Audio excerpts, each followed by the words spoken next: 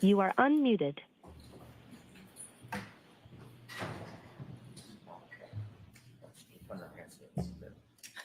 What do you need, Kristen? Now opening ABC. Sure.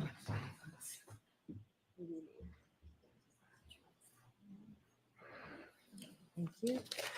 So I was told counsel want to see me at sidebar?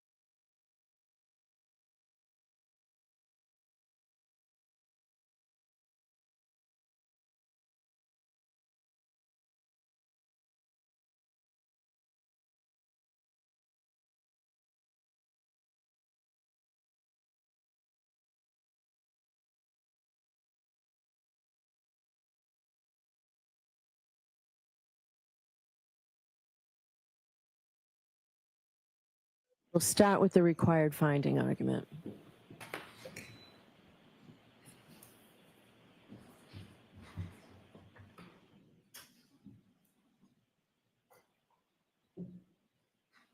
So I'll hear you whenever you're ready, Mr. Jackson. Thank you, Your Honor. Sure.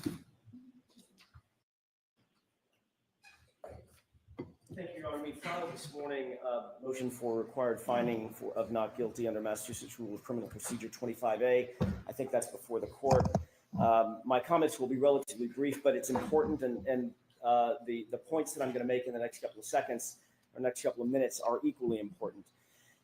It comes down to the following. The Commonwealth has simply not proven, even in a light most favorable to them, that there was a collision on January 29th, 2022 at 34 Fairview in Canton, Massachusetts. There was no collision proven to have occurred. There was no eyewitness presented. There was no video evidence, no audio evidence, no evidence in the form of physical evidence at the scene by searches that were done by officers on the morning of January 29th, 2022. The Commonwealth, through suspect experts based on circumstantial technical data, only sought to prove a backing event, and that's important. They sought to prove that at 34 Fairview, the SUV went backward. They did not prove, and every single one of their experts was asked this question, they did not prove that there was actually a collision associated with that backing event. The Commonwealth experts said at best that the car went in reverse, and it was suspect whether it went in reverse at 34 Fairview or some other place, time, or date.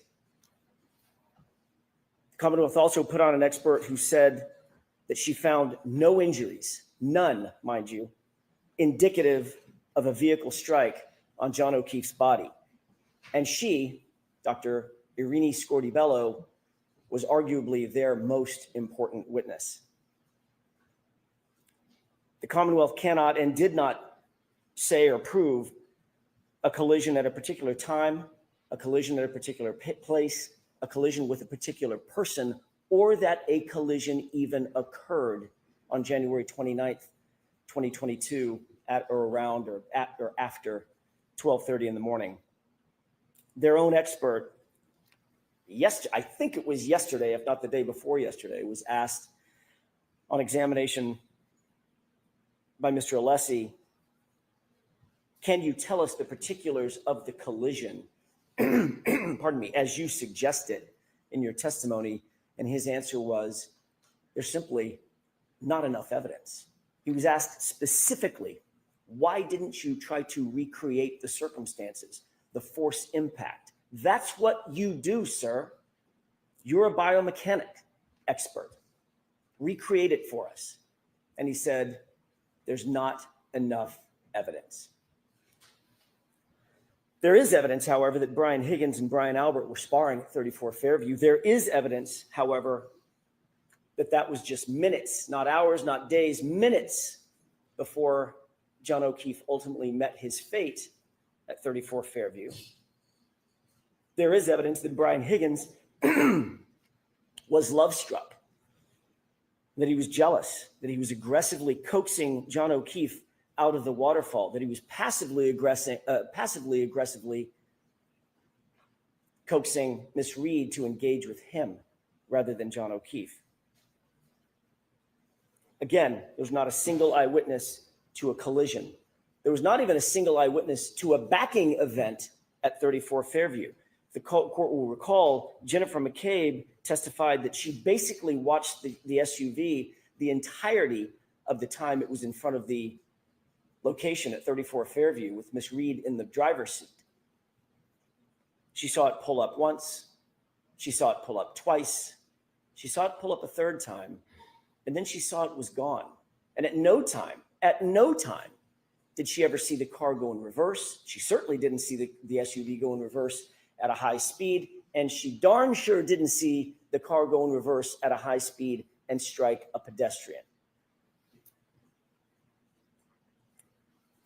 Her focus was defined enough to see thin tire tracks in a dusting of snow thin enough, I think the phrase was, to track a cat. That's how detailed she was in her observations, yet she did not see John O'Keefe hit by an SUV. She did not see John O'Keefe's body in the snow, in the yard, laying prostrate, a 216-pound, 6'1" man in the snow, directly in front of the SUV she was tracking the entire time. There are two other witnesses, Ryan Nagel, Heather Maxson. They both noted that John O'Keefe, not that they didn't see him, Your Honor, that John O'Keefe was not in the vehicle when they were behind it. The dome light was on. They could see inside the interior of the vehicle. Miss Reed was sitting there with her hands at 10 and 2, and the passenger seat, notably and markedly, was empty. He was not outside the vehicle. He wasn't standing. He wasn't sitting. He wasn't lying down. There's only one place he could be: inside the curtilage of the home, inside the house, or inside the garage. Not one witness that was inside the house, not one passerby, not one neighbor, not one plow driver ever saw John O'Keefe's body laying prostrate in the snow that morning. Not one. Not until Karen Reed found Mr. O'Keefe at about 6:03.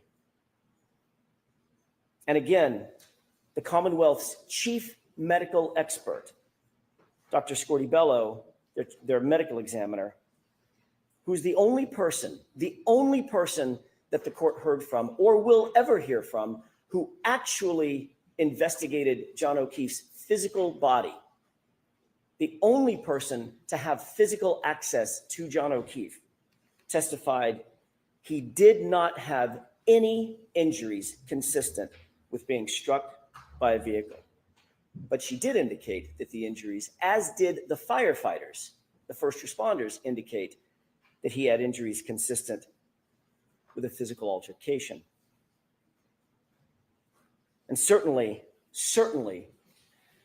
as to counts 1 and 3, no evidence has been presented or proffered whatsoever by the Commonwealth that Karen Reed intended to run over and harm John O'Keefe in any way, shape, form, or fashion. Hearken to the video at C.F. McCarthy's. Hearken to the video at the waterfall.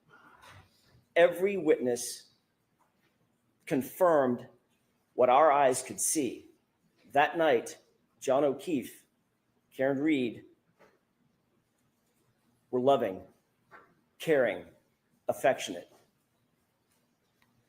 There's absolutely no evidence that Karen Reed had an intent to harm John O'Keefe, or that that after the fact, that she intended to leave him for dead, because there was no fact to be after.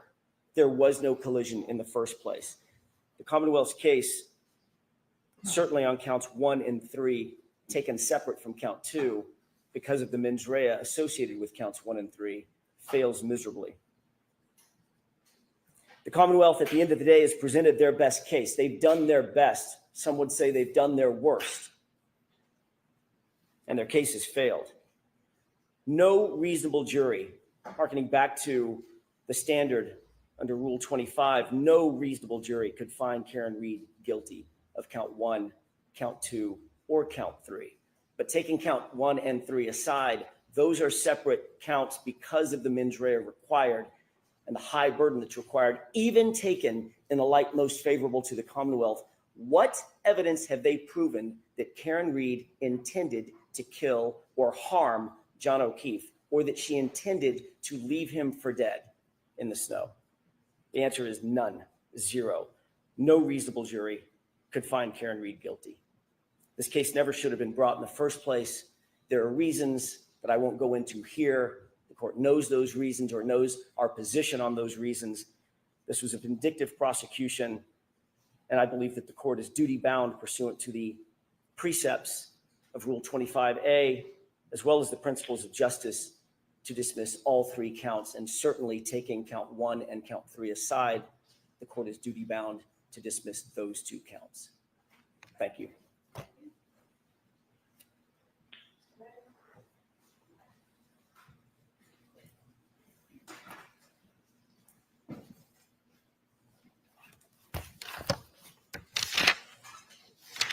In a light most favorable to the Commonwealth, the first issue the court should look to is intoxication. The reasonable fact finder would find that the defendant was in fact intoxicated. Based on the serum conversion and based on Karen Reed's statements herself, you've heard many, many admissions by the defendant about her level of intoxication, which far surpassed the statutory mandate that she consumed alcohol in a way that would affect her ability to operate safely. Those are just two of the cornerstone pieces of intoxication, which are clear, light most favorable to the Commonwealth, a reasonable fact finder could find beyond a reasonable doubt. The evidence of collision is abundant. I do not want to go through an entire closing argument or rhetoric, but suffice to say there are taillight fragments from the defendant's own Lexus from her shattered right taillight that are found in Mr. O'Keefe's clothes. Mr. O'Keefe is left at the very spot where she expects to find him, according to her statements, where her car does a backing maneuver at least 24 miles per hour. He is left with injuries on his arm consistent with the damage to her Lexus right rear taillight. The scientific data is substantial. Telestream data, Apple Healthcare data, battery temperature data. And again, Ms. Reed's statements herself about clipping, hitting. The evidence of a collision in this case is overwhelming. It is a public way. Lieutenant Gallagher told us about Fairview as being a public way. And so as to the operating under the influence of alcohol, manslaughter, the conduct of driving in that forward and backing maneuver after being intoxicated meets clearly the standard for OUI manslaughter. Regarding second-degree murder, as highlighted in my opening statement, the defendant engaged in intentional conduct that was her maneuver of driving forward, stopping, and then driving back to Mr. O'Keefe on January 29, 2022. Under the conditions at night after being intoxicated, that conduct was intentional, and any reasonable person could find that her conduct that night created a plain and strong likelihood of death. There is no predicate of intending to kill or even intending to hit. There is clearly a plain and strong likelihood of death driving a 6,000-pound SUV forward and then back. In addition to state of mind, again, the defendant tells us herself. Through firefighter Becker, they're arguing, they're upset. We see the text messages, evidence of attempted breakup, and we hear the words of Karen Reed when she leaves numerous voicemails that night, and you can hear her voice. There are statements, I do not want to go through a summary of all of them, but statements from the defendant herself where she acknowledges an injury to Mr. O'Keefe. She's the last one with him, where to find him, and her hypothesis about hitting and clipping him. As to leaving the scene, again, the defendant tells us that when she leaves, he doesn't look mortally wounded. She leaves him, makes dozens and dozens of calls, but never goes back to help him and leaves him to die. And we heard from Dr. Wolf about the life-saving procedures that could have been initiated. The chance of survival was never given to John O'Keefe. All of those facts suffice under Lattimore, a light most favorable to the government, that a reasonable fact finder would find beyond a reasonable doubt, or could find beyond a reasonable doubt, each and every element of each and every one of these charges. All right, thank you. So the motion is denied as to all three indictments. On the other topic that we were discussing at sidebar, I don't need to hear argument on that right now, Ms. Giannetti. I'd prefer to get started. I would like you and Mr. Brennan to talk to see about proposal. So are we ready to bring the jury in? I did not ask you at sidebar. Are you ready for this witness, Mr. Brennan? Mr. I'm Di- ready. Okay, so, Thank you. all right, so we'll bring the jury in. That will take 5 minutes, Paul. All right, so we'll take the recess. All rise, please.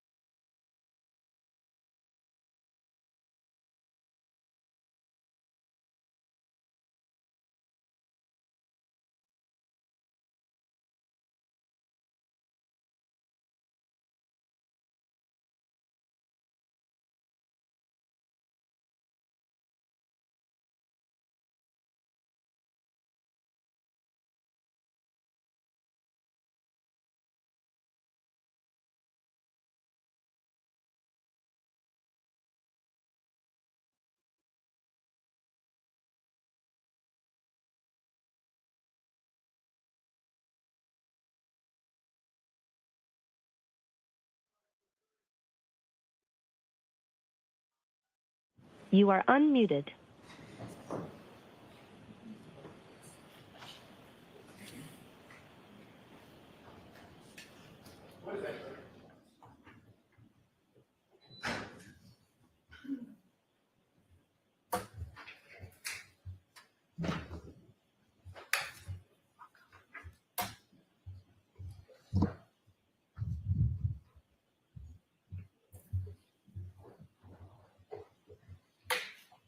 Yay. All persons have any business before the Honorable Beverly Canoni, Justice of the Norfolk Superior Court, and for the country of Norfolk. Draw near, give your attendance, and you shall be heard. Say the Commonwealth of Massachusetts. This court is now open. You may be seated. Good morning again, council. Good morning again, Ms. Reed. Good morning, jurors. Happy Friday. So I do have to ask you those 3 questions. Were you all able to follow my instructions and refrain from discussing this case with anyone since we left yesterday? Everyone said yes or nodded affirmatively. Were you also able to follow the instructions and refrain from doing any independent research or investigation into this case? Yes. Everyone said yes or nodded affirmatively. Did anyone happen to see, hear, or read anything about this case since we left yesterday? As you know, yesterday the Commonwealth rested, and as you know, the defendant has absolutely no burden of proof in this case. Does not have to put on a case, but I hear that you are. So your first witness, please, Mr. Jackson. Thank you, Your Honor. With the court's permission, we would ask that Matthew DeSoga join us. Okay.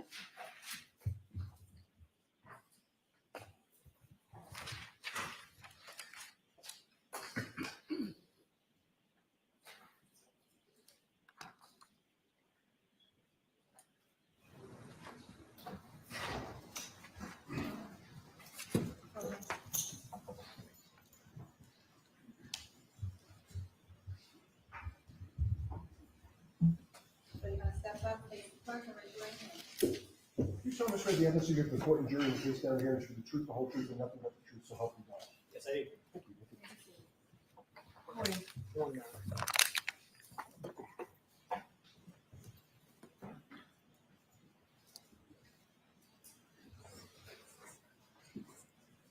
All right, Mr. Jackson, whenever you're ready. Thank you. Mr. DeSoga, could you please state your full name and spell your last name for the jurors, please? Sure. Matthew DeSogra, last name Disogra. What do you do for a living, sir? I am a licensed professional engineer. I practice in the field of accident reconstruction. And within that field, I specialize in analysis, interpretation, and accessing all types of vehicle data. How are you currently employed? I'm employed by Delta V Forensic Engineering, which is an engineering firm that specializes in accident reconstruction, all parts of accident reconstruction. Tell us a little bit more about Delta V. What is it? What kind of company is it? But other than that specialty, what else does it do? So accident reconstruction is a broad field. There are a lot of subspecialties within that. So accident reconstruction is everything from the initial investigation phases of a crash all the way through testimony, like here today. Some of the specialties within that could be things like biomechanics, could be human factors, and my specialty is data, vehicle data, and event data recorders. Staying on that topic, what is your current title or position with Delta V? I am the director of engineering for our EDR services line. What does EDR services mean? So, event data recorders. So EDR is a general term we can use to talk about all types of data from all types of vehicles. And how would you describe your role as the director of engineering for EDR services for Delta V? I wear a couple of different hats. First and foremost, I'm still a practicing engineer. I still conduct investigations. I still perform analyses, and I testify. On top of that, in the director role, I oversee a group. It's not just me doing this kind of work. I have 3 other engineers that work with me, all specializing in EDRs. So I oversee that group and focus on kind of the day-to-day operations as well as the direction we're going. You know, with things like autonomous vehicles coming, the role of data is growing. So we're kind of looking to the future in a lot of those ways. As a consulting engineer, you've indicated what your specialization is. Do you specialize in motor vehicle accident reconstruction as well as vehicle system analyses? I began my career at Delta V doing traditional accident reconstruction in the broadest sense. And as I have progressed, I have sort of narrowed myself down and now specialize in that. But I still consider myself an expert in accident reconstruction because And- ultimately, sorry, No, please finish. ultimately, anytime we're doing EDR or data analysis, it is in support of an accident reconstruction. You talked about event data recorders. Do you also engage in the specialty of advanced data recovery methods? In other words, methods of pulling the data. It's one thing to have it sitting in a car. It's another thing to pull it out and make it useful, correct? That's right. There are a lot of different ways data can be accessed, all the way from just plugging into a port on a working vehicle, all the way through when a vehicle is catastrophically damaged and even the modules themselves are damaged, accessing the data at the chip level. So no matter what condition a vehicle or the remnants of a vehicle are in, generally we can still get the data from that. Do you have any specific knowledge about Toyota data? I do. Describe that for us. Beyond Toyota being a common vehicle in general, so we run into that data quite frequently. Just this year, we published a paper specifically studying some of the behaviors of the additional data recorder that's in Toyota vehicles.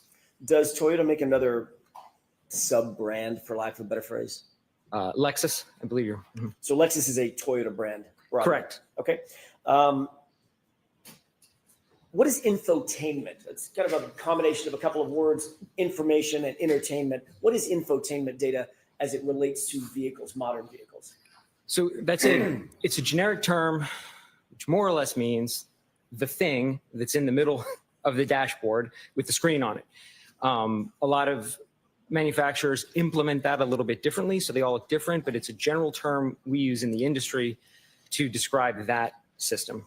And what about, I'm going to change gears a little bit. What about your experience with regard to GPS as it relates to vehicles on the road, on the common roadways of the country? GPS is a pretty fundamental part of vehicle data as a whole at this point, and we run into it in a lot of different places. We see GPS data from infotainment systems, so we're analyzing that data. Most of that's GPS based.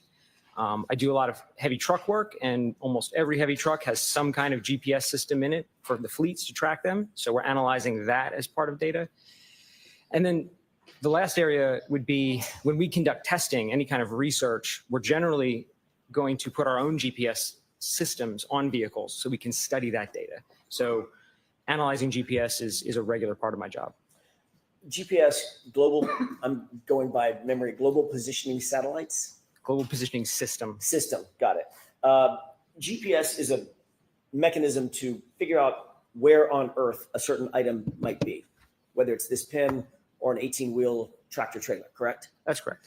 Is there any difference inherently in the GPS mechanism that's installed in an infotainment center in a Toyota/Lexus, versus a heavy truck or a heavy vehicle that's on the road? The core technology behind how it works is fundamentally the same.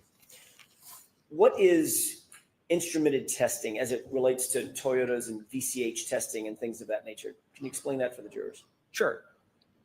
What instrumented testing means is, let's say we want to study, let's say how accurate some data is that comes out of one of these vehicles. So we need an independent source of that information. So what we'll do is we'll equip a vehicle with one of these GPS data acquisition systems. Basically, we can drive the vehicle around and we know exactly where it is, how fast it's going, all these parameters. We can do some maneuvers with the vehicle. Then we can download the data that the vehicle stored, and now we can compare the two and say, okay, well, if we have really high confidence in our system, how accurate is the vehicle system? Because the reality is there's always some small errors in these vehicle systems. And in a lot of cases, what's important is quantifying that error. So you're obviously familiar with GPS systems in many different platforms. That's correct. Okay. How many cases have you been a part of in terms of investigating and or analyzing infotainment center or infotainment system data? Infotainment specifically, probably around 30. And are you also familiar with engaging in some sort of analysis that's referred to as clock alignment? Yes. What is clock alignment? Clock alignment would mean that anytime we have a timestamp in any set of data, a singular clock value, there's a good likelihood that that's not 100% accurate. So clock alignment would mean finding an independent source of time to compare that to, preferably one that's more reliable, and then making the necessary adjustments so that time can be considered real time. How many cases have you been involved in that deal with clock alignment specifically? Thousands, over 1,000. That's a regular part of data analysis. Any data set that has a timestamp, it's normal. It's part of the analysis. It's really the first step is let's get that clock aligned. So it's something I'm doing regularly. And how long have you worked for Delta V? It'll be my 13-year anniversary next month, actually. Okay. These things that you just described that we've talked about for the last few minutes, these are all duties that you perform within the rubric of your employment as the director of engineering at Delta V, correct? Correct. Now let's shift gears real quick and talk about your education, training, and background that qualifies you to perform these duties that you just talked about. Go ahead. Oh, the road is open and it's yours. certainly. So I began my academic career. I got an undergraduate degree in mechanical engineering from the University of North Carolina at Charlotte. I then went on and got a master's degree also in mechanical engineering from the same school. And then when I came out of school, I immediately started working for Delta V, Forensic Engineering. In order to get a professional engineer license, I then needed to acquire 4 additional years of work directly under the supervision of another licensed engineer. So then I completed that phase of work. And then in order to maintain my license, I have to complete continuing education every year in the field that I practice. So you got both a Bachelor of Science, correct? Correct, Bachelor of Science. Did you mention the year that you got your Bachelor of Science? 2011, And you have a Master's correct. in engineering. That is correct. And when did you secure that degree? 2013. You just mentioned engaging in continuing education. What is continuing education in terms of the engineering field or the reconstruction field in your world? So in the state that I'm licensed, in North Carolina, they define that really as any activity you're participating in that's keeping you abreast with the field, keeping you up to date with what's going on. So taking formal classes counts for continuing education, but also some of the other work that I do, like publishing research in peer-reviewed journals, also counts as continuing education. Do you regularly attend symposiums or symposia, I guess is the right Yes. word? Have you attended symposia related to EDR research and training? Yes. How about advanced applications of heavy vehicle EDR data? Correct. Yeah, I attend. There's a couple of regular conferences in our industry specifically tailored to EDRs as a whole for passenger vehicles and heavy trucks. I'm a regular attendee of those. I'm also a regular speaker at most of those. And I'm usually presenting some of the new research that we have for that year. So not only do you attend, you actually teach. Correct. Have you attended data? I'm sorry, have you attended data? Have you attended events that deal with data, event data recording systems and event data recording system extraction? Yes. What about vehicle crash reconstruction? Yes. What about electronic control module imaging? Yes. What about electronic control model analysis? Yes. Applying automotive EDR data to traffic reconstruction? Yes. These are samples of the type of continuing education that you routinely engage in, correct? All that's accurate. You talked about additional licenses and professional registrations. You're a licensed professional engineer, correct? That's correct. In North Carolina? Correct. You're also a certified IPC specialist? Yes. What is an IPC specialist? IPC is an organization that offers certifications in basically soldering. I could say it in more technical ways, but it boils down to soldering. So as it relates to what I do, when we are recovering data from damaged EDRs at the chip level, that involves some really precise soldering work. And so IPC offers courses in how to do that at basically the highest level. And then they offer certifications for that. Are you a member of the Society of Automotive Engineers? I am active member. When you say an active member, is that a nationally recognized society for academic engineers? Yes. The teaching roles that you've held within organizations, have you been an instructor concerning accessing and interpreting heavy vehicle data event recorders? I am currently an instructor of that course, which is offered through the Society of Automotive Engineers. As a matter of fact, next week, are you going someplace to teach? I am. I will be in Wisconsin next week teaching that very course. Are you a member of any subcommittees within that organization, within the organization of the Society for Automotive Engineers? I am. I am a voting member in the J2728 subcommittee, which is a subcommittee for event data recorders on trucks and buses. Are you also a member of the National Association of Professional Reconstruction Specialists? I am. Does that require a certain level of education? It does, and it requires, as far as I know, when I joined, sort of proof that you are active within the field of accident reconstruction. That was my next question. It requires you to stay current on accident reconstruction issues, correct? Correct. Have you also authored peer-reviewed articles on within your field and Yes. subfield? Is it fair to say that you've authored or co-authored a number of peer-reviewed papers in the field of accident reconstruction specifically, as well as EDR data retrieval? That's correct. Have any of your peer-reviewed articles that you've either authored or co-authored specifically focused on Toyota vehicles? Yes. Can you name one, please? Specifically, this year, published a paper where we studied the effects of collision-induced power loss on the way data is recorded in Toyota systems. And that would include Lexus systems. Fundamentally, they're the same components. It's just a different brand on top. In January 2025, did you co-author a publication entitled Simulation of Vehicle Speed Sensor Data for Use in Heavy Vehicle Event Data Recording Testing? Mr. Jackson, you're going to have to repeat that. Of course. Sorry. In January 2025, did you co-author a publication entitled Simulation of Vehicle Speed Sensor Data for Use in Heavy Vehicle Event Data Recorder Testing? Yes, I was the lead author on that paper. When you're dealing with retrieving data from a vehicle, an EDR, an event data recorder, Toyota paper, whatever it might be, and that's a term of art, Toyota paper, correct? Sure. Does it matter if the vehicle is a heavy vehicle, a small vehicle, a passenger vehicle, a moped, or a skateboard if they happen to have a infotainment center on it?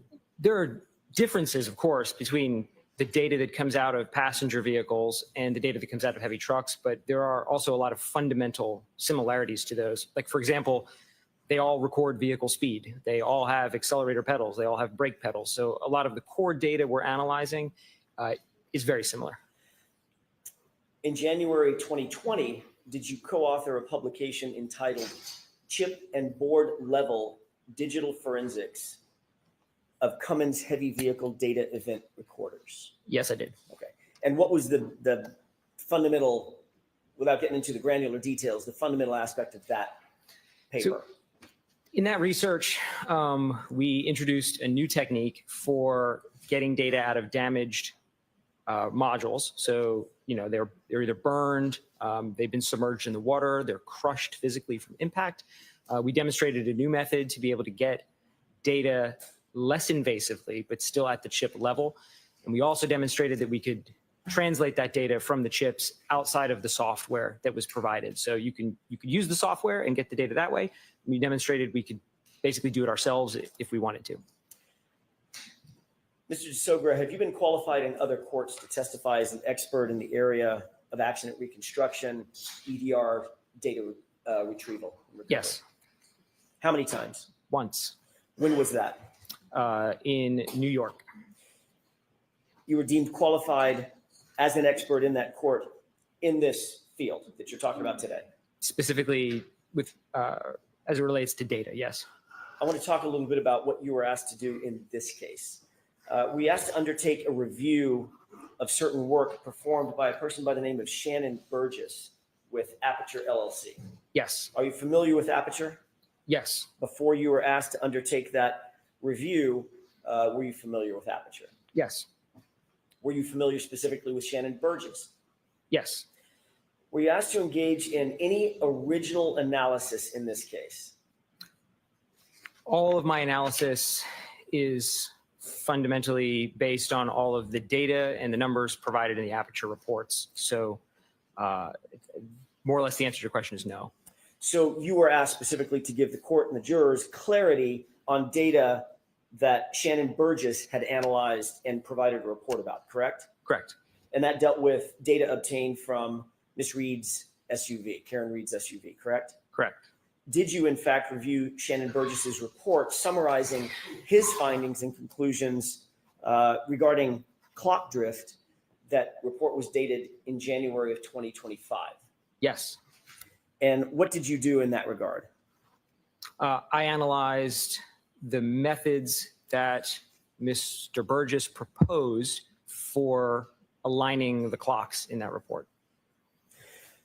Were you also asked at some point to review Judson Welcher's report and PowerPoint presentation regarding the timing of the text stream event known as 1162-2, 1162-2? Yes. Did you determine whether Dr. Welcher had based his report on Shannon Burgess's analysis? Yes. Before we get into that, I want to ask you a couple of questions about text stream events. So we're all talking sort of with the same vocabulary, if we could. When I say text stream event, have you ever heard that called a trigger event? Yes. Are those sort of synonymous? The event, in order to be generated, has to be triggered by something. So, yes. You became aware in your analysis, I'm assuming, that Dr. Welcher reported a trigger event at a particular time or span of time, correct? Correct. What span of time was that? I should say, what time was that? For which event? Just so For I'm the clear. 1162-2 event, sorry. Do you mind if I reference the slide? Because I don't have the number committed. With the court's to permission. Go ahead. Do you have a copy of it in front of you? I do, Your Honor.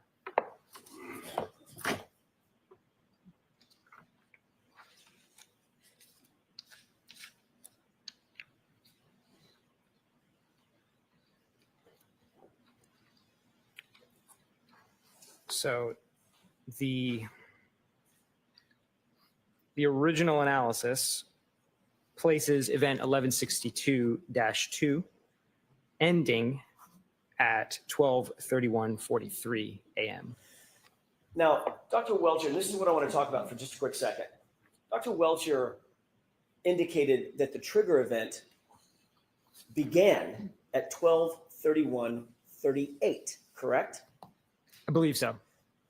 That would suggest that a trigger event lasts 5 seconds, 12:31:38 to 12:31:43, correct? Objection. Sustained is to form. Let me ask you this. Does a trigger event or does a text stream event last 5 seconds or 10 seconds? The trigger is a singular point in time. That's my question.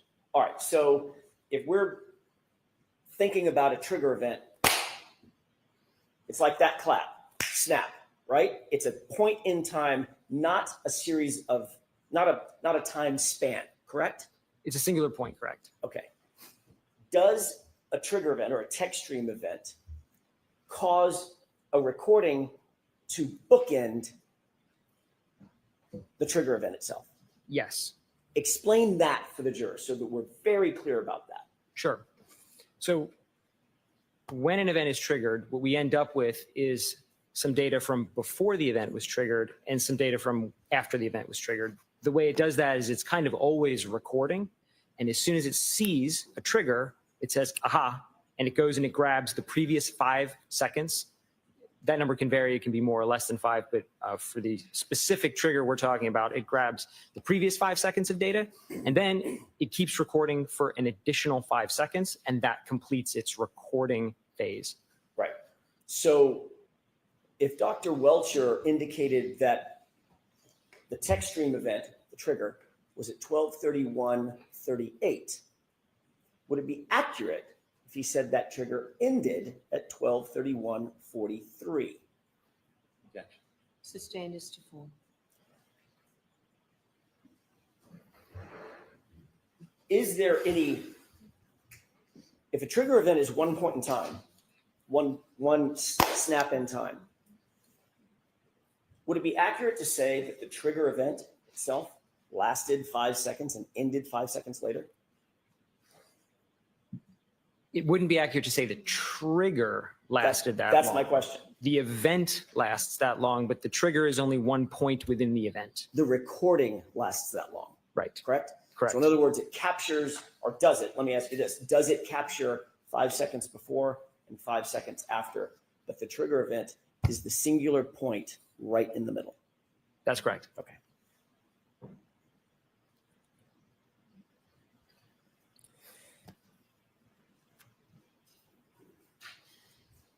If we were to calculate the window between the trigger event or the text stream event and a lock event on John O'Keefe's phone, you analyzed both, correct? Or you reviewed both, correct? Correct.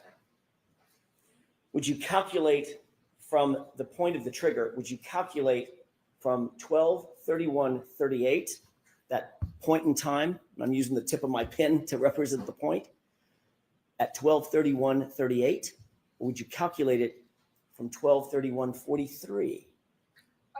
Customarily, when we're doing any analysis, we're referencing everything off of the trigger. That's the normal way. Everything in the aperture reports was referenced off of the end of the event. So Of the recording event, of the recording event. not So, the trigger. correct. And I didn't correct that. I just went with that convention for all of the analysis I did. But you noted it, correct? Correct. And you noted that that would be 5 seconds inaccurate. I'll withdraw it. I'll ask it a different way.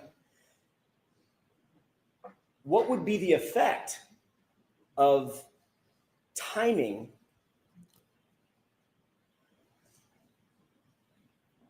if you were to start at the trigger event, 12:31:38, versus timing the event if you were to start at 12:31:43?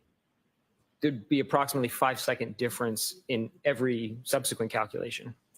And if, in fact, there was a lock event, which you reviewed, at 12:32:09, how long would the actual window be from the trigger event to 12:32:09? It would be larger by 5 seconds, approximately. So it would actually be 31 seconds, correct? Did I do my math right? You did. Let's get back, if we can, to the offsets that you identified in Shannon Burgess's, the time offsets that you identified in Shannon Burgess's report. When you applied the potential offsets identified by Mr. Burgess to the text stream event at 1162-2, what opinions or conclusions did you come to with regard to that analysis or that question? Sustained, ask it to. Did you apply the potential offsets identified by Mr. Burgess in his January 2025 report to the text stream event 1162-2? Yes. Did you also apply Dr. Welcher's analysis based on that same Shannon Burgess analysis to reach an opinion or a conclusion? Yes. And what was your opinion or conclusion with regard to that event and the timing following that event? Based on all of the data in those two original reports, regardless of what adjustment is made or which 2 points are used to try to correct the clock, the phone lock event always occurs after the end of the event, using their convention of referencing off the end of the event, not the trigger, but it always occurs after. And that was based on Shannon Burgess's January 2025 report, correct? Correct. Sustained. What was that based on? Which report? We're dealing with two different reports, May and January. I want to make sure we differentiate. Which report are you just now talking about? I'm talking about the January report. Now, did Mr. Burgess, were you supplied with a supplemental report by Mr. Burgess? Yes, I was. When was that? slightly after he issued it, but I don't know the exact date. Say that again? It was issued on, his report was dated May 8th, and I think I was provided it a couple days after that. I don't Okay. remember the exact date. So after, well, do you know when this trial started? No, I don't know the exact date. I know you're not watching the trial, but it was in the middle of this trial, correct? Sustained. I'll ask a different question. With regard to the original report, the January 2025 report, was there any circumstance in which Mr. Burgess and Mr. Welcher could conclude that the lock event on John O'Keefe's phone, that lock event, occurred before the trigger event? Objection. Sustained. Ask it differently, Mr. Jackson. What is your opinion about whether or not there was any analysis done by Mr. Burgess or Mr. Welcher that put the lock event occurring before the trigger? Objection. Sustained.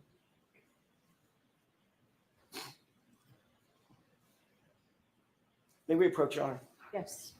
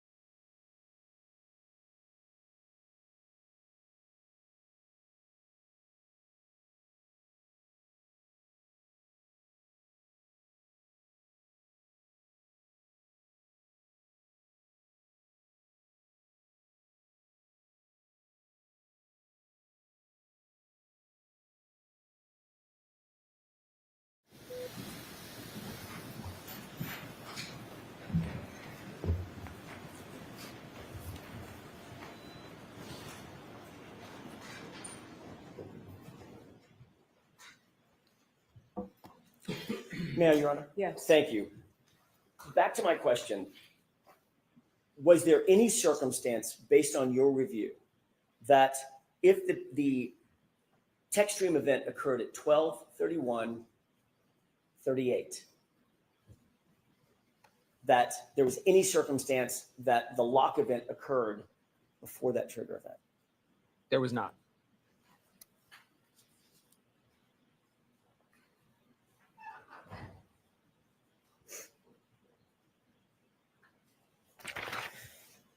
Did you create a PowerPoint for clarity's sake in March of 2025? Yes, Did you provide that to us? I did. What was the purpose of creating the PowerPoint? The purpose of the PowerPoint was really to take a bunch of different data elements that were kind of placed throughout Mr. Burgess's report and Dr. Welcher's report in PowerPoint and compile them into a single source, a single table, essentially, to show as clearly as possible what the conclusions would be if we look at the data as a whole. When you created that PowerPoint presentation, did you create it with the intention of providing it to the defense, which would then be provided to the Commonwealth? Yes. Are you aware of whether or not that was disclosed to the Commonwealth as part of the normal discovery process? No. Objection. So the answer is no. The answer is Following your presentation of the PowerPoint to us, at some point, did you receive from Mr. Burgess an amended report, an amended PowerPoint? I received an amended PowerPoint by Mr. Burgess, not from him, though, from you. Fair enough. Fair enough. did that report or did that PowerPoint, however you want to put it, markedly, was it any different than his January 2025 report? Yes. Did you note any conclusions? Did you note the conclusions that he came to in January 2025? Going back to the original report? Yes. Did you note conclusions and opinions that he came to in May of 2025? Yes. Were those two things different? Sustained. Were the conclusions, not his opinions, were his conclusions different? Sustained. Was there any difference in the two reports? There was. Tell me the differences. In the first report, Mr. Burgess did some of the calculations that are necessary to correct or adjust the times based on certain approaches, but never went through the final step of applying those calculations to the times and coming up with a final time. In the supplemental report, he then essentially took that analysis to the end. He approached it in a new way, a different way than he had previously laid out in the first report, but then he also took it all the way to the end by applying those calculations to the times. What were the main differences? Explain for the court and for the jurors, what were the main differences that he changed in the May 2025 report? Contrasting it with the original Correct. report. In Right. the original report, he laid out some methodologies for correcting the clock using phone calls that were shared between the vehicle and Mr. O'Keefe's phone. And in the supplemental report, he moved away from the phone call analysis and moved to attempting to align the clocks using a shared maneuver between the vehicle and the phone. What was the shared maneuver? It was a 3-point turn. Was that the same analysis that he had in January 2025? He did not have that analysis in the January 2025 report. Thank you. Based on the new information in the May 2025 report, what was the effect, as you see it, regarding the possible scenarios? So I did the exact same process I did using the supplemental report as I did on the first report. And when I ran all those numbers and those calculations, it turned out there are now some scenarios in which the phone lock occurs after the end of the event. There's some scenarios where the phone lock occurs simultaneously, like literally at the same second. And there are some scenarios where it occurs before. So now there's a range. So Mr. Burgess's report, his new report, his amended report, widened that gap to allow him to opine that there were scenarios that occurred after the phone lock event, correct? Objection. The objection sustained. Did you prepare a PowerPoint presentation in furtherance of clarifying Mr. Burgess's analysis? Objection. Sustained. Did you seek to clarify Mr. Burgess's analysis? Objection. Sustained. Your Honor, may we approach? Yes.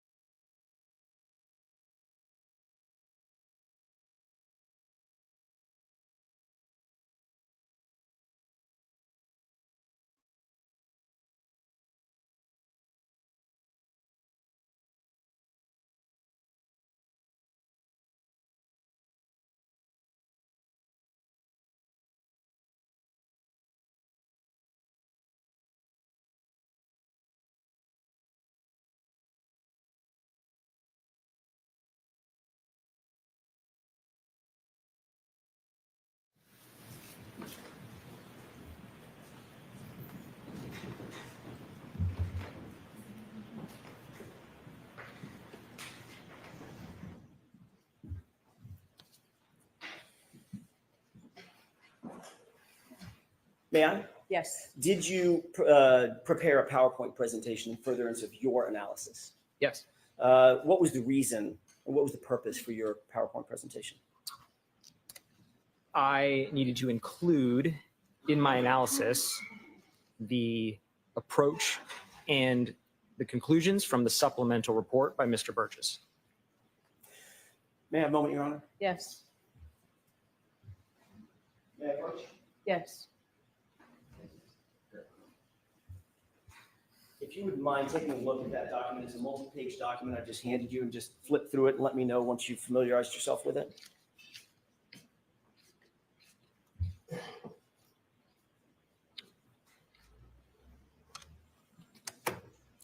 What is that document? This is a printout of the PowerPoint presentation that I prepared. Is it true and accurate? Yes, And it's complete? it appears to be. Your Honor, I would move for its admission, please. I have no objection. Okay. May I have that back, please? Just a quick second. 208. Thank you.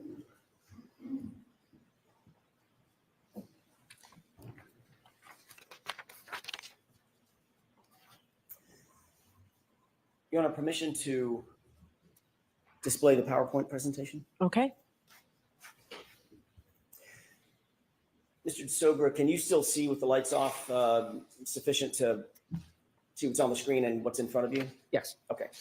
Do you recognize what's on the screen? Yes, What is that? that is the title page of the PowerPoint that I prepared. And what is how would you describe the PowerPoint? So this PowerPoint is largely identical to the first PowerPoint I prepared in that it seeks to take all of the different approaches between the initial Burgess report, the supplemental Burgess report, and Dr. Welcher's report, lay out all of those approaches in one kind of coherent fashion so we can look at what conclusions we can draw from all of that data. With the court's permission, can we go to slide 2? Yes. Mr. Jackson, you can just use this PowerPoint. It's in evidence. You don't have to ask slide to slide. Thank you, Your Honor. Taking a look at this next slide, what is this? What are we looking at? This is a slide from Dr. Welcher's presentation that I was provided. Specifically, this is his slide number 33. And what does it show? This is where he introduces the first, acknowledgement that there's a difference between the time that Aperture calculated for the end of event 1162-2 and the lock event on Mr. O'Keefe's cell phone. Is there anything in this slide that you disagree with in Mr. Welcher's presentation that you disagree with? It's up on the... I added the 2 green boxes and the text, the word after. That's not Dr. Welcher's. And I added that because it's stated here that the event occurred within 26 seconds. But if we do the math, and he actually does the math, he really means after. It means the phone lock event occurred 26 seconds after the end of the vehicle event as calculated.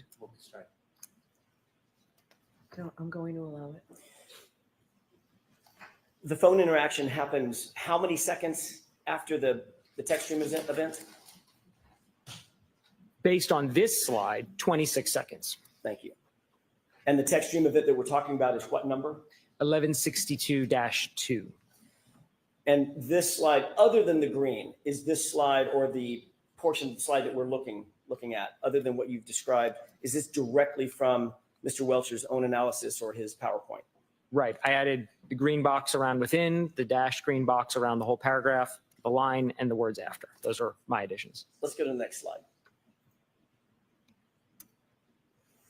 Can you tell us what this is? This is more or less a repeat of what's on the first slide, but just shown with a little more focus. The first slide is a little busy. So I'm sorry, Mr. DeSogra, did you create this or is this from Dr. Welcher's report? I created everything on this slide apart from in the top right.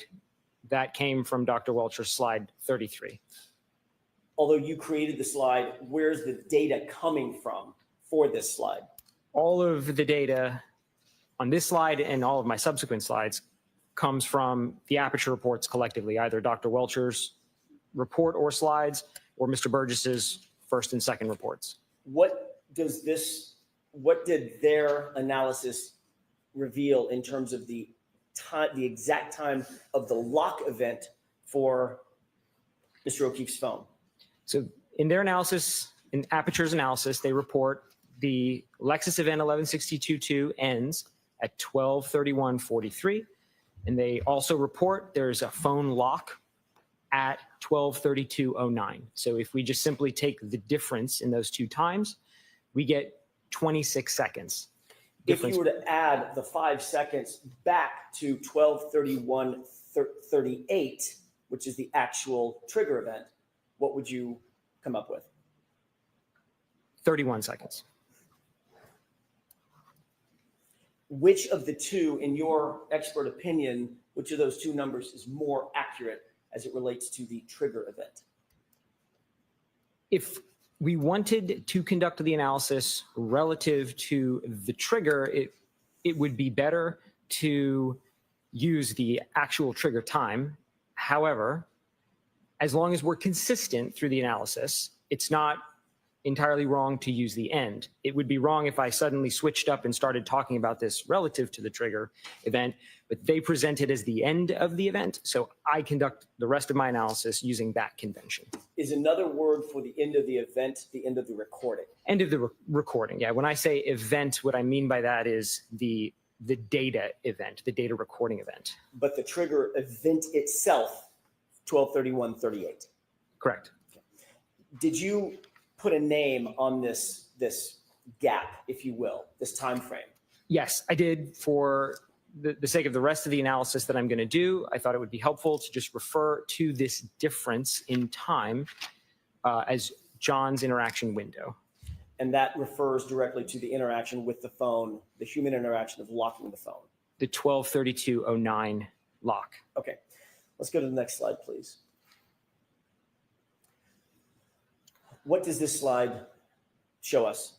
So this here, what I'm doing is I'm kind of laying out the bounds of what I mean in John's interaction window, which should make, we have a lot of numbers to go through here. And so this should give us a very easy metric for kind of determining whether we have an event before or after. So what I mean by that is when we calculate John's interaction window, if that number comes out and is positive, that means the phone interaction occurs after the end of the vehicle event. And if we calculate John's interaction window and that number becomes a negative value, then that means the phone interaction occurs before. So now we have just a convention we can use really quickly to say, is it positive or is it negative? And we can maybe spare ourselves some of the math with 1,000 numbers. So positive means what? One more time. Positive, John's interaction window positive means the phone lock occurs after the end of vehicle event 1162-2. Got it. Let's go to the next slide, please. What does this slide show us? So what I'm saying here, I'm kind of laying the foundation for why we're going to even do this. Why do we need to start doing math on these clocks? So fundamentally, the phone, Mr. O'Keefe's phone, and the vehicle, Ms. Reed's vehicle, they're separate clocks. And it's very unlikely that they're going to be aligned perfectly in time. Right? If I compared my watch to your watch, it would probably be off. And that's the same case for any two independent clock sources. So Aperture, in their collective reports, propose a number of different ways in which that can be corrected. So I'm going to go through all of those ways that Aperture has proposed and show if we align the clocks based on how they laid out, does John's interaction window stay positive or does it ever become negative? Where does it end up when we run all those analyses? Or another way to put it is, does the phone interaction always occur after the end of the vehicle event? And what did you determine? Based on the initial reports, Yes. the phone interaction always occurs after the end of the vehicle event.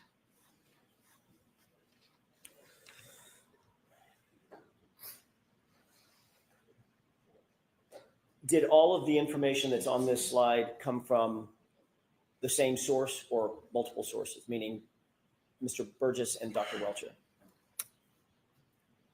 In the PowerPoint as a whole, all of the information comes from the aperture reports collectively Okay. from Dr. Welcher and Mr. Burgess. Did Mr. Burgess make any adjustments from his original report to his subsequent report in May of 2025? Yes. Let's go to slide 6, please. Tell me about this slide.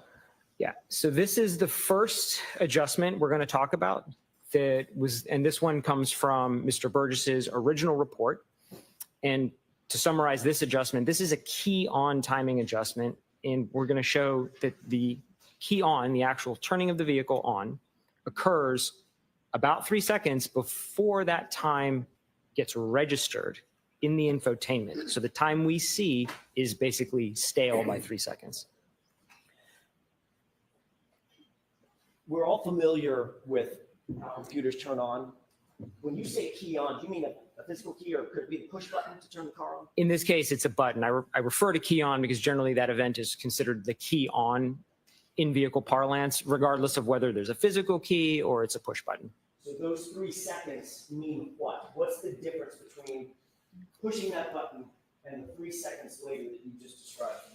It means that when we're trying to use the timestamps that were recovered from the infotainment system that show when the vehicle was keyed on or turned on, that the vehicle was actually or likely turned on 3 seconds before that. Do you know where the 3 second conclusion came from in Mr. Burgess's report? That came from the testing that Aperture conducted with the exemplar Lexus that they purchased. Was there anything in the report that indicated testing, this type of exact testing on Miss Reed's actual Lexus? No. Do you have an opinion as to whether or not all Lexuses, at least of this make and model and year, would have the exact same 3 second delay? Or could that be different? It could be different in their testing. In their testing, they only tested one exemplar vehicle. So I think there was a solid foundation that the exemplar that was used exhibited this 3 second delay. It was a very close match in terms of part numbers and software versions to Ms. Reed's Lexus, but without any kind of testing of, let's say, a second vehicle, a second exemplar, we wouldn't know, we wouldn't have any basis to say it must be 3. We could test a second vehicle and it could be 5. So we say, well, there's a delay, but it varies vehicle to vehicle. They could have tested a second vehicle and found it's also 3. And then you start to build some confidence that maybe it is 3 across every vehicle. But with only testing one and not testing the subject vehicle, it is difficult to say with absolute certainty it would be 3 seconds.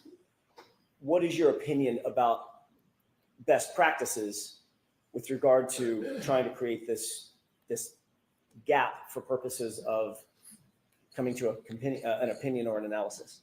So because we don't know whether or not this specifically would apply to Ms. Reed's vehicle, the best way to conduct that analysis would be to do the entire thing with the key switch adjustment at 3 seconds.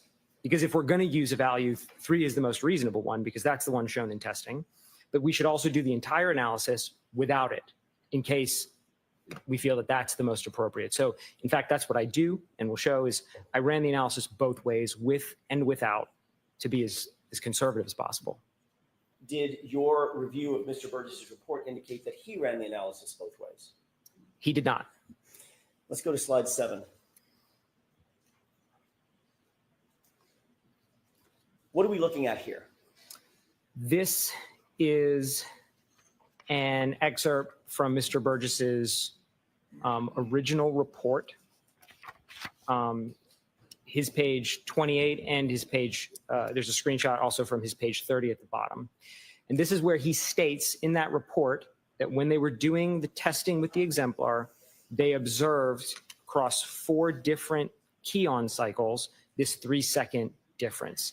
So what I mean by that is they had a video camera in the car that had a timer on it.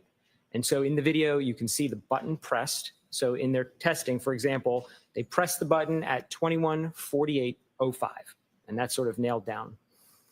When they went back and downloaded the data from the infotainment, the key on was logged in the infotainment as 21:48:08. So there's the 3 seconds. That's where they're getting that from. And that's what he states highlighted in red there. It's a little hard to read, but it basically says the average across 4 runs was 3 seconds. The 3-second delay, was that actually in his report? This is the only point in the report it's mentioned. And I guess what I'm asking, it was an inartful question. The portion to the left, is that his report or your report? That is his report. Everything on the left-hand side of this slide comes from Mr. Burgess's report. So the 3-second delay was noted in his report. It was noted. Did he apply the 3 seconds in his analysis? He did not. Did he indicate in his report why he ignored that 3-second delay? He did not. Sustained as to that question. I'll rephrase it. Strike the answer. Did he indicate in his report the reason that he did not apply the 3-second correction? He did not. When you do apply the 3-second correction, what do you come up with as it relates to the 26 seconds from the end of the recording? So the positive 26-second window, if we only apply the 3-second key on, grows to positive 29 seconds. If you applied the same 3 seconds to the trigger event time, now what does the gap? That gap would grow to a positive 34 seconds. Between the trigger event and what? The phone lock.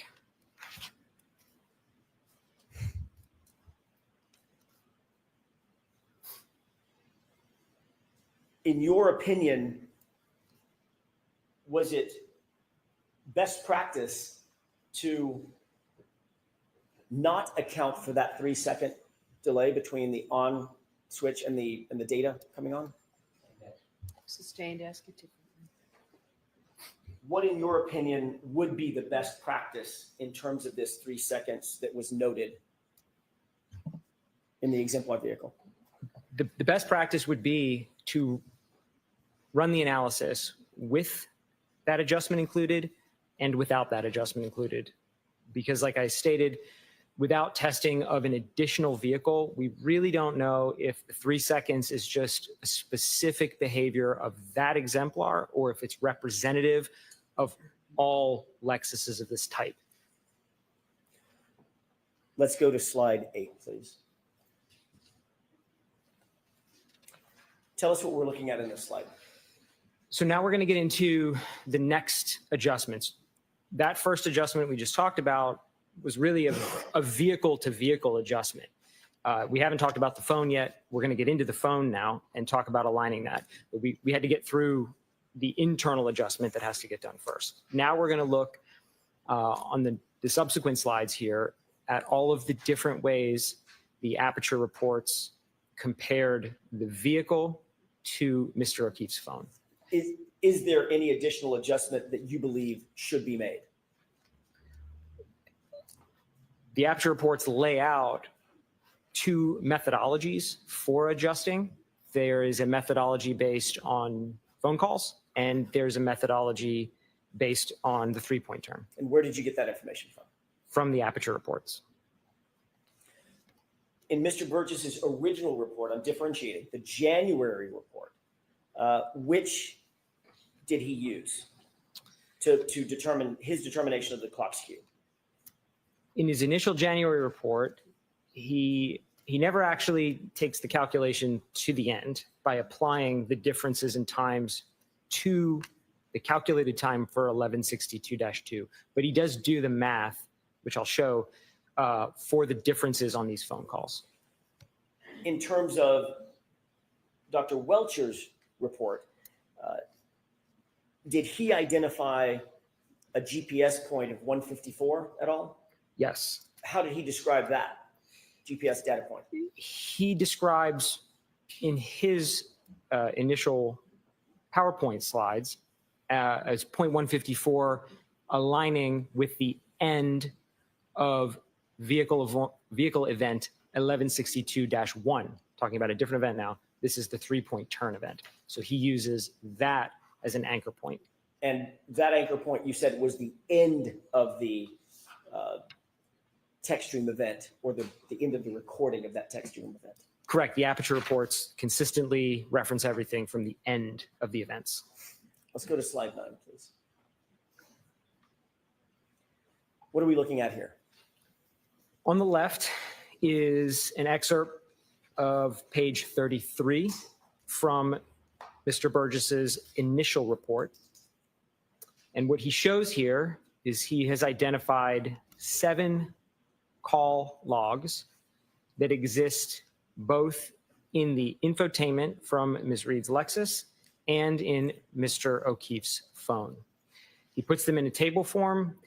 Then he actually goes on and calculates the difference between those 2 times. So that's what I meant by he sort of does the math. He makes my job a little easier, and the numbers are already there. He just never applies these to any of the times. So that's where I step in and say, if I take that 3rd column that he lays out, those are in seconds. If I apply those seconds, that adjustment to 12:31:43, where do we end up with John's interaction window in those times? What did you conclude in terms of finishing the work? Sure, I did all of them. And so I highlight on this particular slide, I just highlighted the very first one he has in here. In that case, he identified that Mr. O'Keefe's phone was 2 seconds slow relative to the infotainment system. So if we apply only that adjustment, then John's interaction window becomes positive 28 seconds. Did Mr. Burgess apply all of the potential offsets? He didn't apply any of the offsets. He calculated all of them, but he didn't apply any of them. Did you ultimately apply all of the offsets? Yes, I did. And what did you determine? Regardless of which offset you apply, John's interaction window remains positive. The number changes, but it remains positive. Let's take a look at those one at a time if we can. Let's have the next slide. So on this slide, I just took the other end of the spectrum. There's a large range in values in this table. He doesn't actually, Mr. Burgess doesn't show the sign conventions on here, but What do you actually mean sign conventions? sign conventions, he doesn't show when he calculates the difference, whether it's positive or negative. All the numbers in the table don't have a sign, don't have a plus or minus in front of them, but there's an implication. Some of them are plus, some of them are minus. So the first one that we just looked at showed we had 2 seconds slow. There's another value in here that's on the other end of that. It shows that Mr. O'Keefe's phone is 21 seconds fast now relative to the infotainment. So that's the largest value in the table we could take that would bring John's interaction window down now. And so if we apply just that adjustment, John's interaction window becomes a positive 5. Take a look at slide 11, if we could, please. What are we looking at here? So I've shifted now from the phone calls, and now we're going to talk about the 3-point turn alignment. And the 3-point turn alignment is first presented in Dr. Welcher's slide from his presentation here. And in this, he doesn't say it explicitly, but he provides some math on the screen, which is a little hard to read. But he puts some math on the screen that shows he's aligning this 0.154 from Mr. O'Keefe's phone to the end of event 1162-1. This is the prior event. This is a 3-point turn. And so he aligns, he says this is basically how you align it, and he doesn't do the math. Again, he lays out that he says a 19.2 second difference. I actually just adjusted that to 20, which is the most conservative way to interpret that. I don't think we have the accuracy here to talk about tenths of a second. Nevertheless, I just rounded that up to 20. And when we apply that 20 seconds to our event 1162-2, then John's interaction window becomes +6. That's just applying this. We're not combining anything. We're just applying the difference shown in this slide.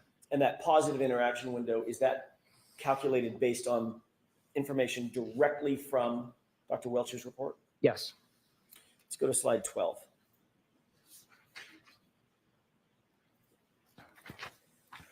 What are we looking at here? What is this table? This is a table I made. We've talked about a lot of different approaches to how these clocks can be aligned and a lot of different variables. So I tried to summarize them in one table, put them all together, because some of them we can combine. We can combine the key on with either a phone call or a 3-point turn, but we can't combine, for example, a 3-point turn and a phone call. That's not valid. So I put all the possible combinations, all of them, with, without key switch, phone calls, and .154 on one table, and I calculated John's interaction window for all valid combinations from the aperture reports.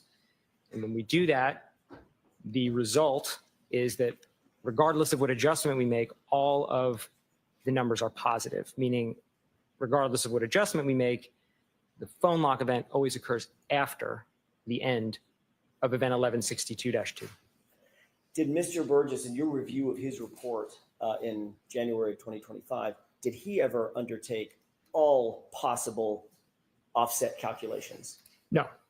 In his May 2025 report, did he undertake all possible offset calculations? No. What is your opinion in terms of best practices regarding calculations of this sort? I think if there's sufficient data, if there's testing or research or literature that in a specific case supports there is a best path or a best method, then we should use that. In this case, I don't think there is a best practice. There isn't any literature I'm aware of that would specify exactly the best path to align all of these. So in the absence of any external data to support one path, the most valid approach is look at all of them as a whole and then draw the conclusion from the totality of that data rather than cherry picking a single point. Can you testify to a reasonable degree of scientific certainty whether all potential offsets that were described in Aperture's original report, January of 2025, result in a positive interaction window? Yes. And what is that opinion? Regardless of what adjustment or combination of adjustments we make from the original reports, John's interaction window remains positive. Does the positive interaction window mean the lock event occurred after or before the text stream event? It means the lock event occurs after the end of the text stream event, 1162-2.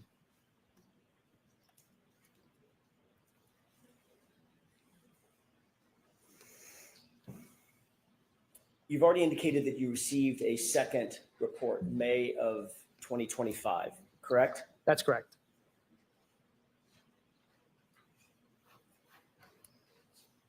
In that report, is there the same clock skew alignment or a different clock skew alignment that Mr. Burgess now undertakes? Mr. Burgess undertakes a different alignment in that report. Let's go to slide 13. Describe what we're looking at in this slide. So what I have here on the left is a screenshot of page 42 from Mr. Burgess's supplemental report.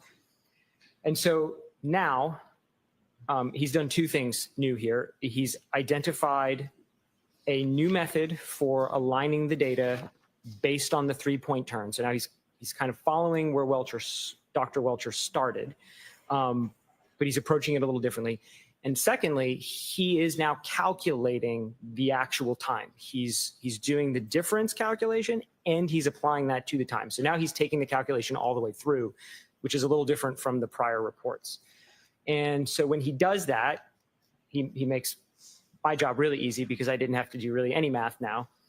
He comes up that there is a range now. So prior to this point, the original report by Mr. Burgess and Dr. Welcher reports all used discrete points in time, right? They sought to find an event that occurs at a singular second and another event at a singular second and align based on that. This is a little bit of a departure from that approach. Mr. Burgess is now using a range of times, a range of uncertainty. He basically assesses that the 3-point turn data from the phone and the 3-point turn data in 1162-1 cannot be precisely aligned down to a single point. Rather, they overlap in this range of seconds. And so he then says that that range must be applied. So now we have to apply a range. And what we end up with is 9 possible values. So it kind of looks like one conclusion, but really there's 9 conclusions on this slide. And so if we just applying the math he has in the supplemental report, John's interaction window now has a range of 9 possible values. And that range spans from +5 now to -3. So we have 5 positive values. We have 1 value that's 0, and the 0 would mean it's simultaneous. And then we have 3 negative values. Does Mr. Burgess indicate in his report that any one of those values is more likely than any of the other values? He does not provide any data or analysis to support 1 point being preferential over the other 8. And are there more or fewer positive results in his analysis than negative? There are more positive numbers in that range of 9 than there are negative numbers. Does Mr. Burgess's new data indicate anything about Dr. Welcher's analysis about the GPS data point 154 being at the end of the 3-point turn? He opines in that aligning the 3-point turn on a singular point is not, and I'm paraphrasing because I don't know the exact way he states it, but not the preferred method. Is Mr. Burgess's analysis consistent or inconsistent with Mr. Welcher's determination that GPS point 154 was at the end of the text stream event? Objection. Sustained. Does Mr. Burgess in his report indicate whether he agrees or disagrees with Dr. Welcher's analysis? I don't remember specifically.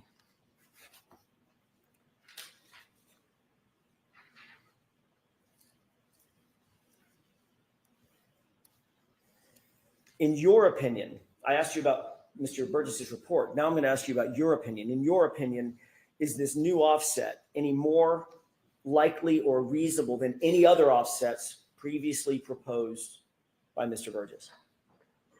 I don't think it is more or less likely. I think it is a valid approach, certainly. And so I think the results from the additional analysis should be included with the analysis of all of the results so far. And none of those results are more or less likely than any of the others, correct? Sustained. Are any of the results, in your opinion, to a reasonable degree of scientific certainty, are any of the results any more or less likely than any of the others? In my opinion, they're all equally weighted. Did Mr. Burgess account for the 3-second offset that we talked about earlier in his May 2025 report, his new report? I did not see any mention of that in his supplemental report, and certainly the 3 seconds isn't present in his math. I don't see it there. Let's go on to slide 14, please. Describe what we're looking at here in this table. This is very similar to the table we looked at previously, where I look at all possible combinations. Now, however, I just have a lot more data points to show, so I've had to break the table into 2 tables. So we're going to look at this, and then we'll look at slide 15 next, which is the second table. I just couldn't cram 30 lines onto one slide. Let's move to the next slide then. Is this a So there's continuation of the the second half. So think of these as a singular table. I just had to split them up. If we Okay. head back to slide 14, we'll start there. So this slide, I'm not accounting for the key on, and that's the main difference between my two tables. Table 1, I'm not accounting for the 3-second key on. In table 2, I am. When you But- say key on, you're talking about that 3-second delay. Correct. Okay, go ahead. But again, I want to make sure we're thinking about this as a singular table because that's where we'll draw our conclusions from. So the first lines of the table, we've already seen those. Those were in my original table. I haven't changed those. That's the same math that's been there. All I did was I added the 9 points now from Mr. Burgess's supplemental report using the range he shows. And so now we can see if we include that, now we get some positive numbers for John's interaction window. We get that 0. And again, the 0 would imply that the end of event 1162-2 is happening exactly at the same second as the phone lock. So it's kind of not on one side or the other. So I think it should be thought of as separate. And then we have 3 negative values, which would imply that phone lock occurs before the end of 1162-2. And did you already mention the one that was simultaneous? When John's interaction window is 0, correct? 0. That would imply simultaneity. All right, is this 14 or 15? This 14, let's move to 15. Now, this is Same. the continuation of that. Mentally, we'll just continue that same table? Correct. Okay, Just a continuation. Imagine in your mind is just rows 16 to 30. okay, And it's the same thing, same format, except for now we're just adding in that key on adjustment because again, I think the analysis should be run with and without it. And so now when we run this with the key on adjustment, we get 14 of these 15 are John's interaction window is positive to various degrees. And one of them, it's 0, again, simultaneous. And there are no negative values with this adjustment. can we go to the next slide, 16, please? What are we looking at here? This is the summary then of that table, kind of a verbal summary of the giant 30-line table now. And if we look at all of the possibilities from all of the aperture reports collectively, then we can draw some pretty straightforward conclusions. 25 of those 30 possibilities result in interaction with the O'Keefe phone after the end of event 1162-2. Looking at all the possibilities, 2 of the 30 result in interaction where it's simultaneous. That's the zeros, they're present in both tables. And then looking at all 30, 3 of the 30 result in interaction with the phone before the end of event 1162-2.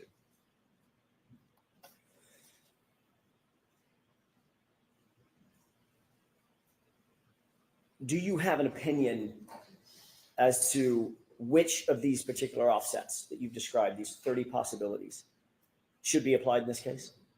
No. Why is that? Each of the approaches have their own individual strengths, and each of them have their own individual weaknesses.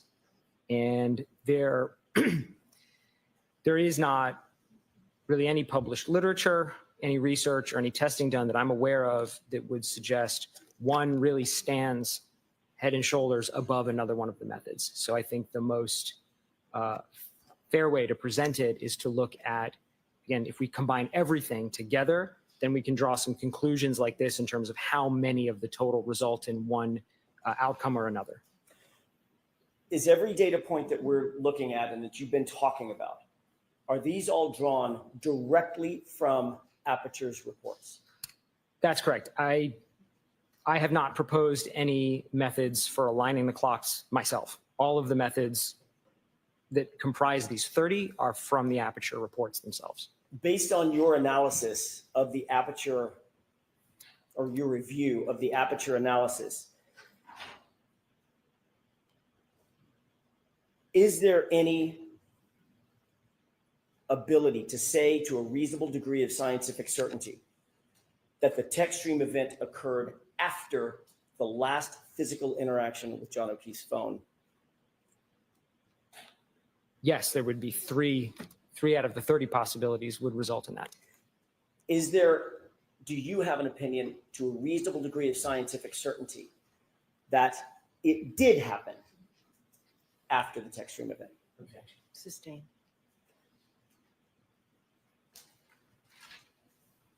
Of the 30, what's the percentage of possible events that occurred,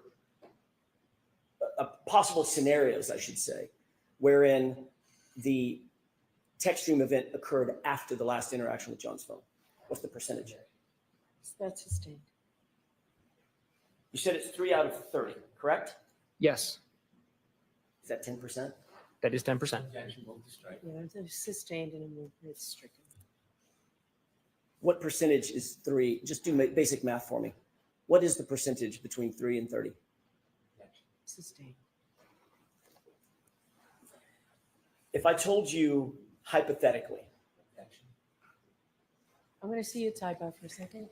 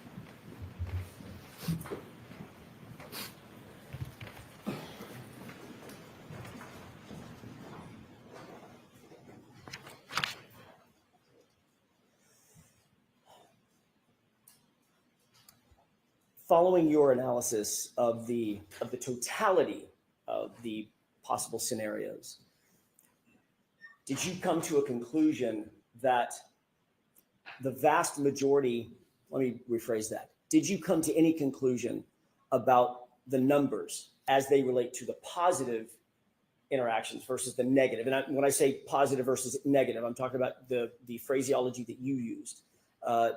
John's phone interaction being in the positive side versus John's phone interaction being in the negative side. Yes. And what were those? Of the 30 possibilities, 25 of them, it's a positive. John's interaction window is positive for 25 of them. And only 3 were negative? Correct. Only 3 were of the 30 were negative. Okay, we can take that slide down. Is there a data recorder on the Toyota SUV that we've been talking about, that 2021 Toyota SUV 570, that's designed to record impact? Yes. What is that What is that mechanism? That would be the airbag control module, The ACM? ACM. Did you Correct. look at that? I was provided a copy of the download from the ACM. What did the data recorder indicate, if anything, related to any impact on January 29th, 2022? There were no recorded events whatsoever on the ACM. Did the vehicle control history record whether there was any history of a collision on that car, ever? No. What does the vehicle control history record specifically? It records a lot of operational parameters about the vehicle. What I mean by that is it records things like what the driver is doing, for example, steering wheel angle, accelerator pedal position, whether the brake is being pressed. It also records what the vehicle is doing, for example, speed or the engine RPM or the accelerations of it. Does the text stream data event indicate that there's a, and I'm talking about very specifically, the text stream data, does that indicate whether or not there's a collision in the car? No. Does the text stream data event mean that if you find a text stream data event or a trigger event, does that mean that the airbags are deployed? No. Does it mean that the vehicle impacted with something solid? No. Does it mean that the vehicle impacted with a pedestrian? No.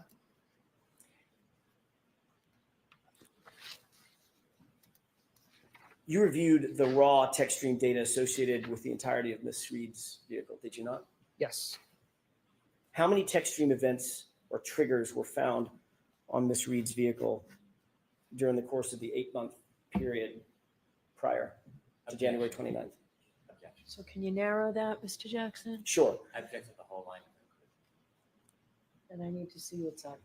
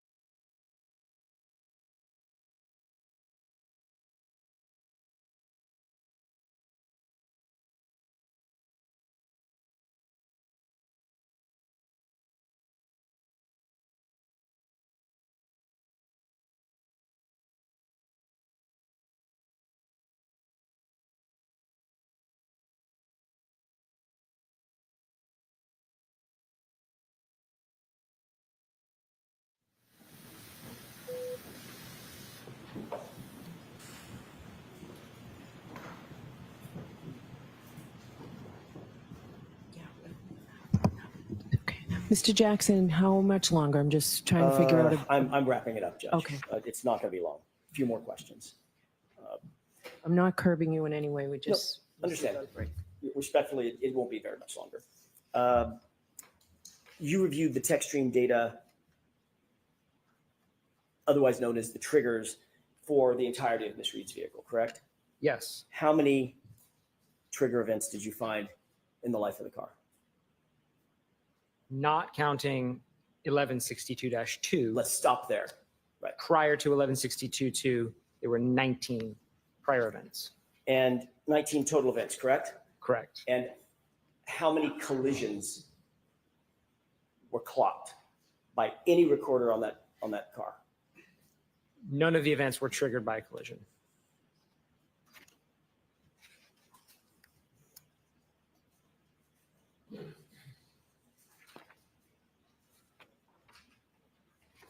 And last question, do any of the text stream events or do any of the data that you've reviewed, either yourself through Mr. Burgess's report, through Dr. Welch's report, do any of the data indicate that there was a collision on January 29th, 2022 at any time? Objection. Ask it differently.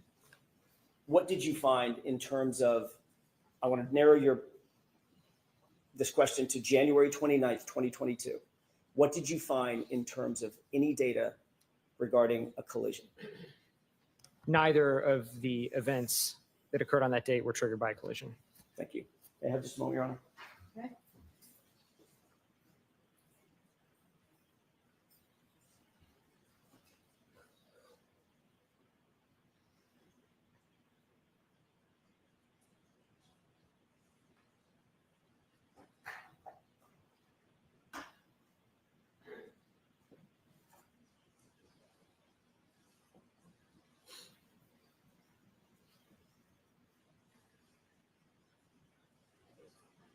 That's all I have, Your Honor. Thank you. Okay.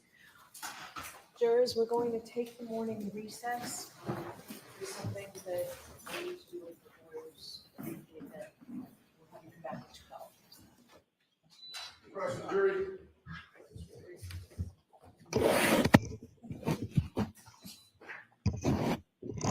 Can I see counsel at sidebar to save us some time, please?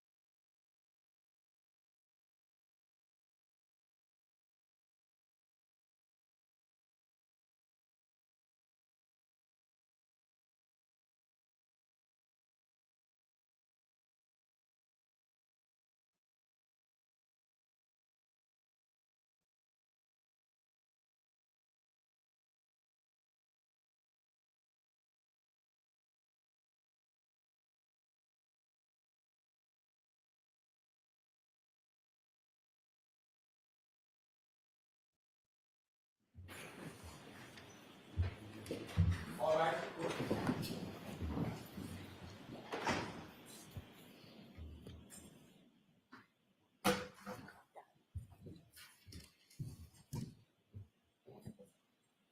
in session, you may be seated. All right, Mr. Brennan. And Mr. DeSoger, I'm going to ask that you keep your voice up because we're going to try and keep the air conditioning on. And the fans, it's a little stuffy in here. So if you just speak directly into the microphone, that would be great. Not a problem, Your Honor. Thank you. May I proceed? Please. Good morning, sir. Sir, are you trying to offer an opinion suggesting that Ms. Reed's Lexus never hit John O'Keefe on January 29, 2022? I'll allow it. Is that what you're doing? Is that your opinion? No, sir. Are you offering an opinion that Ms. Reed's Lexus never got in a collision before? The way I stated it was none of the prior events were triggered by a collision. What I'm asking you, are you offering an opinion that Ms. Reed's Lexus never got into a collision before January 29, 2022 or on that day? No. So when you were talking about collisions to the jury, you weren't making any suggestion that that Lexus was not in a collision, are you? I think you threw a double negative in there. Can you just clarify what you can. meant? Yeah. You are not suggesting to this jury that Ms. Reed's Lexus did not ever get in a collision before? No. Okay. You're just saying that there's no data on the text string to suggest a collision. Specifically, none of the events were triggered by a collision. That's Text stream data can be triggered by a number of different things other than a collision. Isn't that true? correct. And in fact, when you talk about text stream data, you know that text stream data does not record a collision. You know that. A collision is not one of the triggers. That's correct. Right. So when you were saying it wasn't triggered by a collision, it's never going to be triggered by a collision ever on text stream data. Not the collision in and of itself, correct? Right. Mhm. Right. So there's other things that will trigger text stream data, Correct. like sudden acceleration. The only acceleration trigger that I'm aware of on text stream is if there's a large acceleration during what Lexus calls a PCS or a pre-collision safety event. But a large acceleration on its own, I do not believe is one of the triggers. Are you sure you know a lot about text stream data? Yes. Sustained. Do you know a lot about text stream data? Yes. And you're saying that if a car accelerates over 30% in and of itself wouldn't initiate a trigger? I'm not sure I understand. You just said pre-collision is the only time sudden acceleration from your perspective would cause a triggering event. Now, I'm asking you, I'm allowing this. if someone accelerated Ms. Reed's Lexus at over 30% acceleration, would that cause a triggering event? I am not sure what you mean by 30% acceleration. Accelerator, 30%. Accelerator pedal. Yes. Oh, yeah, there's a lot of triggers there's a number of ways that these VCH events can be triggered based on the accelerator pedal angle. I think, is that, yeah. And what is the percentage from your experience that would create a triggering event? There's various. Toyota, Lexus calls it high, medium to high is what they put it. Do you have a number? Do you know the actual data on what percent of pressing the accelerator on the same Lexus as Ms. Reed's would create a triggering event? Do you know? Off the top of my head, I don't know the exact percentage down to this percentage point, no. There is something different than the text stream data. That's the EDR data, correct? Yes. You would not expect, it would be abnormal for the EDR to register data based on a side swipe between a 6,000-pound Lexus and a 216-pound person, wouldn't it? Objection. I'll allow it. That would be abnormal to register that data into the EDR, wouldn't it? I don't know if I would use the word abnormal, but I would state it that there's a minimum threshold to record in the EDR, and a pedestrian impact generally wouldn't meet that. I'm sorry. A pedestrian impact generally wouldn't meet that, but I don't want to make a blanket statement as if it's always the You're case. saying it would meet that, Would not. would not. Okay. And a side swipe or a clip has less force and impact than a head-on collision, depending on the speed, correct? Generally, yes.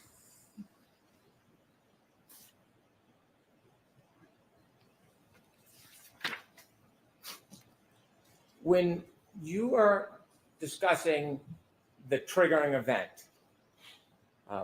that is the moment that something registers to the car to capture data in the text string, correct? Correct. So if I was to suggest 30% of depressing the accelerator pedal would cause a triggering event, would the triggering event be when it reaches 30%? Yes. The event data captures potentially part of an event, doesn't it? I think we're into semantics a little bit, and I think it depends on what you mean by event.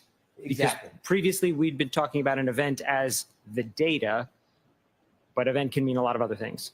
If an event's only 3 seconds long and 10 seconds of data is captured, then the data will capture more than the event, correct? Correct. If the event is longer, 15 seconds, 20, 25 seconds, and the data is only captured for 10, the text stream data only captures part of the event. Correct. Fair to say? Very fair. So when you're looking at the data, it doesn't tell you about the entire event, correct? The data only tells us about the window of time the data captures. There's no way to know beyond that from the data. All of your equations and pluses and minuses and graphs you're talking about deal with the 10-second text stream data that was captured, correct? They deal with event 1162.2, right, and the 10 seconds it's comprised of. Actually, they really just deal with the end of the event. That's what everything in the Aperture reports reference. Fair enough. But it doesn't deal with anything that could potentially happen after those 10 seconds, does it? No. Or anything before? No, it does not. The triggering event is spot in the middle, it captures 5 seconds before, 5 seconds after. Approximately 5 seconds. It's not exact. And you would have to look elsewhere for evidence to know what might have happened before. Yes? Correct. And you'd have to look elsewhere for evidence to see or determine what happened after. Yes.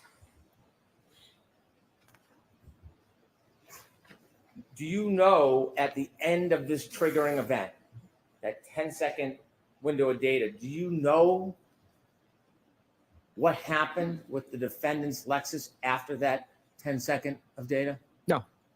You have no idea, right? I don't. Okay.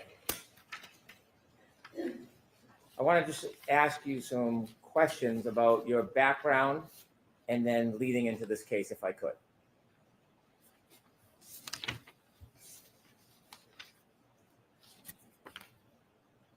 You have a bachelor's degree and a master's degree. That's correct. You've worked for your company for some time. Coming up on 13 years next month. Correct. You've advanced through the company. Yes. You presently are the director of engineering. Yes. Are you ACTAR certified? No. What is ACTAR? ACTAR is a body that basically offers a certification in accident reconstruction. Do you offer services as an accident reconstructionist? Sometimes. And you have been hired and come into court and offer opinions as an accident reconstructionist? In the singular time I've testified in court, it was not specifically for accident reconstruction. It was data analysis. Okay. You continue your education and you go to a number of different trainings and seminars as well as teach, correct? Regularly. And when you regularly go to continuing education, you have quite a bit of continuing education that you've been through, haven't you? Sorry? You've been through quite a bit of continuing education. Yes. You focus as part of your specialty on EDRs, don't you? That's correct. Event data recorders. Correct. In fact, when you promote your services, that's one of your real specialty, isn't it? Correct. And it's something that not only are you schooled on and you go through continued education, you're well published, aren't you? That's correct. And in your publications, you speak primarily about EDR type information. Yes. And that's something you are well skilled in, isn't it? Yes, Now, forensics or data forensics is a wide field, isn't it? it is. And you can do some things or many things in it. But oftentimes people specialize in parts of data forensics, don't they? Generally, yes. Well, speaking of you, you specialize in EDRs, true? Yes. There is a difference in different subspecialties, isn't there? In general, Oh, yes. yes. Okay. Now, are cell phones, is that a subspecialty in digital forensics? Yes. Is that something you're a specialist in? No. iPhones, are you a specialist in iPhones? No. Have you ever taken any specific training on mobile forensics? No. Have you ever written any papers on mobile forensics? No. Hey, have you ever promoted yourself of having any type of subspecialty as an expert in mobile forensics? Never. In any of your continuing education, and you have a vast amount, have you ever taken any classes or seminars in mobile forensics? No.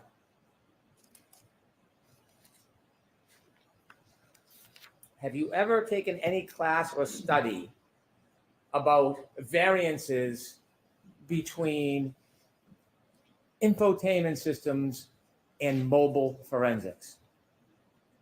Classes? No. Have you ever attended any seminars on variances relative to mobile forensics? No. Have you ever testified about variances in mobile forensics before you testified in this court today? No. Have you ever published anything to do with variances in mobile forensics? No. In this case, you had an opportunity to review a number of reports from Dr. Judd Welcher, yes, Yes. and Mr. Shannon Burgess. Correct. In reviewing those reports, you've offered your opinions and analysis. Did you ever engage in actually any efforts or study in this case to obtain data? Could you maybe clarify what specifically you're asking? Yes. Did you ever yourself, not watch someone else do it, did you ever download or obtain data in this case? No. Did you ever test Miss Reed's car? No. Did you ever get an exemplar vehicle to run any tests? I did not. Did you ever do any actual testing in this case? No. And so your role is to look at other people's work and offer opinions and criticisms, basically. And provide some clarity to the work, but generally, yes. Clarity for who? Who asked you to provide clarity? My clients in this case, You what? Mr. Jackson, my client. Did you ever speak to me? No.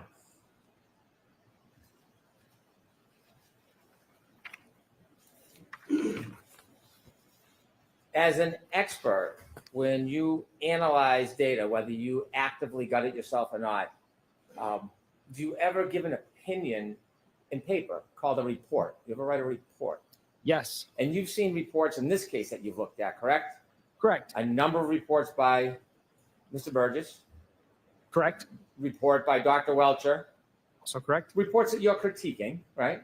Correct. Did you see Ian Whiffin's reports? I did not. How about Jessica Hyde? Did you see her reports? I did not. You were asked to consider information from Mr. Whiffin's report. No. Well, you were asked to assume that the last user interaction on John O'Keefe's cell phone was 12/32/09. That was stated in Dr. Welcher's report, so I started my analysis at that level. So none of the information did you actually personally go and vet or analyze or make any determinations about. You're just critiquing written reports. Correct. Well, As an expert coming into court and testifying and having opinions, you put together a PowerPoint, didn't you? Yes. Why didn't you ever put together a report to share the basis of your opinions and the process you went through to arrive at your opinions before you came into court? Primarily, I wasn't asked to, so I didn't do it. I wouldn't commission work without being asked to do it. And number two, the extent of my work beyond building the PowerPoint was just basic addition, just adding numbers together that already existed in the Aperture reports. So there wasn't a tremendous amount of complexity to what I engaged in. What about your work product and your calculations? Did you do all this in your head, or did you type it out and go through a computer program? How did you do it? I used a calculator for most of it, and the tables in my PowerPoint were generated in Excel, which has some calculation capabilities. Were you ever asked not to write a report?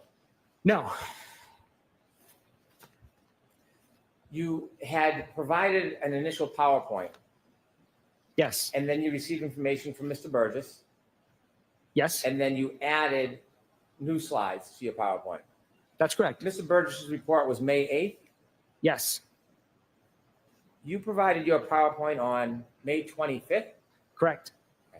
Did it take you that long for the calculations between when you got the report and May 25th to put together the new presentation? No, it didn't. Why did you wait until May 25th to provide the new information? That's when I was asked to do it. What do you mean by that? I just want to see what the date is today. Today's the 30th. When you finished your PowerPoint on May 25th, did you send it to the defense on May 25th? Yes, I did. They had a copy of your PowerPoint on May 25th.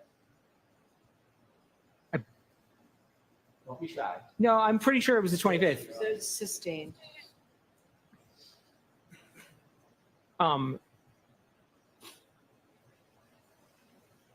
Yeah, if it wasn't the 25th, it would have been maybe the day after, but it's dated the 25th. I'm almost positive I provided it on the 25th. Yeah. There's no reason for you to hold on to it for a couple of days. No, I think it was the 25th. Do you know what was provided to the Commonwealth that report? No, I don't. In the 25th, the report that you provided to the defense on the 25th, it had new information, didn't it? It had the information from Mr. Burgess's supplemental report. That was the additions. Why did you wait until the 25th to put it together? That's when I was asked to do it. Who asked? My clients, Mr. Jackson, He said, please have this on the 25th. we had a phone call on the 25th and discussed Mr. Burgess's supplemental report. During that phone call, he asked me to update the presentation, and I did so and then provided it. How did the date of the 25th come about? Why the 25th was the date you provided? That's when he requested it. I think it was a Sunday, actually. Okay.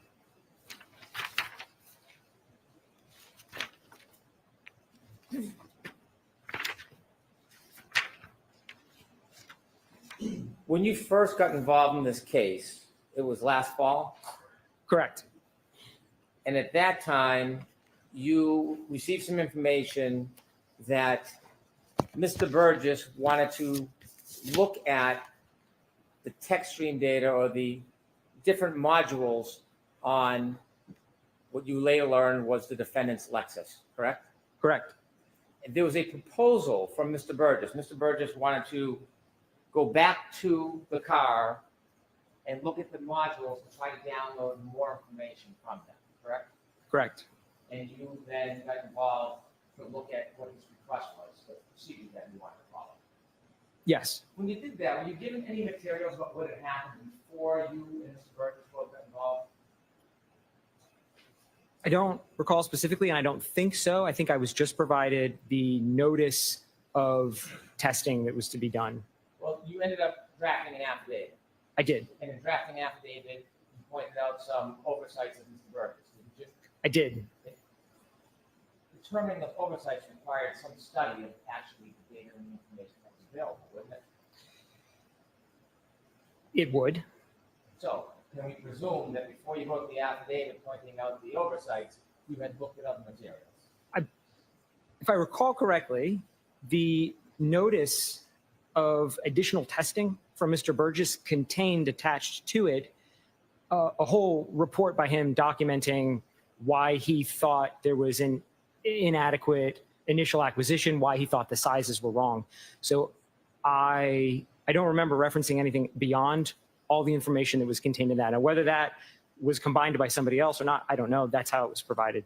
Did you end up looking at the report of Ms. Gaffney and what had happened in the past with the download and search of Ms. Alexis materials? If I'm remembering right again, I think Ms. Gaffney's report was also attached to that same singular file. You learned that the defense expert, Ms. Gaffney, had downloaded data from chips, correct? Correct. And Mr. Burgess was asserting that there was information missing and believed that there was missing information from the chips. Correct. In that form, it's sustained. It's It's stricken. My apologies. The conclusion Mr. Burgess had is that he believed there was missing information from the chips. He did. He miscalculated the size of the chips. Did you do any study to see if there was actually information missing from the original download? No, I looked at the data sheets for the chips and then immediately realized what the error was. The data sheets specify a size in megabits or gigabits. And Mr. Burgess had written his report in the context of megabytes and gigabytes. And then you asserted, or you took the position in your affidavit, that there should be no further chip off, no further study of those chips, other than to ensure the amount of memory was sufficient. It's not how I recall specifically what I said. Well, let me read it because I don't want to try to malign your words. Please. Mrs. Burgess proposed protocol labeled reattempt chip-off acquisition is unnecessary because the file size of the acquisition performed by Ms. Gaffney already matches the expected memory storage capacity of the components. That sounds accurate. If you want to see this, I don't want to read from the document. If you need to see it for action, just let me know. That's fine. I trust your reading. However, an acquisition may be conducted for the sole purposes of ensuring the contents of the memory chips have not been altered since the last testing by recording the checksum. Yes.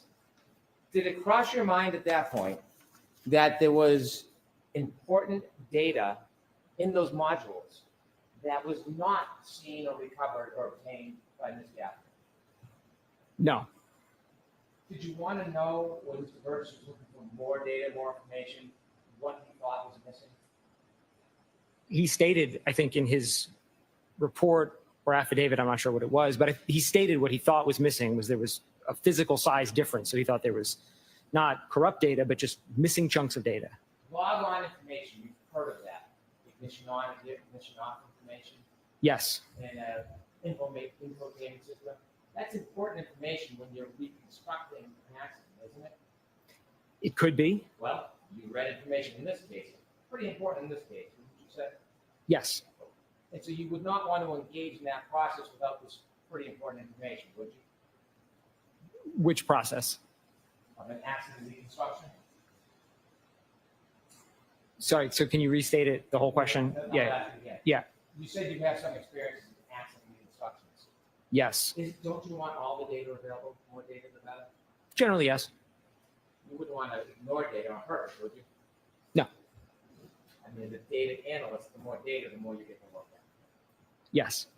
And so the power log on information that actually has date and time, that's critical in an accident reconstruction, isn't it? In some accident reconstructions, in some, there's no debate about when a vehicle was on or off, but if there is, then yes. Not just on and off. The power log on and off gives you the date and time that you can match with the texturing data, correct? Yes, it As does. you know, texturing data itself doesn't have date and time. It can, this vehicle didn't. It can, but this vehicle did not. This had a running time instead. like a That's stopwatch. Correct. So this data that was not found during the initial process, that was critical data at the time.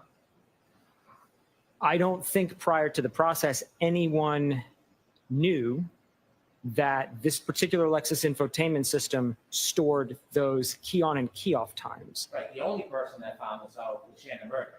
He found it in the process, but I don't think anybody knew in advance of this case. There was nothing out there about it. So to my knowledge, this is the first time that this specific data has ever been released into the wild.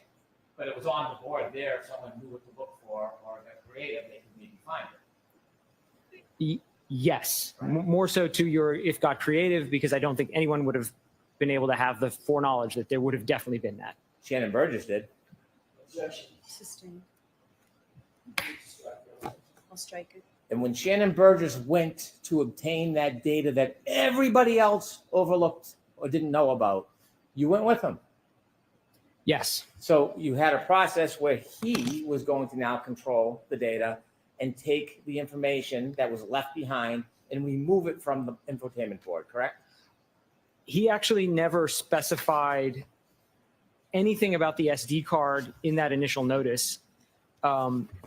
So it was a departure from his protocol, and it was a little surprising to me when I got there that the protocol was written with a specific focus on a number of other chips. And it became very apparent to me very quickly that the focus was not on those chips, and the focus was on this SD card that had previously been unmentioned. There was nothing in there about that prior to that. Did it offend you, or were you impressed that he had found that? I was a little confused because I went into it with an expectation. Generally, if we write a protocol, we adhere to the protocol. If we're going to deviate, we have a discussion about deviations. So I was just surprised. It's not customary to sort of shift out of nowhere. But other than that, I did not know what to think of it because I'd never heard of that. Did you give any input? Did you have any knowledge about the SD card and how it worked? No, So when you watched Mr. Burgess remove the SD card, did you appreciate he'd have to engage in what you call reverse engineering? he did not elaborate to me exactly what his whole process was at first. It sort of came out as time progressed through the first day in his office in Texas. And then I learned more as we moved to the second testing in Massachusetts. But he didn't explain it to me in one go. Did you, at that point, understand or appreciate the relevance of the SD card relative to the infotainment system and what it could do as far as the amount of information that could then be available? He never spoke throughout the 3 days at all about what kind of data he expected from the card or would be on the card or could be. He made no mention of the data. Not what he said to you, but given your expertise, did it ever dawn on you the significance or importance of this SD card that was sitting in plain sight? Objection. Sustained, you can ask it. Did it ever dawn on you, as Mr. Burgess was recovering this information left behind, that there was something important or significant about it? At the time, I thought it was a possibility. If you reference the initial work, a number of different memory components were identified in this infotainment. There isn't a singular memory chip. So if we're looking for data, it could be in any of them. So we found a new source of data storage, and there could be something there. There could be nothing there. It was unknown to me. But it turned out there was. There was. Now, when you were watching Mr. Burgess work as an expert, if you felt like there was something inappropriate or he had some great oversight, you could write a report about that, couldn't you? I could. Did you ever write any report in this case? No. So you never wrote a report for your preparation of coming in and your data in the PowerPoint presentation, right? Correct. You never wrote a report regarding any of your observations of Mr. Burgess. Correct. You said that he didn't say anything. He spoke to you quite a bit during the process, didn't he? He did. He showed you what he was doing. He did. He explained to you what he was doing. He explained the process. I think you had asked me earlier about whether he explained the data, and he didn't. He demonstrated great proficiency, wouldn't you say? He ended up with a successful acquisition of the card at the end of the process.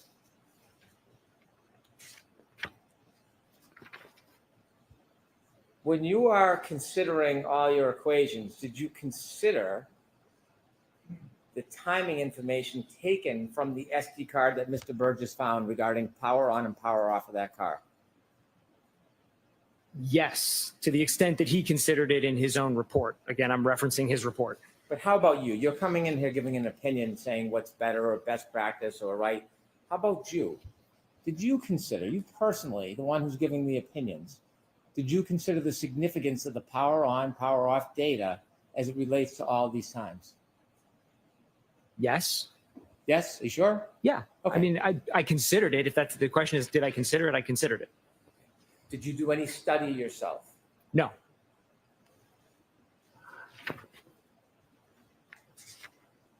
Now, we agree, or you agree, that there are variances between different devices.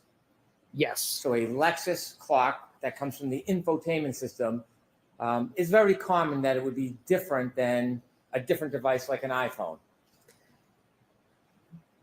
Specifically this Lexus, I don't know if we can make the statement that it's common or not, because again, this is the only time that I know of that this specific data has been analyzed. So I don't know the answer to that question. Did you say on direct examination that variances between devices are common? Variance between devices are common. In a variance of 45 seconds, that wouldn't be remarkable on No. different devices. It's common in the industry. Correct. And in your business, that's an accepted amount. I'm not sure what you mean by accepted. The amounts are what they are, and we have to correct for them. I've done analyses of clocks that are anywhere from completely correct, 1 second off. I've done analyses of clocks that are 25 years apart. So it's a wide range of possibilities. I understand your point. Yeah. If you see as an analyst a 45-second variance or 30-second variance, that wouldn't shock you, would it? No amount of variance would shock me, is the answer. I want to ask you questions and go through your PowerPoint. And I want to ask you your specific opinions and how you arrived at certain claims that you've made. Sure. Okay? If we could put up Mr. DeSorga's new PowerPoint, 52525.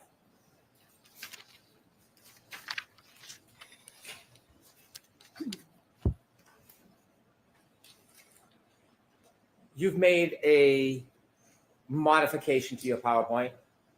Yes. You've made an amendment to your PowerPoint. Yes. So there was something that happened, you received new information or new data, and you updated or changed your PowerPoint. I did. And that's an appropriate thing to do when you receive new information, isn't it? Yes. If you have new data, you don't want to leave it behind. You want to make the best presentation with the best data you can. I'd want my presentation of the data to be as accurate as possible. So I included all the data. And you would expect that from any expert, wouldn't you? If they received new information or analyzed new data and it was important, it would be an appropriate best practice to update the PowerPoint or information they're providing, wouldn't it? Objection. I'm going to allow that. I don't know if I would tell other experts what their best practices are. I would say generally as experts, we do work that our clients ask us to do. So if we're asked to do it, we do it. If our clients say, hey, don't do that, then we don't do it. Well, you like the phrase best practice on direct, so I'm just wondering if I can borrow that phrase. Sustain. Okay. Would you turn to page 2? Now, this is taken from Dr. Welcher's report. Yes. And again, you did no testing whatsoever. You just I read did not. reports. Did you read all of Dr. Welcher's data, the gigabytes and gigabytes of data? Did you go through it all? Not every slide. No. Not just the PowerPoint. I mean the actual massive amount of data in his study. Did you go through the data? Oh, no, I didn't look at any of the data. Did you ever speak to Dr. Welcher? No. And so when you are making assumptions on what he thought or how he analyzed, you're just guessing. I am looking at what Dr. Welcher put in his trial presentation. And my assumption that's baked in there is that he's going to stand behind the things he says in a presentation. So I'm taking them at face value, but as being correct. It's not a matter I'm of not guessing. It's not a matter if he's going to stand behind it. You don't know why he put something in here. You just see it on the paper. You don't know what his thought process was, did you? To an extent, yes, because I understand how the exemplar testing by Aperture laid the foundation to align the key-on events in the infotainment to the Lexus VCH events. When Dr. Welcher made his PowerPoint, do you know whether or not he was relying on 154 on Mr. O'Keefe's phone, stamp 154, as the end of the event as opposed to the beginning of the three-point turn, 1162-1? Based on the math he uses, that's the implication. He puts a number on the screen that the only way you could reach that number is by making that assumption. So when I looked at the math, yes, that assumption seems baked into the math he did. So this seems like it's baked in that he was assuming 154 on John O'Keefe's phone was the end of the 3-point turn. Not on this slide, on a later slide, but yes. Okay. And you said that variances, 30 seconds, 45 seconds, they're very common when you're comparing two different devices, right? Yes. Okay. Turn to the next page, please. You point out 2 times for the jury, the Lexus event 11:62:2 ends 12:31:43, right? Yes. And that's based on the clock in the infotainment system. That time is based on 2 things: the clock in the infotainment unit and the cumulative key on timer in the text stream data. So it's a combination of 2 values. Which is the running clock. Correct. Right. And that is compared or contrasted or coordinated with the log on off time that was found on the SD card. Yes? Yes. And without that SD card, we wouldn't have that time now, would we? Correct. Okay. 12:32:09 isn't something you analyzed, but you just read in the report that that is information from Ian Whiffen suggesting or taking the position that was the last user interaction John O'Keefe had with his cell phone, 12:32:09. That's how I understand it. There was a phone lock at 12:32:09. I did not look into the underlying reports from where that came. And you know those are 2 different devices, 2 different clocks that will have a variance. Yes. You mentioned trigger event, and you said that your preference is to, when you're doing times, to point it from the actual trigger event, and there was a little slap for emphasis to target you on that, right? The trigger event. That's not a standard practice or a protocol that is supported by any type of literature, is it? It's the methodology I teach, especially in the class I teach on the analysis of heavy vehicle data. We have the exact same problem with heavy vehicles. They all have clocks on them. And so in fact, I do a lot of clock adjustment on heavy vehicles relative to other sources. And the way I teach it, the way I'm not the only instructor, collectively, the way we all teach it is we generally start the analysis at the trigger, which is not to suggest you have to do that. It's not wrong to do it a different way, but that would be let's call it the default methodology. The default methodology, do you have any professional literature that says that is the best time to start the analysis? Not literature. I mean, that's sort of my opinion, because that introduces the least amount of variables. Once you start trying to align events off of subsequent times, you just introduce more addition and subtraction or math you have to do. So it's easiest to do T0 and align everything from there. If you're lining up the end of one event with the end of another event, it's more coordinated than if you take it from different spots, isn't it? That could be a scenario where then you wouldn't use it. Right. Like I said, it's not the only way, but it's the default way. I don't disrespect your method, but there are other ways to do it that are just as legitimate as the trigger method.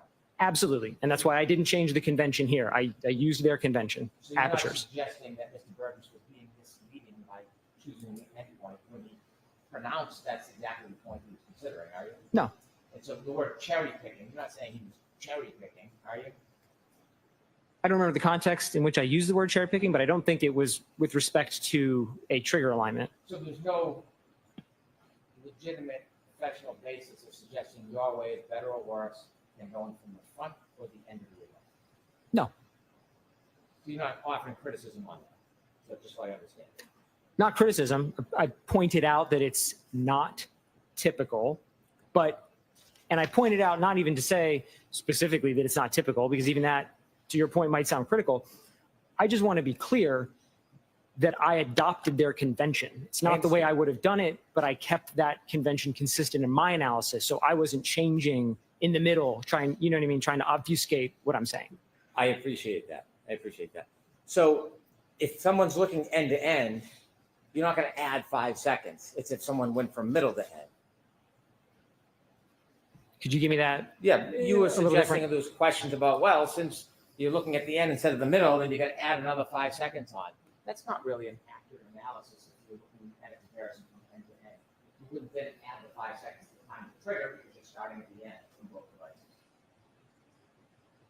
Objection, Your Honor. I'm going to allow it if you can answer it in that form.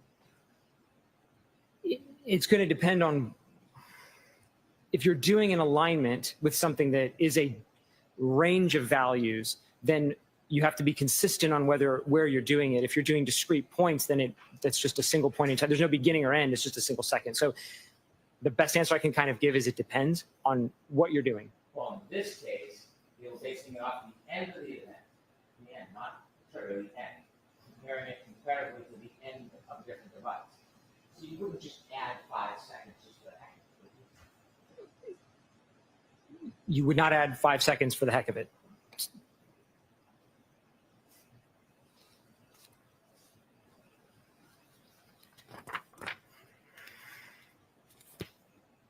You see 12:32:09 minus 12:31:43, the middle line equals 26 seconds. Isn't that in Dr. Welcher's slides before, let me phrase it more cleanly. Before Shannon Burgess analyzed the data more closely on May 8th, in his May 8th report, isn't this the exact difference in time that Dr. Welcher cites in his PowerPoint, 26 seconds? I'll sustain it in that form. Did you see when you reviewed reports that Dr. Welcher uses this exact number plus 26 seconds in his report? I got the number from the PowerPoint, I'm sorry, not the PowerPoint. report, but that is all of the numbers here on this slide are from Dr. Welcher's PowerPoint. And on the previous slide, I show that. So these are all just And- copied straight from that. And you've labeled this John's interaction window. I did. Interaction window. Do you think it might be confusing when you use interaction window to make it seem like the event was limited to 10 seconds? No, and that's not the implication there at all. That's not what you're trying to say.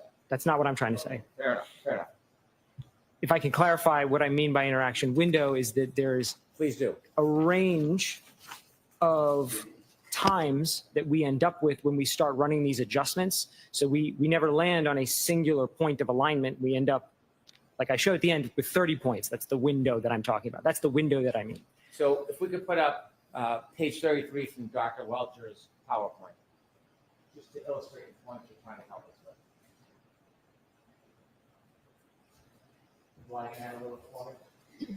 So this represents, you've seen this, right? It looks familiar, like it's from one of his slides. And if I've seen it, I did not spend a lot of time digging into it. Does this look like the 10 seconds of data that would be captured from a triggering event in a text stream data? Objection. I want to see you at sidebar.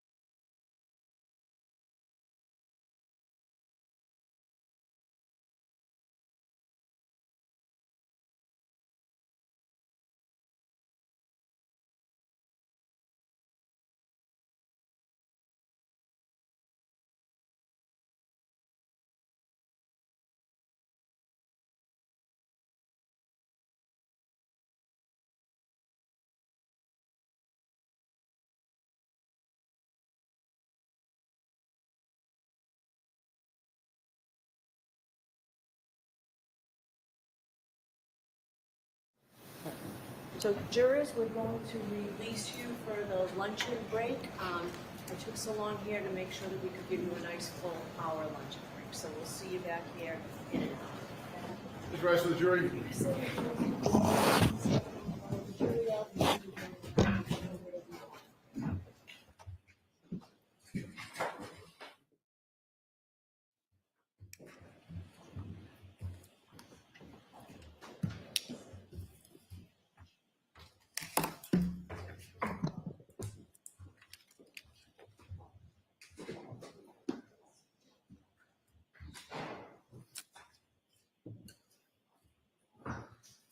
follow me, please.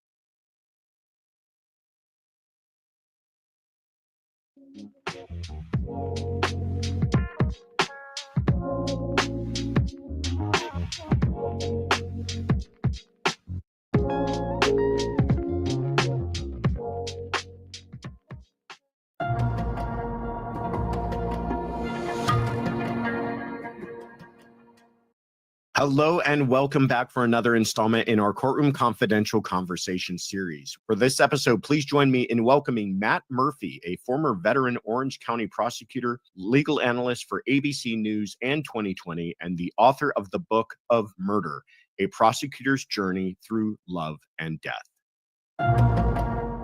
Hello, my friend. How are you doing? Good. Good to see you. Absolutely. Thank you so much for doing this. Happy to, although it's freezing in my house today. So, well, we're actually having weather in Los Angeles. For everybody listening, both Matt and I live in the Los Angeles area, and we're having rain, so we don't know what to do with ourselves because it's actual weather. So I'm glad you were able to carve out some time for us. yeah, well, I'm afraid to go outside with this water from the sky. You know, this strange event, this Because meteorological you're trapped happening. inside, we got you for long enough while you're hiding from the rain. That's right. We've been doing a lot of these interviews, and we asked our subscribers, tell us who you want to hear from next. Your name is a name that's come up quite a bit, and I am thrilled to do this because unlike many of the people that we interview who I'm meeting for the first time, you and I have known each other for quite a bit of time. In fact, going back to when we were both prosecutors. I was in Los Angeles, you were in Orange County. We kind of knew of each other, but we've since then been able to develop a friendship beyond that. Yeah, it's funny how parallel our careers have gone, isn't it? Like DAs right in adjoining counties, and then and then criminal defense and all the glory that goes along with that. I say that sarcastically, and then kind of the media thing. You're doing great in the media aspect. Media is so much more fun than grinding out the practice of law, at least at this stage of my career. Yeah, it is. And I want to talk about that. And I appreciate you using the word parallel, because I would say that I am like your not as accomplished cousin from Los Angeles. Well, your career may have been going this way. Mine was going this way, but I appreciate you making that analogy. I want to share one anecdote to talk about the change in our lives. since the time that I've known Matt that I think will illustrate some of what we're going to get into later. But I went to CrimeCon for the first time last year when it was in Nashville, and it was wild. It was a wonderful event. And I saw that Matt's name was one of the speakers. And I'm like, oh, fantastic. I'll go check out my buddy Matt and be able to see him speak. And in my head, I'm thinking, you know what, a prosecutor, we're used to lives in public service where there's not a whole bunch of people paying attention to what we do. And I thought, oh, I'll go check out a couple of hundred people, listen to Matt speak. And I walk into an auditorium that was jam-packed with at least, 3,500 people hanging on Matt's every word. And I'm like, this guy is a rock star in the world of true crime and media and talking about this stuff. So I was even starstruck. I'm like, I can't believe that's my buddy Matt up there on stage, just got the entire audience in the palm of his hands. It's a surreal experience, isn't it? It's a great crowd. The people who show up to CrimeCon, and they want to hear the stories. So it's the one audience that all of my dumb jokes they'll laugh at it. And yeah, but the first time I ever did that was in Vegas, where I went and spoke alone, where I had a room, and I thought like 40 people would show up for my little horse and pony show. It was on no body homicides, and I looked out, and it wasn't as big as Nashville, but I looked out, and there was like a couple thousand people in the room, and I couldn't wrap my head around it. It's an absolutely surreal experience, but also it's great because people want to learn. They're there to learn about. It's very pro victim, they want to educate themselves. They'd all be great jurors, I think, so it's a great crowd, and it's a lot of fun. They are jurors. They are the exact people who show up for jury duty. I feel like those are you're very much speaking to the same kind of veneer of potential jurors that you would get in any murder trial. You made the analogy, and I thought this was so good that I share it with everyone, so I'll share it here again. But it's like going from government work, public service, doing trials in front of empty courtrooms for years and years and years to all of a sudden now you're filling up a ballroom with 3,000 plus people to talk about the cases you worked on, is like you've worked your entire career in TV repair, and all of a sudden people become really interested in TV repair and they want to have you on television to talk about it. And they want to have an audience full of people to talk about TV repair. Yeah, or insurance sales, or building furniture. It's like I mean, it's surreal from our perspective, right? Having done the grind where literally nobody cared about what we were doing except for the judge that's going to yell at us when we go to court. It's surreal, but thank God for the interest. And I really think it's a reflection on people's desire to want to do good. I really do. I think that they're there to listen to the cops and the detectives tell their stories and the forensic professionals. And CrimeCon it's a trip, and it's but I think you meet such nice people at those events. So I think it's a wild, wonderful event. I was absolutely blown away. Like I said, Nashville last year was the first time I had ever gone, and I don't know what I was expecting, but it far exceeded my expectations, and is definitely something I will be attending again. But before all of this, before the Matt Murphy of CrimeCon and everything else, you were just a, line operations district attorney in Orange County. But even before that, tell us a little bit where you grew up, where you came from, and more importantly, did you always imagine I'm going to be a lawyer, I'm going to be a prosecutor? No, I grew up in LA, and went to Loyola High School, which was great. So I'm surrounded by a bunch of really high achieving kids, and I definitely was not one of them. All I wanted to do is go surfing and play soccer in 10th grade, and then I took a trip up, when the first kid in your group gets his driver's license and you pile like a million kids. And back then you could do that, like, one 16-year-old driving around a bunch of 15-year-old buddies.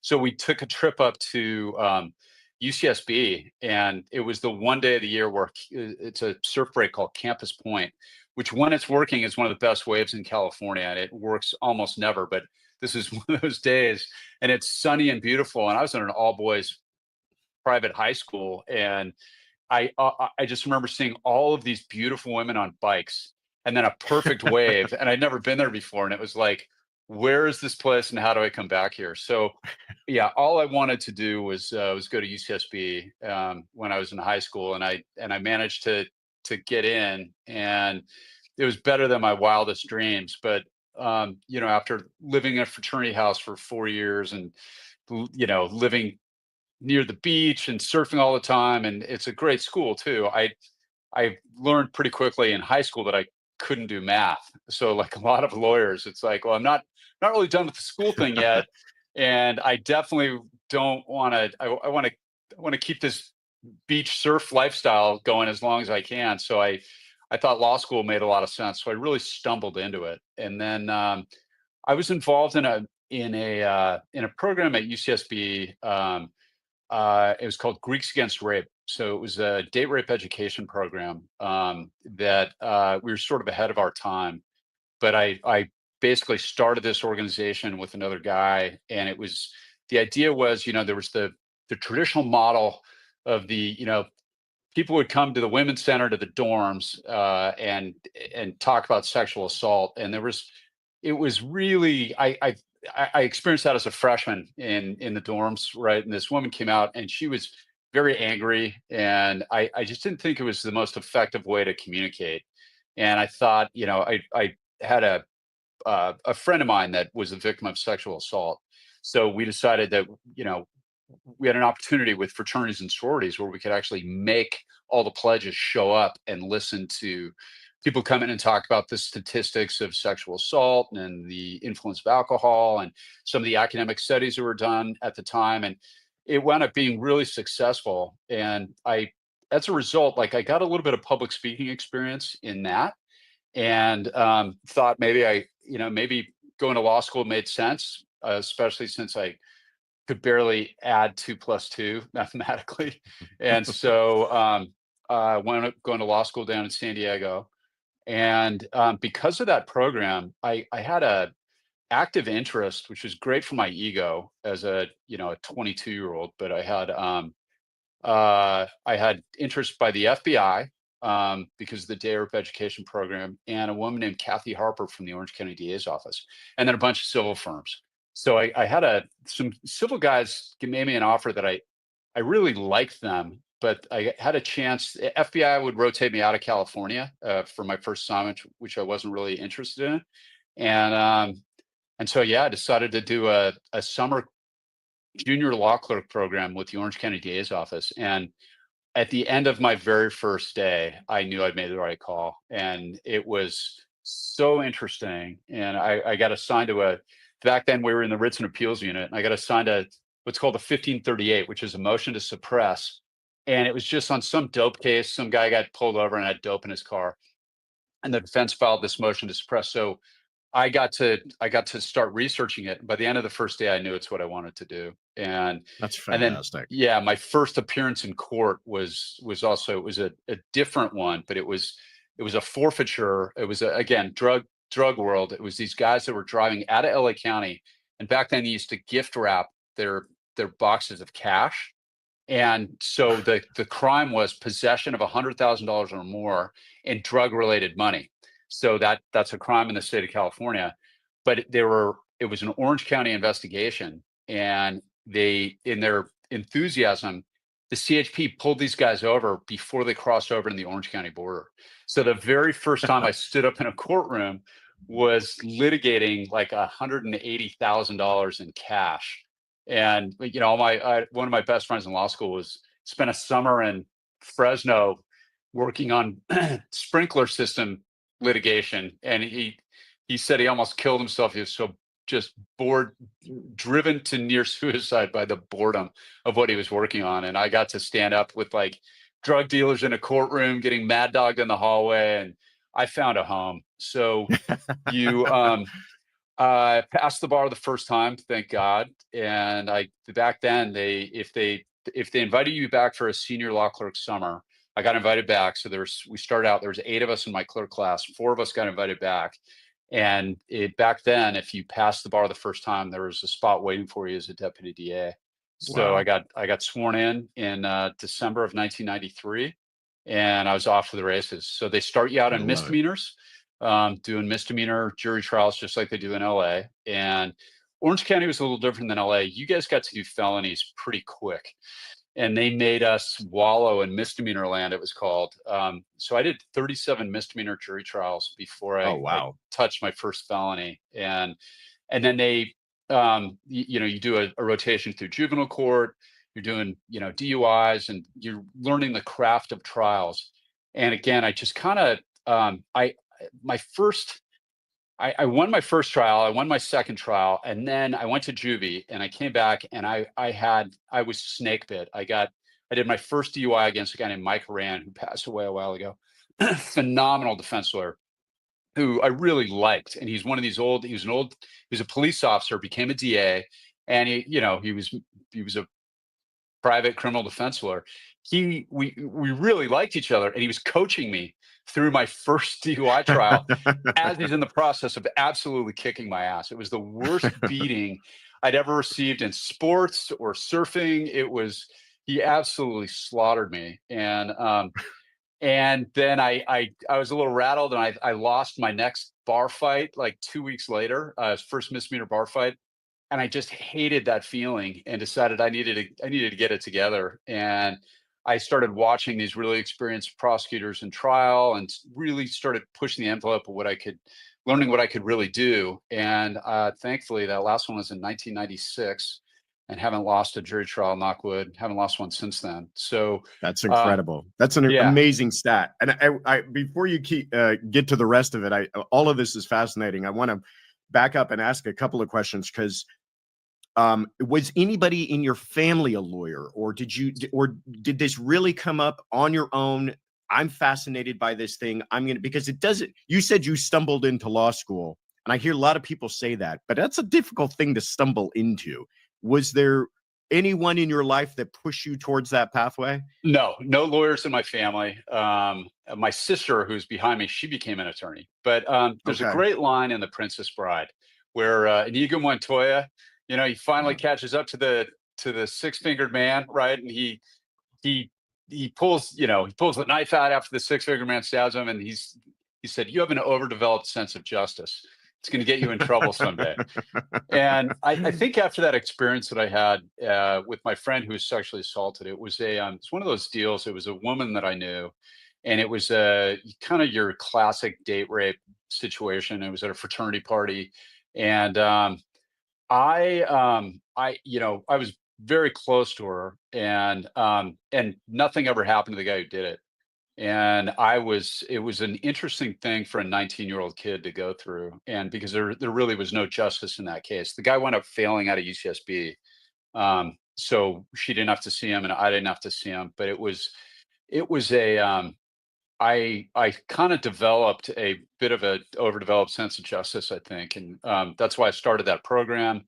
And so the DA was really sort of a natural fit for me. So when you went to law school, it was with the idea of becoming a prosecutor. When I went to law school, I wanted to go with an open mind and sort of see what was out there. But the more I learned about the idea of becoming a criminal prosecutor, the more it seemed to sort of call to me in a weird way. And then when I at the end of my first day, I loved the grit of it too. We were in an old building. We had an earthquake that summer, and in the light lenses, all the dead cockroaches from the building landed, and they had to go clean those things out. There's asbestos in there. I just loved kind of the grit of it. And what your job is as a prosecutor, as you know very well, Josh, is you're basically you become a bully fighter. That's the way I always looked at it. Like misdemeanor bar fights, the guy who gets arrested is usually the guy who starts it. And it's some guy who's drunk and bullying somebody else, or the guy who vandalizes his girlfriend's car. It's a bully move. And these bullies that we encountered in third grade, they just get sort of bigger and, a little bit older. And, I love being in the position to kind of make it right. and I, the people that I was surrounded by, my group of young prosecutors, it was such a great crew. My training class, I'm still friends with everybody in it, or almost everybody in it to this day, and a couple I've just lost touch with over the years. But it was really a group of people. We were all kind of on the same page. We all sort of got each other, and that was when I started. And then you go to misdemeanors, and you're trying to figure out if you can do it, or if you suck at it. And some people do. They just never really take to trial work. And when I first started, I did suck at it. I think those first two trials, when I got my first permanent after I got rotated from juvenile court, it was such a horrific feeling. And there's a great interview with Jimmy Connors, the tennis player, where they said, because he was never the fastest. He was kind of a clunky, white dude, and with wooden rackets back in the day. And they said, to what do you attribute your success? He's one of the most successful tennis players ever. And his answer was, I hate losing just a little more than I like winning, which was a great answer. When you get your teeth kicked in a couple times as a young prosecutor, you're either going to decide you hate trial work and kind of drift into like major fraud or, environmental or something that you can do almost more civil work, or you dig your heels in and decide that you're going to go through the process of getting better at it, and as painful as it may be. And I chose that route, and you sort of find your own, and the guys that I was with in Muni Court were scrappers. Like one of my best friends, I write about this in my book. One of my best friends is a guy named Dennis Conway, he was one of 11 kids from Boston, and he hitchhiked out when he was 19. He knocked up his girlfriend. He was a single dad, and he was a bartender. And in California, a lot of people don't know this, but there's a virtually unknown provision in the professional code where you can practice law in the state of California as long as you graduate from a California accredited law school, which is not ABA accredited, and pass the bar. Well, it doesn't even require an undergraduate degree. So he went to school at night, and this guy was Irish as the day is long and an absolute scrapper.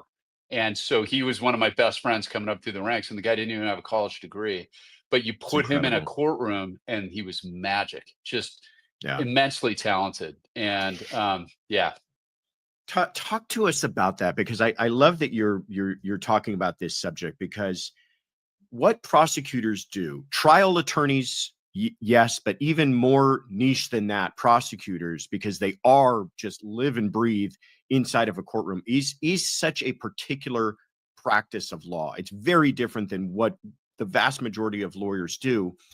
And talk to us too about when you start out as a prosecutor, it's a trial by fire, right? I mean, you were thrown in the deep end and it's sink or swim, and you're going to find out real quick whether or not this job is for you. Walk us through both of those. So I had one of my professors in law school told us that story, and it sounded like he's an older guy and he'd been a prosecutor. And he's like, he goes, it's exactly what you're saying. He goes, it's sink or swim. He's like, they're going to feed you to the wolves. Some people will survive, some people won't. And I thought, and this guy was, they say old men are full of stories, as you and I are becoming older and older, Josh. But, I thought, okay, sure, that's the way it worked, like in the 50s or whenever that guy was a DA for a minute, but it can't really work that way. And dude, you're exactly right. It is. I went in my first trial, a guy named Mike Molfetta, who's about 6 months older than me. Now he's one of my best friends. He was an older DA, and 6 months is a lifetime of wisdom when you're first starting. He is the guy who actually knew where to stand in the courtroom, which I didn't. And literally handed me a file and said, here you go, you're picking a jury in 15 minutes. Don't be late because this judge is an a-hole. And that was it. And I went in, and then that judge, he was super mean to me. It's my first trial, and like, a very experienced, really cool defense lawyer, named Jim Stone. And it was a 23110. I still remember the friggin' code section of the vehicle code because it's burned into my memory. That's throwing an object from a moving vehicle at another moving vehicle. Okay, so who knew? And real crime of the century type stuff. they're crime of the handing you. century stuff. But it was a jury trial. The defendant looked like Right. Richie Cunningham from Happy Days, like all-American guy who was the manager of a supermarket. And my quote unquote victims, they look like a tagging crew. They showed up to court with the baggy clothes, but he Right. threw a bottle of cough syrup at them in some friggin' road rage thing. And I got to do the magic bullet theory from, like, because it hit one of the guys, and he takes the stand and almost tearfully says, all I did was they were chasing me and I just threw it out the window, but it nailed one of the guys in the face and then broke and splashed all over the other guys. So I got to do the magic bullet argument. Like, so it flies through the air and then does a right turn into the window and hits the guy, like, and I wound up winning that. And, but yeah, it's definitely, they throw you to the wolves. And, I don't know why or where my mental health failed me on this, but I really took to that. I enjoyed it. There's an expression that you have to embrace the suck, right? It sucks when you don't know what you're doing. It sucks when you have a mean judge. It sucks when your facts aren't any good on a case. But if you can learn to embrace that in a twisted way and kind of almost like a internal Stockholm syndrome where you kind of like it, you only get better at it. And then when you watch more experienced prosecutors or trial lawyers in action and you see what they're doing and what you're capable of as a lawyer, and then you start dealing with it's a vertical learning curve, but as you get better and better, it gets more and more fun. And you start out with cases like that, which is kind of a big fat who cares. And my plan going in, Josh, is I was going to be a DA for like 3 years and then go out and make money as a civil attorney. Like, I'll get some trial experience, go out into the civil world, make some cash. Like, that was kind of what I was thinking. And what they don't tell you, I almost felt tricked. Like, you get in there and it only gets more interesting, and it goes from being interesting to fascinating. And then you start dealing with some, for us, after 37 misdemeanor jury trials, by 37 jury trials, you've got your style and you're making progress. You're really growing as a trial lawyer. And, by that point, I'd ripped off about 30 wins in a row. And then they move you to what's called the felony panel in Orange County, where all you're doing is generic jury trials. So it's generic felony jury trials. So you don't have to do the filing. It's all post prelim, and you're carrying a caseload of about 60 of those things. And it's all, back then it was a lot of drug sales, felony drug sales, fourth time DUIs, some felony domestic violence. That was right when they began the family protection unit in Orange County, which made it a vertical thing, which I'll get to in just a second. But so then you go from, Dennis used to call it asshole patrol and misdemeanors. Like, you're dealing with asshole bullies, like, domestic violence cases where a thumper is beating on his wife, or like, the bar fight guy or the vandalism guy. They're a-holes. But then you get into the felony panel and you're dealing with those guys as well. But you start dealing with your first actual criminals, the guys that things that matter. Things that matter, where we would do attempted murders in that unit, and we would do some really heavy. I mean, I had a crazy one where it was an attempted dope rip, where it was a drug dealer, and these guys came in. They tried to kill his girlfriend and him, and he was garroted, which is strangled with a wire.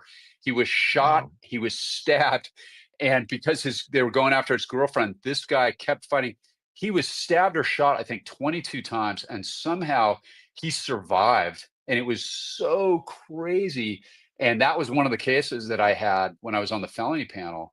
And it was a really bad guy. It was a horrific crime scene. And it was, and I was ready for it because I tried so many cases, and it was a pretty good case. But then, so I tried 24 felony jury trials on the felony panel. I won all of them. I hung one like 11-1 and retried the same guy and got it guilty. But so I was on a streak, and they have an almost, it's like draft for the NFL. The vertical unit heads. So the way Orange County does it, it's different than LA. They, for the really heavy stuff, for the sexual assault, for gangs, or for homicide, or some of the other ones, they will assign it to a vertical unit. So you'll have a prosecutor that comes in at the moment the crime is committed. So they do, the unit heads will sort of vibe out who they're going to get off the panel. And I was a young brash, cocky hotshot back then. And so I wanted to go to gangs, and they put me in sexual assault instead. Again, I think based on a lot of my background with the day rape program. So then I'm dealing with child molesters and rapists, and exclusively, and for a rare change of pace, maybe sexual assault of an animal. So that Oh my was God. How many years in are you at this point? You said you did about 24. How long did it take to go through those 24 different felonies? so I had been, that was 1 year. I did that in 1 year. I did 24 Wow, felony that's jury trials incredible. in 12 By months. the way, Yeah. so everybody listening understands the idea of averaging 2 trials a month is just bonkers busy. Yeah. Like, This I mean, is- because trials, they may take 2 or 3 days, but that's 2 or 3 days of jury selection plus the trial plus preparation and everything else, and a chance to breathe before you're starting the next one. I mean, that's just back to back for 2 years straight. Yeah. So I was hungry, right? So I'm Yeah. young, I'm loving it. The flip side of that people often don't talk about is when you're all in like that as a prosecutor, and I mean, it's a new felony jury trial roughly every 2 weeks. In a weird way, I mean, I was loving my job. I love my boss. I loved the improvement of it, and I felt like I was really honing my craft. But interpersonally, it's brutal on relationships. Man, Right. I was with a wonderful woman at the time. Thought we were going to get married, and I did pretty much everything I could do professionally to be the worst boyfriend ever. I was, when you're trying cases like that, you're missing a lot of birthday parties and celebrations and graduations, and it I, without really realizing it, because I was super eager and fired up, I was kind of laying waste to my personal life at the same time. And then you get into sexual assault, for me, and that is, talk about an impact on relationships. Strangely, Josh, I don't know if you have this experience. The women tend to deal with that subject matter a little bit better than the men. I think they're just kind of better at it than we are, because, and I've had different theories over the years, but whenever you rotate into a new unit, if you're lucky, you've got a buddy. I talk about this a little bit in my book, that gives you the real breakdown on, you get, your boss will welcome you and kind of like show you your office or whatever. But then if you're lucky, you get the real orientation. And that was my first day in sexual assault. My buddy Scott Simmons was like, he told me, he's like, he gave me the breakdown. He's like, Chuck's a great boss. Never file without corroboration. Park over here in the parking lot. It's going to ruin your sex life. Don't miss Taco Tuesdays. And he was, and I'm thinking I'm Superman. But he was right. You're immersed 10 hours a day in the worst, most disturbing aspects of male sexual abuse. And it gets in your head. And at least were you got in dealing mine. with stuff with kids as well? 80 to 85%, it's all sexual abuse of children, right? Like we get occasional date rapes, and I tried a few of those when I was in the unit, and occasional stranger rapes, but it is heaping helpfuls of 288s or sexual abuse of children. And I mean, probably 80-85%. And those are heartbreaking, and they wear on you. So I spent a little less than 4 years in the sexual assault unit. And I had but despite the subject matter, I really did enjoy it. I tried 17 cases when I was in sex, and some of them really heavy duty. And when you're talking about child molesters or rapists, like the sexual predators, the immensely gratifying part about that spot for me was, you just know that with those guys, they're going to go out and do it again if you don't follow. And for the cases you win, you feel like you're making a difference, as corny as that sounds, in the lives of the people who aren't going to become victims. The real prolific sexual predators are, they're guaranteed to go out and do it again. And so when you win a tough one in that unit, you really feel like you've done something good for the community and for people, and you feel good about yourself. And I had some tough ones, and I won some tough ones, and I felt really good about that. And then I got the knock on the door, and it was Brian Brown, my boss's boss, saying that they were moving me to homicide. And Wow. and that was a seminal moment in my career. And the funny thing is, was that the ultimate goal? I mean, it sounds like that's what everybody's trying to work towards, or at least you were. everybody at one point in their career as a prosecutor, I think, is they want to go do big homicide cases. Sure, Right? It's sure. it's the best judges, it's the best detectives, it's the most interesting cases, and that's kind of where everybody wants to wind up. And Yeah.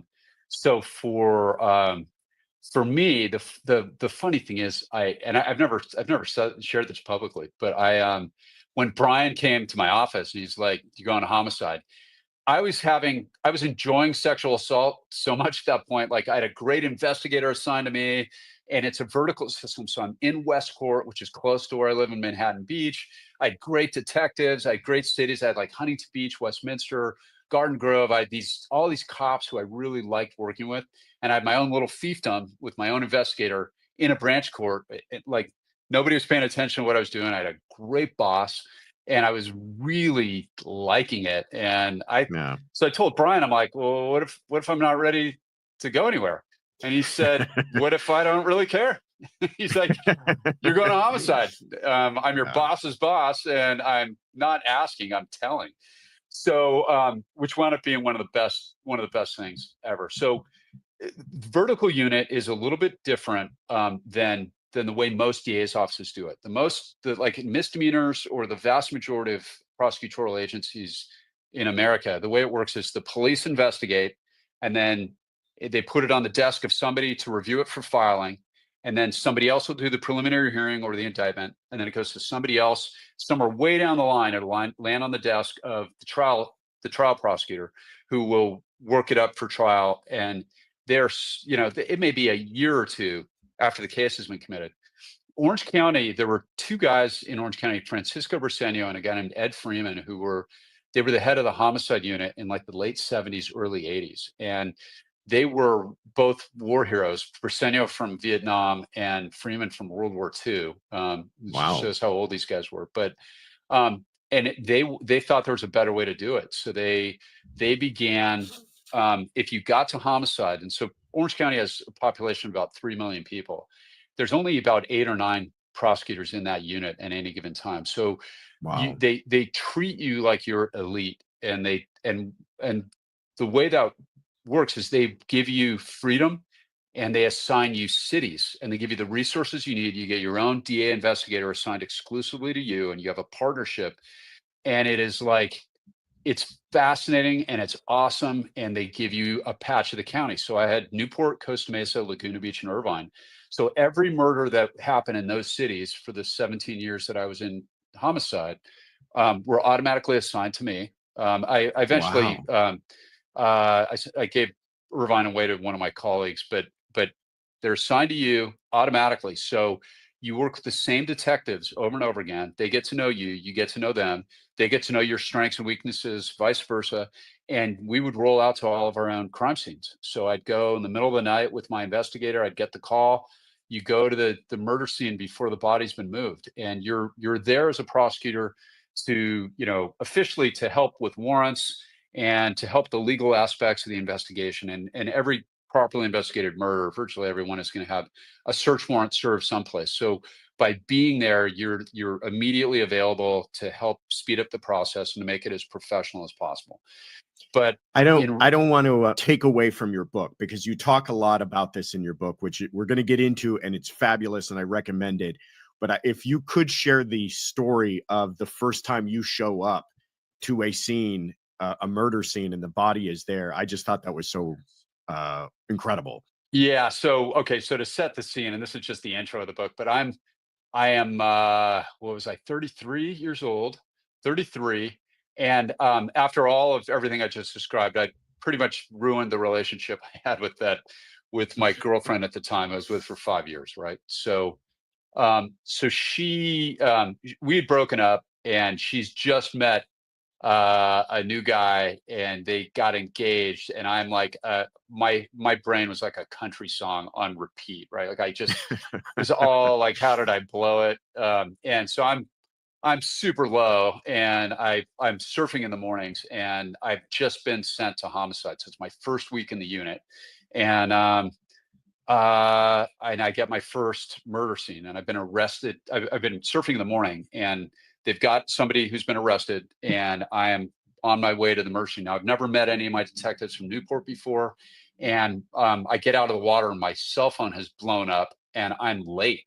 And I'm in Yeah. LA County, so I got to drive all the way down there. So I go straight from the parking lot. So I've got like salt in my hair, like I got my suit on, but I look like I'm 12 years old, and I pull up to the crime scene. It's just like TV. There's the yellow tape, and I've got to talk my way in because I've got a surfboard in my freaking car, and I'm, a wet wetsuit, and I roll up to the crime scene, and I look completely out of place. But what is going on in my head is I'd only seen a couple of dead bodies at that point. I'd been to a funeral, and I saw a woman get hit by a bus when I was a kid. And it's a trope, right? And you see this, over and over again on TV. And what happens to the new guy, right? Like the new guy in every detective series, in Quincy, the new guy always sees the body and does what? The new guy pukes, right? And so I didn't know if that was like a real thing. So I'm walking down, I get past the yellow tape, and I walk up to the front door,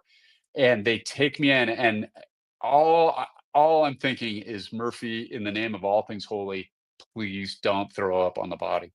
And and I go in, and it literally was like a scene from TV. There's a section of this townhome in Newport, which is beautiful, by the way. So it's got a view of the Newport Beach Back Bay. This is a very affluent community for those who have never been. And I'm walking in, and there's a bunch of cops to my right in a part of the place that's already been processed. Newport now has a command trailer that they'll bring to murder scenes, but back then they didn't. So the cops who don't eat are cops who make mistakes. So they're feeding their guys who are in the corner of this townhome. They've got a pizza out, and I see this, and I remember beautiful white Berber carpet, and they walk over, and I'm thinking, don't puke, don't puke. And I'm with the lead detective, a guy named Dave Byington, who would wind up being one of my dearest friends, and we worked some big murders together. But there at my feet is the dead guy, and he's been shot once in the mouth, once in the temple, once in the back. He's got a graze wound on his arm, and Dave lifts up his shirt, and he's got 2 above his heart. And then he goes to lift up to move the body to show me that he was on his back at the time that he was shot, because both bullets penetrated the body completely, and they're both lodged in this like cherry wood, hardwood floor of the kitchen. This beautiful, I remember how beautiful this place was. And so he wants, because legally your victim being on their back, being shot twice in the heart is hugely significant when you're trying to determine degree. And also there were 2 guns on the carpet next to the body. Like he's on the hardwood floor, but there's the Berber carpeting that borders the kitchen. There's 2 handguns there. One has clearly been shot, and it's a 6-shot revolver, but there's 8 or 9 bullet holes in the place, which is also hugely significant because it means the killer took time to reload. So as all of this is going through my head, also, he's got a knife in his left hand. He's on his back, but he's got a wallet chain going to his right back pocket. And it struck me immediately. It's like, why would a lefty have his wallet in his right back pocket, or why would a right-handed guy be holding a knife in his left hand? Like, and it immediately, and I had no desire to throw up. Like that's not a thing. But it struck me immediately. And then one of the most surreal moments of my entire life, and this part is not in the book, Dave lifts up the shoulder. He like moves the guy. He lifts up his shoulder to show me the bullet holes in the floor, and the guy groans because the air is expended from his lungs, and he's like this, oh. And I'm like, are we sure this guy's dead? Yeah. And then that one. So that's my first homicide scene. The investigation revealed that guy was essentially the boyfriend of a woman who had been she was living with a man in that apartment or in that townhome that they owned together. And he had just broken up with her. He found somebody else, same-sex relationship, actually. So they've been together for 10 years. And he reveals that he's actually gay. So they're not getting married. And then she's dating this new guy whose brother convinced him, we think, to go and break up with her. And so, we thought she freaked out at that. So she murders him. So she's a 42-year-old financial planner with zero criminal history, and she's got a right to bail, right? So roots in the community, there's no evidence she's a flight risk or a danger in any way. And so she makes bail and bails herself out, finds her ex-boyfriend, who she was still living with at the time. So all of this is very fresh.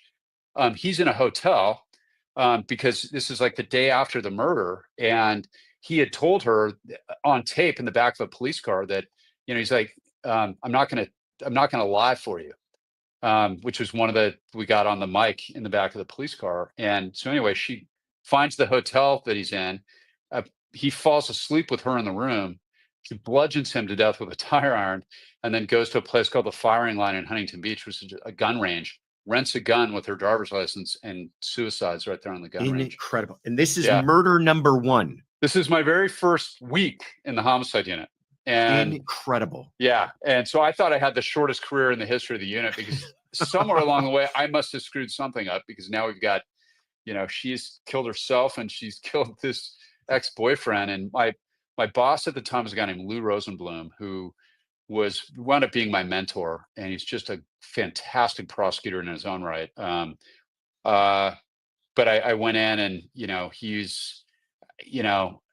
he was so cool about it. He's just like, he goes, look, these are complicated people with complicated lives.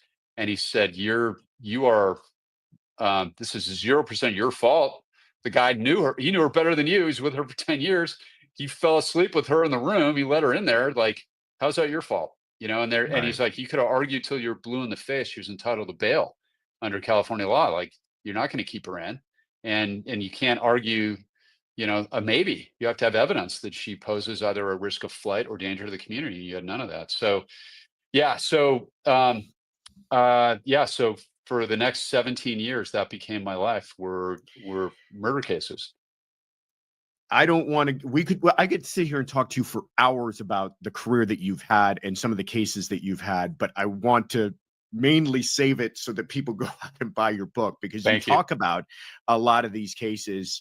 But just to give some folks some of the highlights, you prosecuted Rodney Alcala. He's known as the dating game killer, but it's a much more complicated and far more dangerous man than that, who was a serial killer that had been tried several times and somehow managed to have all of those trials overturned until now you're handling it and finally secure a conviction against him.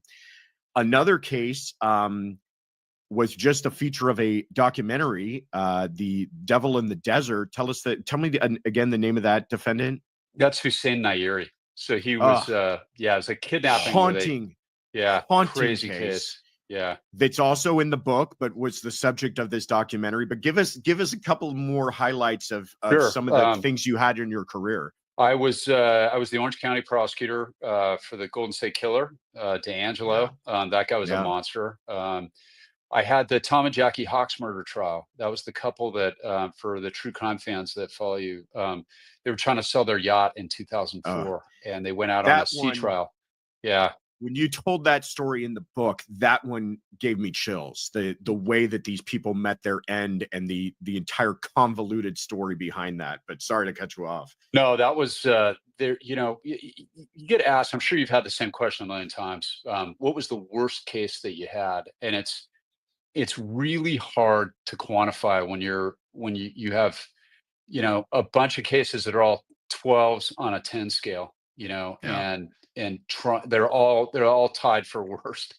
There's but that was one where this really nice couple took a guy out on their boat, actually 3 guys, and there was a guy named Skylar De Leon, who was a child actor, and a pathological liar, and also turned out to be a serial killer under the FBI definition. And yeah, that was an absolutely wild one. And I talk about this in the book, but the interplay between your personal life and your life as a homicide prosecutor it's really interesting how they will often, you'll learn things in your private life that you'll apply to your work, or you'll learn things at work that you will apply to your private life, like how hopefully not to become a murder victim. Right. But it's yeah, it wound up being the longest anybody spent in the homicide unit was 15 years. That was my old boss, Rick King, who's my boss in sexual assault, one of my bosses. And he spent 15 years in homicide. And the really nice thing about Orange County is they let you become a pro. They let you sink your teeth into those cases and really learn how to do them. So they allowed me to stay for 17 years in the unit, and I Wow. only left when I decided to retire, and after 26 years. So you get to, it's not a state bar recognized specialty, but you get to really specialize in your cities, and you appear in front of the best judges. You have almost unlimited resources, the investigations. And after about 5 years, I volunteered to be one of our cold case deputies. So I got to do a bunch of cases that were decades old, including Alcala was one of those. So it was a Huntington Beach kidnapping, but that whole story, Josh, is so crazy, and it's a real it's a cautionary tale as California kind of tacks back towards rehabilitation and early release. There are certain people, sexual predators first among them, that are never going to get better. Right. That are going to keep doing it for as long as they draw breath. And Alcala was one of those guys. He got convicted of kidnapping and raping an 8-year-old girl in 1968. He got and Alcala, by the way, I can't tell the story without.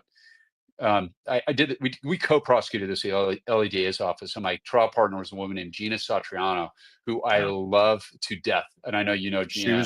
She was my branch head deputy for a while when I was doing felonies. She is wonderful. I love that woman. And so we co-prosecuted that. And Steve Cooley, the old DA of LA County, who was great in my view, he allowed us to combine, because what happened was in 1968, he kidnaps a woman named Tally Shapiro, a little girl, 8-year-old girl. He flees, gets to New York. He was they caught him working at a all-girls sleepaway camp in Vermont. They bring him back to LA. He gets prosecuted in 1971. And the CDC, the California Department of Corrections, released him on parole after 34 months after kidnapping and raping an 8-year-old girl who was in a coma for 32 days.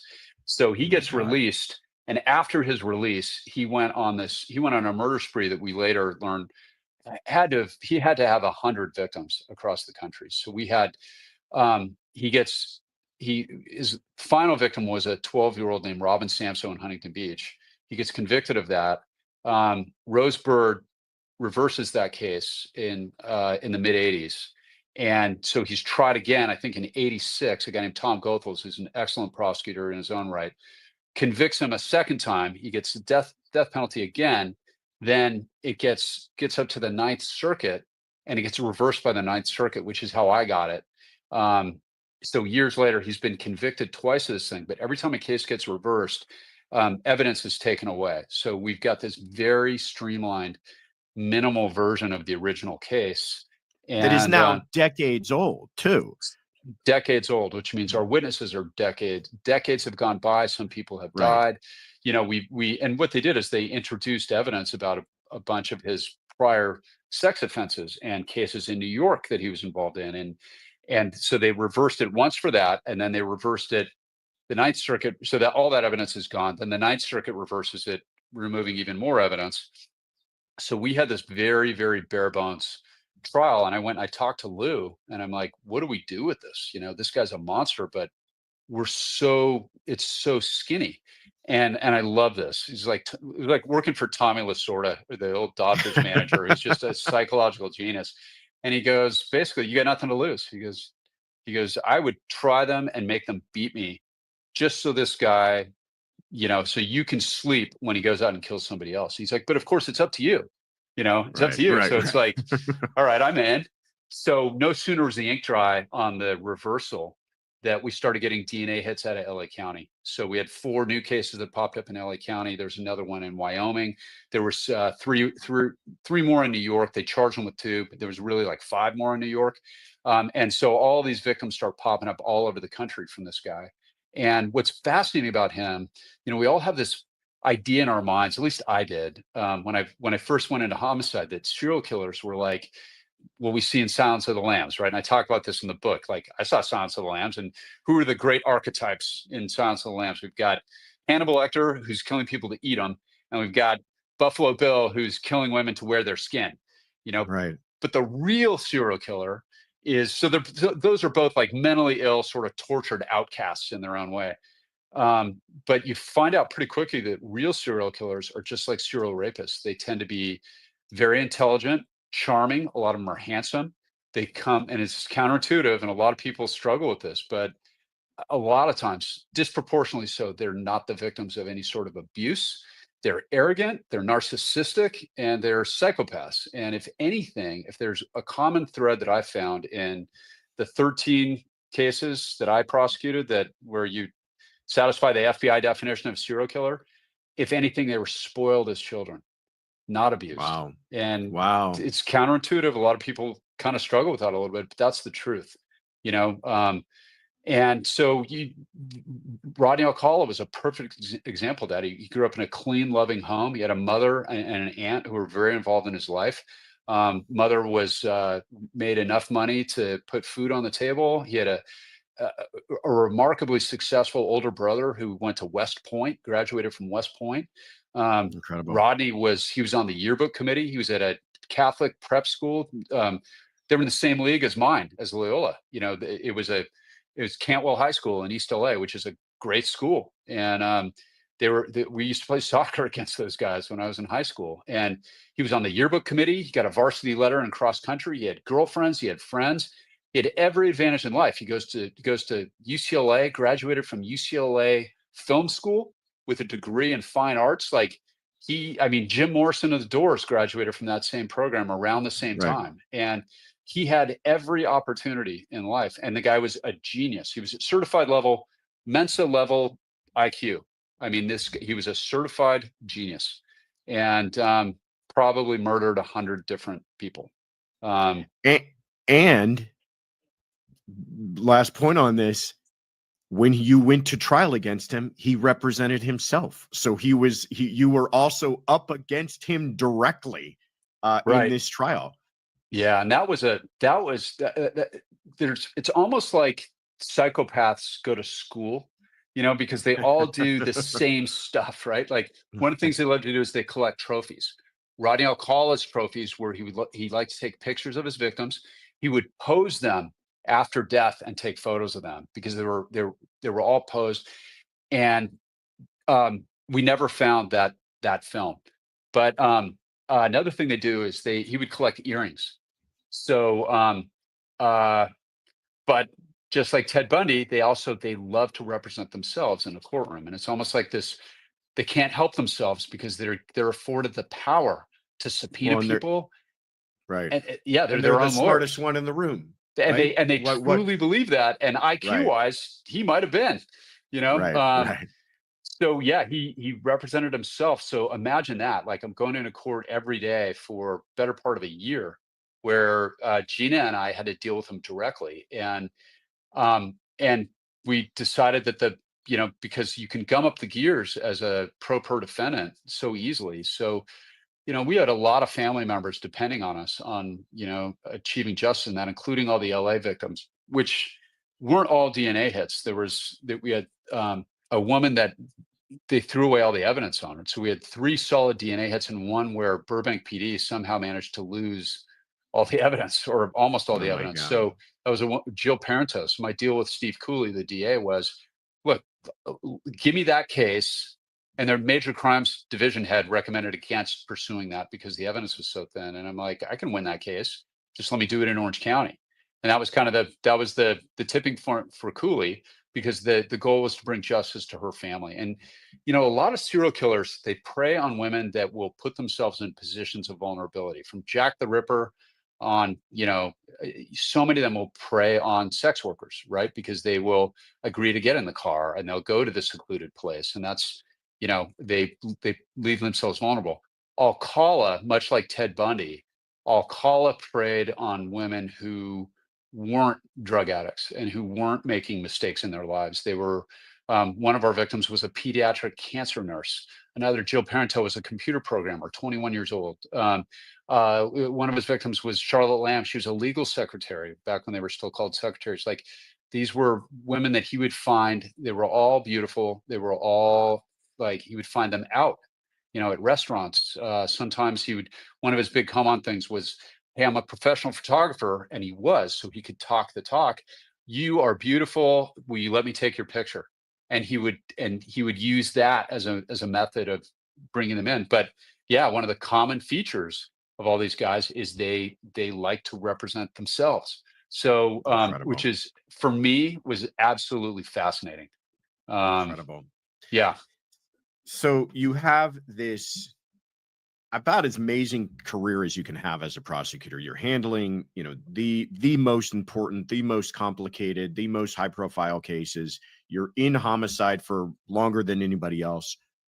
What causes you to say, you know what, I need a change here? Why not just move on to being in upper management? And I'm talking to you today and you're just running the homicide unit yourself. So, you know, it was a combination of a bunch of different things. Number one, Rick spent 15 years in the unit. I spent 17 years in the unit. And, you know, when you go into homicide, you see a pattern of the people that are in there. Either they go in their short timer, they check the box and they do about a year, and they want to do that. They want to rotate out or do other things.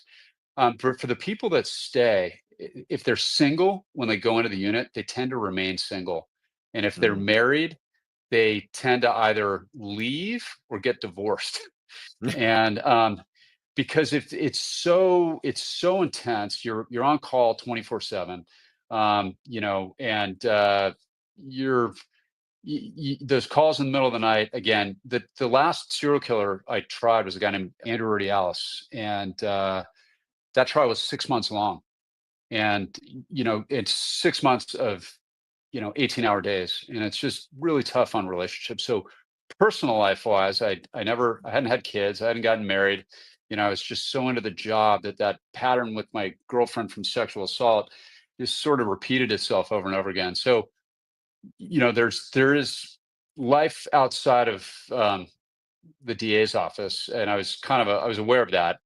I also, you know, I'd done so many high profile cases. I'd made a bunch of friends at different, like, ABC News, who have just been great to me. And they floated the idea of me signing on to be a legal analyst, which was really fun. It looked like a really great opportunity. And then also we had some changes politically in Orange County. The DA that I'd worked under, Tony Rukakis, he lost an election, and there were changes that were being made in the office that I was one of about 144 people, senior people in the office, that decided to leave. And, you know, I had such a good run, and right at the very end, there were some managerial changes that I really didn't like. And so I thought, you know, I'm gonna butt heads with this new regime and wind up back in misdemeanors if I'm not careful, or I can leave. I can get while the getting's good. And also, you know, I'd had such a good run. So I think it was a combination of all those things. I was 52 years old at that point, and it was I thought life after the DA's office looked appealing to me. And plus, it is a grind. I mean, and the weird thing is, though, I miss it every day. You know, I did a thing for ABC where I was leaving downtown LA. There was a shoot in downtown LA, and I'm driving through some, you know, not great neighborhood. This is a couple years ago, and I see the yellow tape, across the street, and you I got felt nostalgic. I felt like one of those old police dogs that gets retired and he doesn't understand why he can't ride with his owner Right. anymore and go out and chase Yeah. bad guys. And I wanted to pull over and see if I could help, so I miss it. But the unit is in great hands. The boss, the current supervisor, is one of my buddies, a guy named Troy Pino, who's one of my colleagues back in the day, and he's fantastic at what he does. And you reach that point. As much as I miss it still, and as much as I love doing it, I wanted to go and experience some other things. So I left. I worked for ABC. I just renewed my contract for the 5th time with them, and I wrote a book, which thankfully is the Audible is we were one of the top 10 downloads in the nation a couple weeks ago, which for the Fantastic. audiobooks, which was really cool to see that. And so it's turning into a best-selling book. And I've been doing a lot of media work out in New York, and so it was time for me to take the next step. But looking back on it, I wonder how life would have been. You can't help but wonder if I'd taken that management route and settled down a little bit and stopped doing the 18-hour days, and maybe I'd have little kids running around my house right now, which I don't have, which I think most of the time I'm probably grateful for, but not always. So there's definitely some sacrifice that goes into being a real professional prosecutor. On the heavy duty stuff, but that said, I don't regret it a bit. Yeah, especially at the level that you were operating too. I mean, there's a lot of people who make their careers as prosecutors and stay there, but they're not doing the kind of heavy duty, heavy lifting, way upon your conscience and mind at all times sort of stuff that you were doing for 17 something years. So, I mean, that's incredibly commendable. I don't think anybody faults you for saying, you know what, I think I need to kind of have a break here and move on to something else. But tell us what that something else is. First of all, you talked a little bit about you're doing ABC News. You're on 2020 all the time. You've got your book. It's called The Book of Murder, A Prosecutor's Journey Through Love and Death. You got a lot of kind of spinning plates going on of things that you're into. Tell us what's in store, more of that, things in the future. Give us an idea of where Matt Murphy goes from now. Sure. So I got to consult on Anna Kendrick's movie, The Woman of the Hour. That was an absolute blast. Yeah. She was wonderful to deal with, by the way. Anna Kendrick, which is about Alcala, by the way, for everybody listening, but it's a kind of alternate universe sort of take on it. Right. It was a mixture of the absolutely spot on, exactly what happened truth, and then some some sort of creative license that I think really added to it, because it's hard to tell a story that long and complicated in 90 minutes, she did a phenomenal job, I thought. And also she was just so much fun to deal with. So they brought me in as a consultant on that. That was a really interesting, good experience. So I submitted a proposal for my second book Congrats. that's going to be making its rounds pretty soon. My literary agent has it right now. And then I practice law. I've got a criminal defense practice. I do a little bit of PI work, but I'm focusing more and more on the defense of police officers in Southern California right now. They need a little help. They're having kind of a hard time. I think post George Floyd.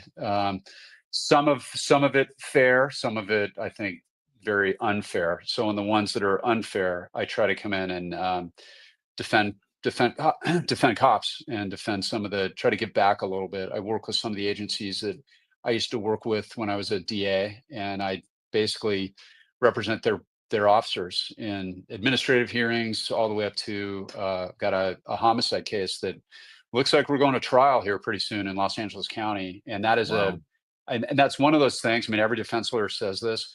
My client in that case is a police officer who shot a gang member who had what looked like a 12-gauge shotgun. It later turned out to be a BB gun. But my client is innocent. He's a factually innocent human being.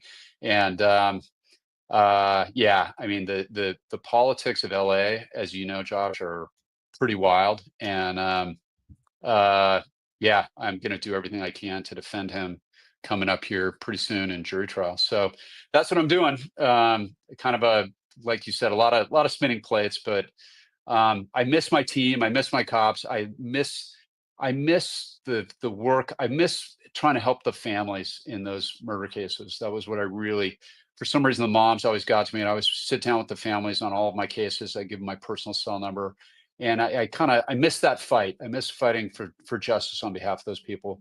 But at the same time, I've got a lot of clients I really like who need my help, and I'm enjoying what I'm doing right now immensely. And I'm splitting time between LA and New York City, where a lot of the media stuff happens. That's where I wrote my book. It's where my agents are. It's where ABC News is. So that's been a really fun thing, spending time in. I mean, I'm a California beach kid, and so being in the big city, that's been a blast. Some of the news organizations they'll pick you up in a car. They'll send a car to you. You got somebody opening the door, to go do live TV analysis, and that's just really fun in the big city. For me, especially like wearing a long coat and a suit, and you go in and some guy's opening your door. It's fun. Most of that is unpaid. Long way away from the roaches in the lights. That's right. Of the DA's office. Yeah, but I've got doormen in my building that I rented a small place out there, and that's fun. The whole doorman building thing is a new experience, and those guys are super cool, and you walk in, hello, Mr. Murphy, and that's weird. It's New York's more formal than LA, but in kind of a fun way. And so yeah, life is very good right now, and I got my practice is thriving. I'm turning away more cases than I'm bringing in.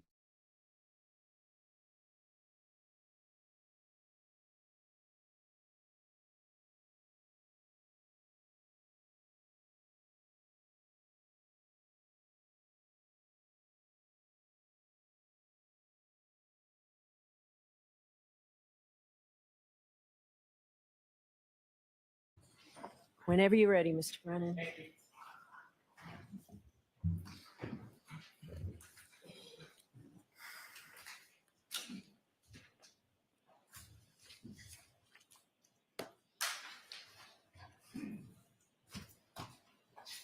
Ms. Gilman, if we could turn to page 6 of Mr. DeSorga's amended PowerPoint presentation.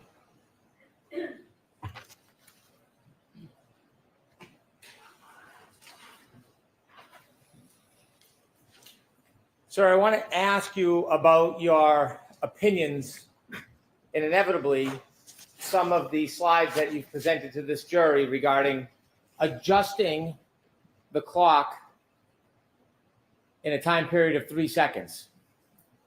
You have given an opinion that there's a difference that you see in the reports between when the defendant's Lexus is powered on and the infotainment system begins, correct? Yes. There's a 3-second difference on the exemplar vehicle between when the power is turned on and then the screen lights up, the ignition, the infotainment system. The 3 seconds I'm referring to is the timestamp in the data from the SD card. So I'm referring to the timestamp in the SD card. It seems that that's coupled to the screen, but I just want to make it clear I'm referencing the data from the SD card. The data from the SD card correlates directly to the infotainment system itself. The date does, yes. Because the SD card is with the other chips part of the board that makes up the infotainment system. Yes. That infotainment system powers the screen that goes on after a user presses the button to start the vehicle.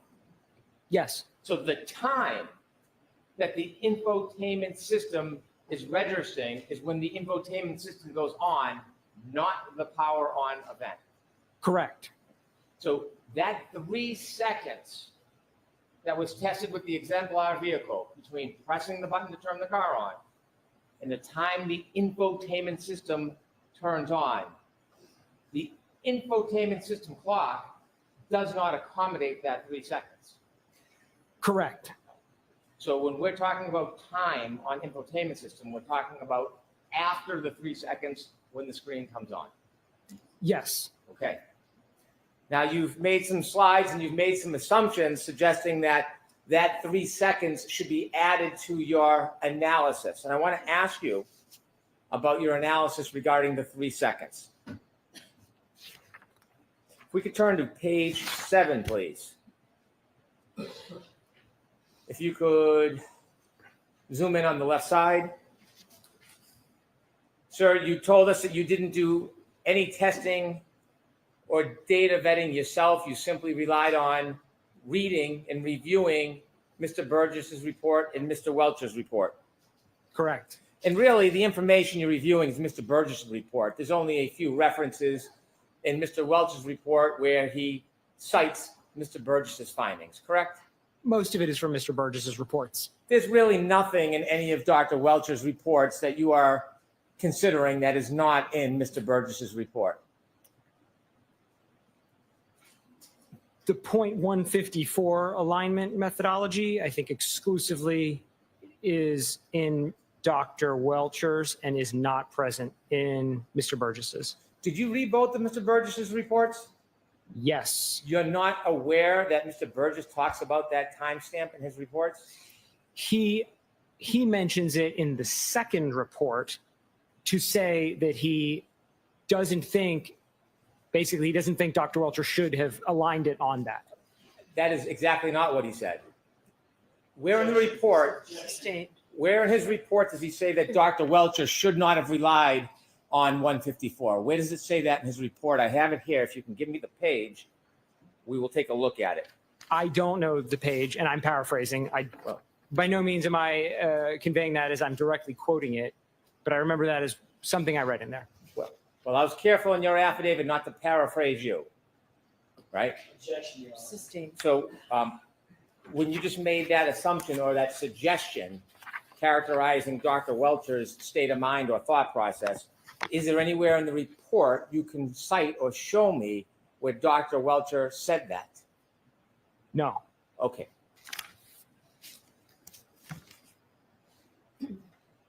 When you read Mr. Burgess's report and you learned that he and others obtained an exemplar vehicle and did this testing, you have no other independent information to suggest that the power on, power off event and 3 second delay is inaccurate, do you?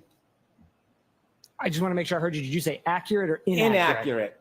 I'm sorry, the fan's on. I'm trying to I know show. that's the only reason I couldn't hear that. So can you state it one more time? I'll rephrase it. When you reviewed Mr. Burgess's report and reviewed the information about his exemplar testing regarding the 3 second difference between turning on the car and the infotainment system going on, you have no other information that you looked at or studied that changes that analysis, do you? No. Now, when you are suggesting, could we shrink that and zoom on the right side, please? When you are suggesting that 3 seconds should be added to the time because of that 3 second gap, do you think maybe you made a mistake in considering it that way? No. The time that you're adding 3 seconds to is the infotainment time, the infotainment clock, correct? Yes. The infotainment clock begins when the infotainment system goes on. We just spoke about that, correct? Right. Which is 3 seconds after the power on event. Correct. So you're essentially double dipping. You're adding 3 seconds that has already been separated because it isn't reflected on the infotainment system. Isn't that true? That's incorrect. You believe that that 3 seconds between the power on and the infotainment system going on should be accommodated extra on top of it. It's not that it's extra. It's because when we're talking about times here, we're pulling a time from the infotainment and we're marrying that with a key on timer from the vehicle control history. Those are separate systems. So if the vehicle control history had its own time, then what you're saying would be correct. We wouldn't account for any delays because then it's already baked into those numbers. But this is a very unique analysis. This is not something I've ever even seen, this type of analysis here where we're comparing a timestamp from an infotainment SD card to a VCH total time. And so the only way to reconcile those two is we have to align them. And the 3 seconds is the alignment between those because the VCH key on timer is going to start as soon as the vehicle is turned on. And that's the 3 seconds. You've never seen this before. I've never seen the approach taken here in this analysis by Aperture. That's what I meant by this. I'll clarify. I have not seen a timestamp from a key on event in a Lexus infotainment used in addition to the key on timer from that same Lexus. You know, Mr. Burgess actually looked at the data, not just the timestamp. You looked at the data. You understand that, don't you? Sure. You did not, did you? Which data? The data for the timestamp on the text stream data. There is no timestamp on the text stream data, is my point. It's a derived value from the key on time, and then added to that is the elapsed time from the text stream. So they're separate. Did you look at the data to make that determination that you're claiming right now? Did you actually look at the data? Yes. Yeah. You looked at the raw data? I looked at, yes, the raw text stream data. The raw text stream data from infotainment, did you look at it? I just don't want to mince it. The text stream data is an independent system from the infotainment, and you said from, so they're not. Did you look at the infotainment raw data? I did. Okay. And did you find a timestamp on the infotainment raw data? Yes. Now, when you added 3 seconds, you were trying to, in addition to the infotainment data, you were adding on the 3 second delay that now you're saying might not even be accurate. Is that fair to say? I don't think I've ever said it's not accurate. I said that in the exemplar testing, they documented this behavior of a 3 second delay. And that needs to be accounted for if you're going to correct the timestamps. However, the caveat I put on that was only with one exemplar vehicle. So it could be that this behavior, the 3 seconds, is unique to the exemplar and would not apply to other similar vehicles. And so that's why I did either nothing or the 3, because there's nothing to support something in between. So you disagree that the clock stamp on the infotainment module begins the run. You believe that there's potentially 3 seconds before when the ignition goes on that should be added to that time. I know from testing other Toyota systems that the key on timer happens almost at the identical time that the vehicle is turned on. That timer starts running basically immediately. But on this case, you don't know anything firsthand because you didn't do the testing yourself. I don't know if it would specifically apply to this Lexus. I know that from other Toyota testing, but And not you're this specific Lexus. I'm sorry, finish. No, I'm clarifying. I do know that from other Toyota and VCH systems that key on timer is basically simultaneous with the key on. I have not tested it on this, and I don't believe that it was tested by Aperture when they had it either. They didn't document the accuracy of the run timer in their exemplar, so we don't know. Well, you don't know that they didn't document that. To be fair, if they did, it was not in their reports. Right. So in this case, you said cars are different, and that's why you're hesitant to accept the fact that there's a 3 second delay. It's a yes or no question. I'm saying we don't know. Had Aperture done testing with a separate vehicle, then we could establish, is the 3 seconds the same or is it unique? We don't know. The answer is we don't know. And so when you're determining that 3 second variance, you don't have any assurance in your own mind whether or not this car, Ms. Reed's Lexus, has a 3 second variance. That's what you're trying to say. That's correct. And that's why I run my calculations with and without it. And the way you would determine that is to actually do testing or look at the data. More testing, I think, is the only way that would be able to be determined. Now let's turn to slide 9. As part of your charts, could you enlarge the left, please? As part of your charts, you took this chalk from Attorney Burgess's report and you made some assumptions about this, didn't you? I'm not sure. Okay. I applied the numbers in his third column to the times. So, I mean, that's the extent of the analysis. When you looked at the first 5 columns, 1:14, 13 a.m., 4:38, 16 a.m., 4:42:06 a.m., 4:45, 12 a.m., and 5:04, 28 a.m. You said on direct examination, oh boy. You said on direct examination that was matching infotainment to iPhone. That's what it says on the chart. So Okay. that's probably what I said. I don't Well, remember specifically, but that's what the Is chart that- says. Is that your opinion that those first 5 columns are matching infotainment to iPhone? The chart says infotainment call timestamp in column 1. It says O'Keefe iPhone call timestamps in column 2, and then it says offset. So I'm taking that at face value.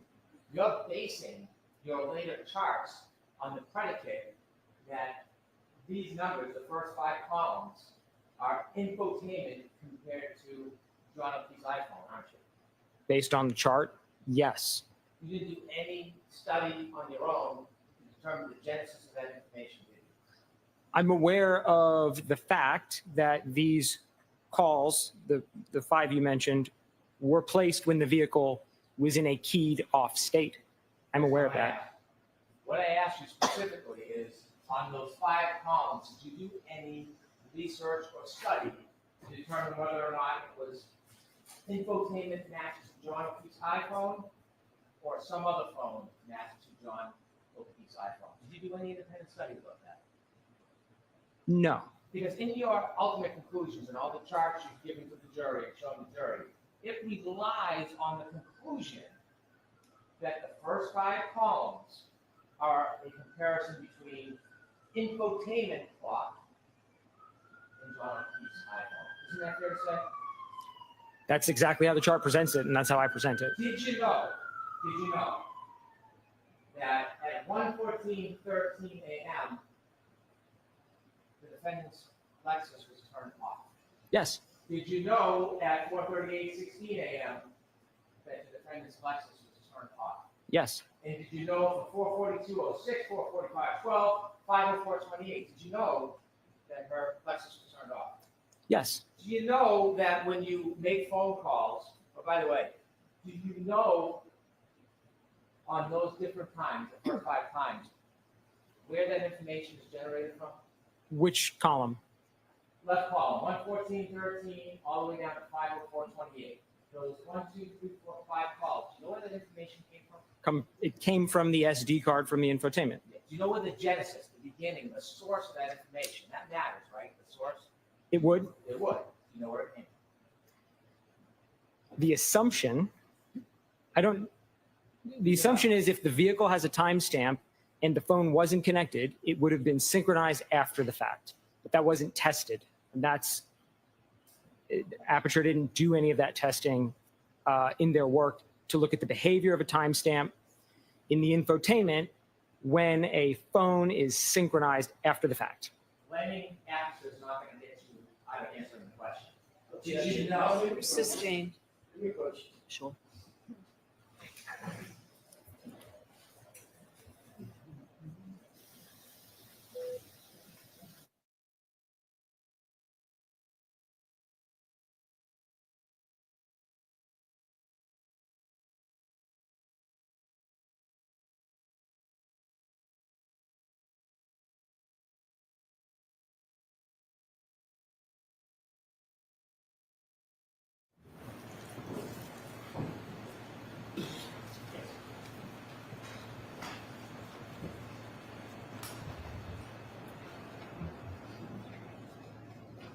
Do you know the genesis, the source of those 4 numbers?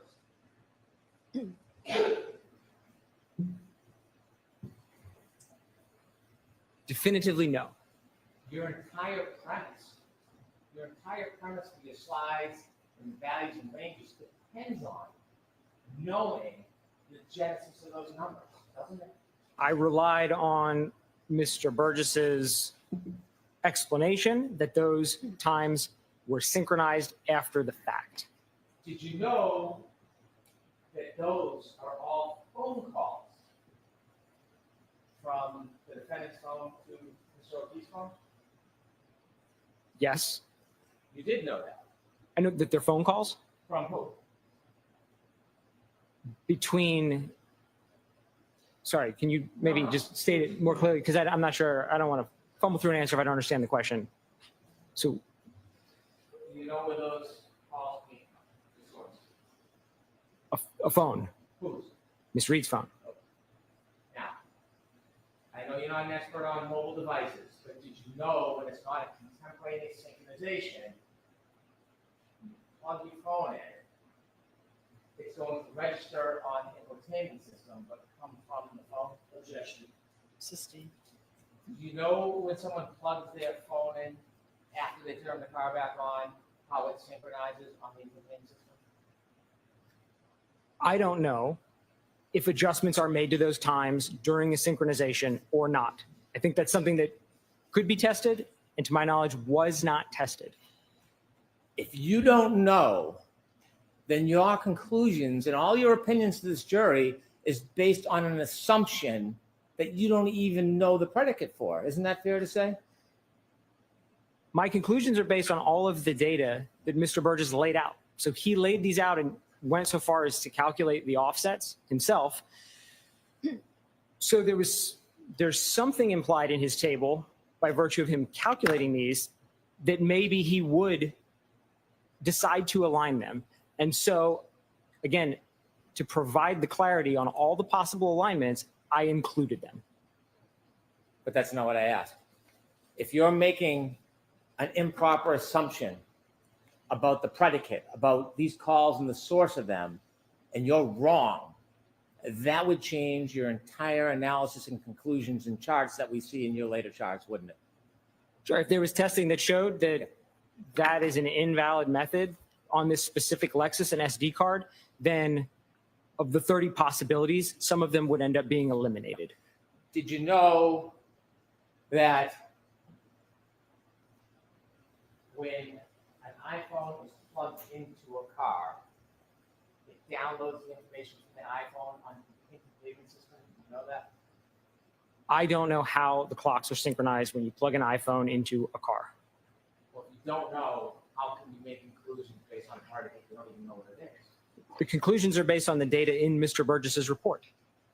I know you're not an expert on mobile devices. Objection. But So I'm going to strike that. Go ahead and ask your question. I apologize. If you have two different devices, a Lexus clock, an infotainment system, and an iPhone, you would agree that it's not unexpected to be variances, correct? Correct. When you're comparing two iPhones, do you have an opinion, do you agree that you'd expect the variance to be very small, iPhone to iPhone? I don't know. Have you ever studied that before? Two iPhones? Yes. No. So as you sit there today, you don't have any expertise, any education, any knowledge about how closely two iPhones would sync with each other? No. Do you see in the first five columns the numbers are small, 22121? Yes. Would you agree iPhone to iPhone using the same source of time is generally going to be within 1 or 2 seconds of each other? Objection. Sustained. Do you have any opinion about whether iPhones to iPhones will generally be within 1 to 2 seconds of each other? Objection. You can ask if there's an opinion. Do you have an opinion on that? No. Next question. If the first 5 calls are iPhone to iPhone rather than infotainment to iPhone, you agree all of your assumptions and conclusions are inaccurate. They're not iPhone to iPhone in the sense that column 1 came from the infotainment. The values were read from the SD card. So there's an assumption baked into what But you're saying that when a phone is synchronized, the infotainment assumes the times of the phone, but we don't know whether the infotainment would adjust those times to its own clock or not. You're speculating now, aren't you? We don't know. It wasn't tested. I don't know is the You answer. don't know. I don't know. You don't know. I do not. Okay. Don't say we don't know. You don't know. Sustained. So this is iPhone to iPhone. Then your assumption on the first five, 122.121. If they're iPhone to iPhone and you're wrong about the fact it's infotainment to iPhone, your assumptions and conclusions are inaccurate, aren't they? I'll allow this. If the title of the first column had iPhone in it as well, then I would not have used it in my analysis. But that's not the question. I appreciate that. My question is, if those first five calls were iPhone time to iPhone time, and you mistakenly analyze them as infotainment time to iPhone time, then the rest of your assumptions and charts would be inaccurate, wouldn't they? Objection. Sustained.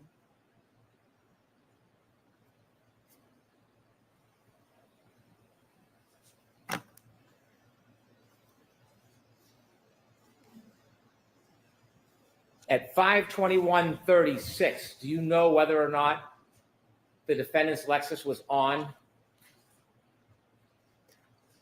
I don't recall if that one was an on or an off point. I don't want to guess. I don't recall.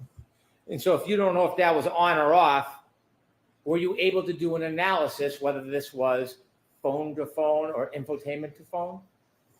No. 5:30:31, do you know if the defendant's car was on? That one I know the vehicle was on. That's one timestamp on the infotainment system, 5:30:31, correct? Correct. And then in the O'Keefe iPhone call timestamps, there are two different numbers, 5:30:15, 5:30:52. Yes? Yes. Right. And do you appreciate that that is two separate calls, or do you think it's something different?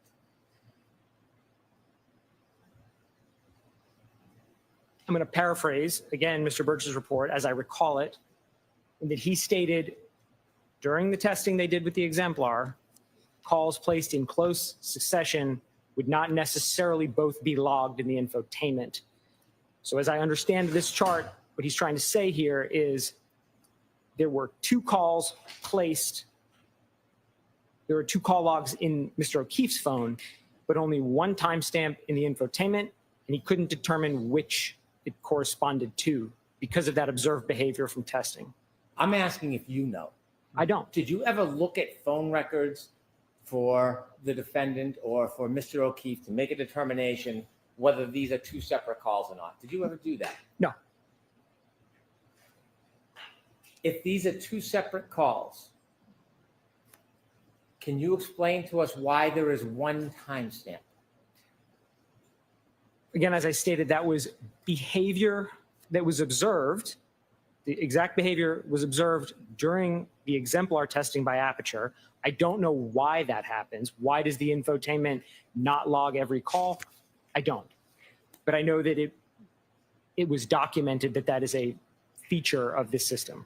This information was not taken from the exemplar vehicle, was it? This table, no. No.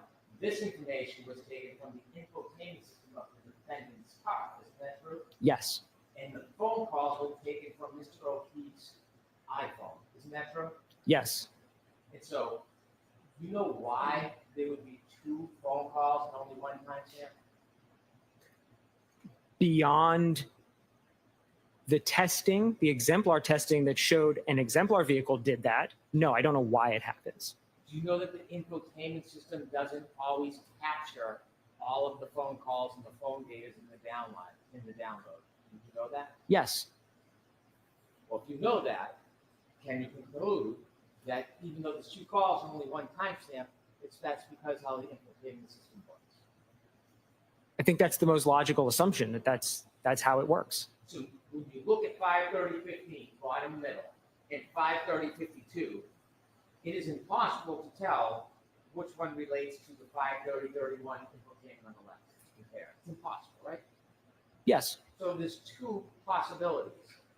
Yes. One is that you have a difference, a disparity of 16 seconds.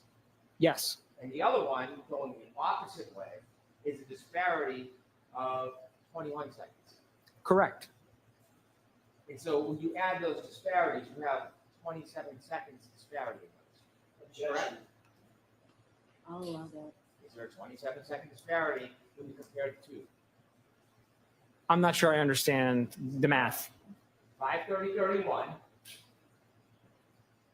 is 16 seconds different than 5:30:15 on Mr. O'Keefe's phone. Yes? Yes, 5:30:31 is 21 seconds different than the 5:30:15 phone call. Yes? yes, And the difference is cut each way, one's minus, one's plus.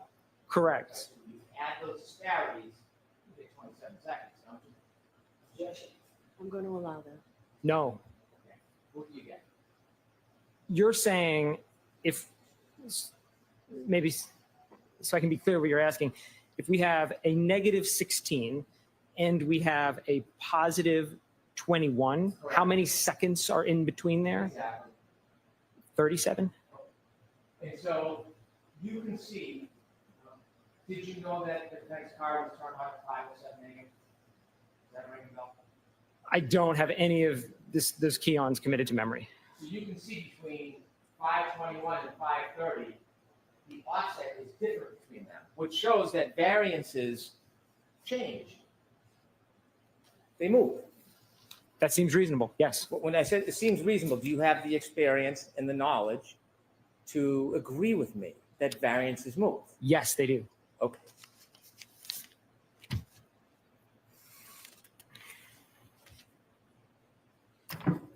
If those first 5 calls were iPhone to iPhone rather than infotainment to iPhone, would you agree they should not have been considered in your analysis?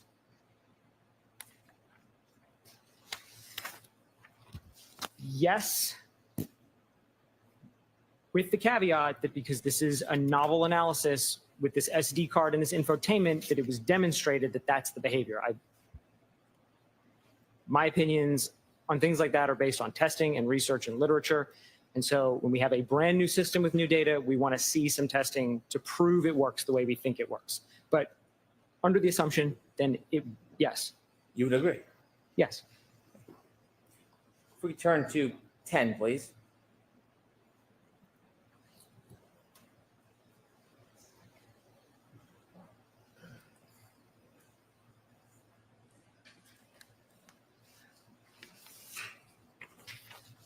Given, could you zoom in a little, please, on the left?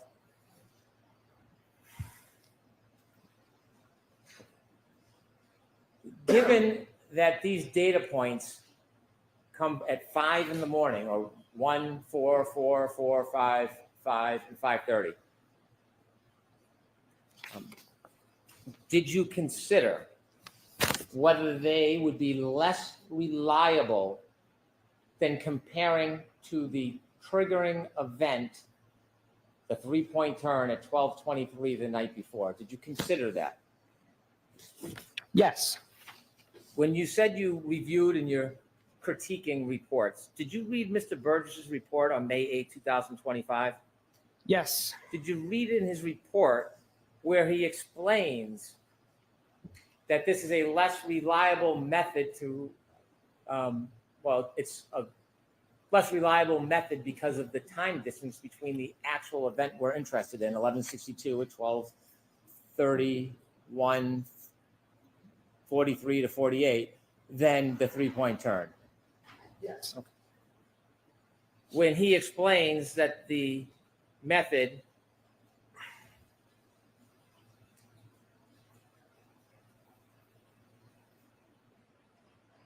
of using 5:21 and 5:30 on January 29, 2022, he explains about how the information is stored in the infotainment system when it's powered back on, doesn't he? I'm not sure. Well, do you remember when you were reviewing his report that he explains the available call log correlation is restricted to a time frame between 5:21 and 5:30 a.m. on January 29, 2022, when the vehicle was powered on. All other calls stored in the infotainment module occurred while the vehicle was powered off. indicating those entries were synced from Miss Reed's iPhone upon reconnecting to the system on the morning of January 29th. You considered that when you decided or formulated your critique, didn't you? Yes. This further indicated that the associated timestamps for those calls originated from Miss Reed's iPhone. Did you read that? Yes. Relative to those first 5 columns, correct? Yes. This behavior was previously documented in the initial report, which is the January 30th report. Yes? Yes. You shrugged. I mean, I don't want you just to agree with me. Do you remember it was in the January 30th report? I don't remember how he phrased it specifically. But I think there was somewhere around there where he noted that some calls were placed while the vehicle was off. I think that's basically what it said in the first one. I don't remember specifically. Okay. Do you agree generally, or can I give you the report? You can look and remind yourself. I want to get your best memory on this. Sure. What would you like me to do? If you'd like me to look at it, I'll look at it. Sure. Do- Do you do have a you copy? have Or the- would you like me to bring it Do you to have the reports with you, sir? Later on. Okay. Do you have an extra copy for him, Mr. Brennan? Mine is marked. I want to show the mark. Let me see if I can get a clean copy from the witness. All right, January 30th. That's mine.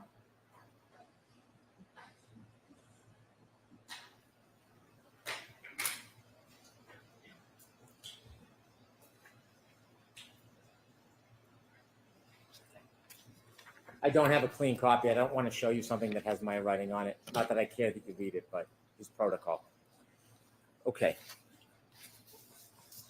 In discussing why this is not an effective way of matching the time, did you consider in his May 8, 2025 report, when he's talking about this method, when he says, as a result, this method yields a single reference point for potential alignment? Yes. And when Call he's logs talking- are discrete points. I'm sorry? The call logs are discrete points for alignment. Is that? As a result, this method yields a single reference point, which is referring to the 530-31. I don't know. It sounds like it, but I don't know. From the 5:21 a.m. to the 5:30 a.m. window, a clock speed of approximately -8 and -16 plus 21 seconds were observed between the Lexus clock and Mr. O'Keefe's iPhone clock. Consider that. Yes. This offset is measured approximately 5 hours after the time of the collision and cannot be assumed to apply to other time frames stated in the initial report. Objection. I'm going to allow it unless, do you have, I'll see Counselor Tadmar.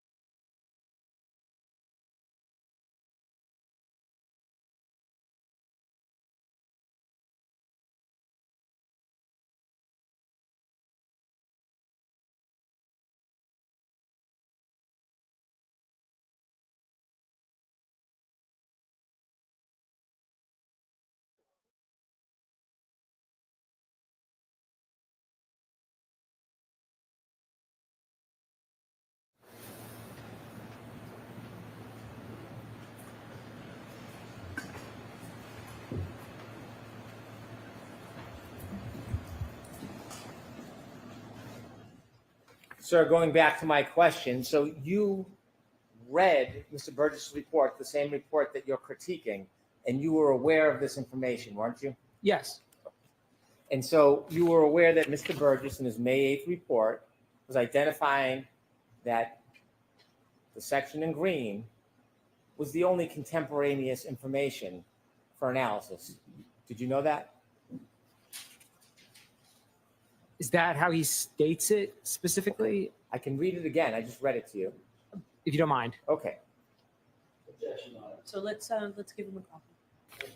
I'm sorry, Your Honor? Let's give him a copy. Does he have the clean copy?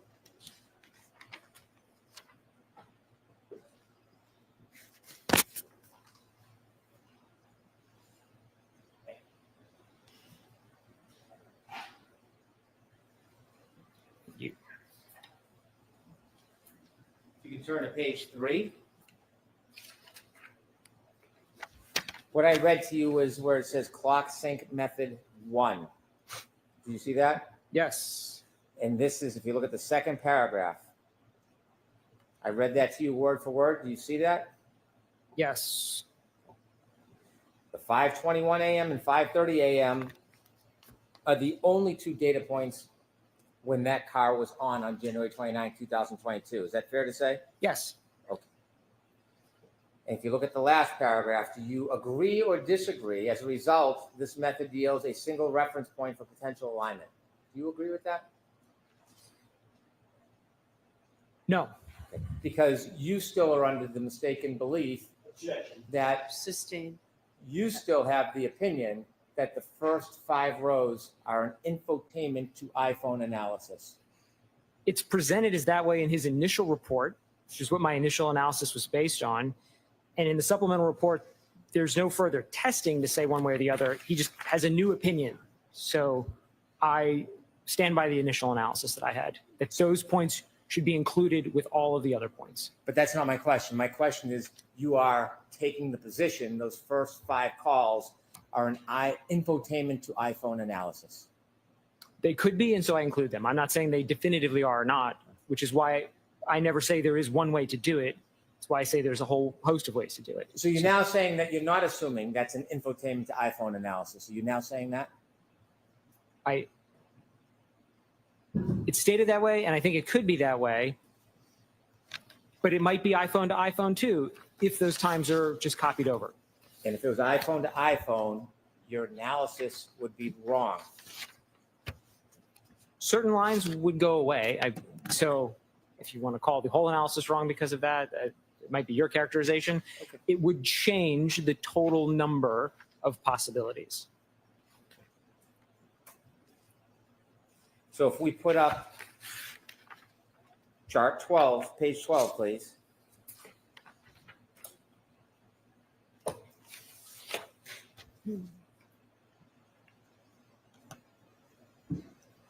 If you were wrong about the infotainment to iPhone analysis and those first 5 should not be considered, which part of your chart would now be wrong? What do we have? 12 lines on the chart? I'm sorry? Yeah, we have 12 lines on the chart. If we decided to eliminate the lines that are based on the calls when the vehicle was off, we would be left with 4 lines on the chart.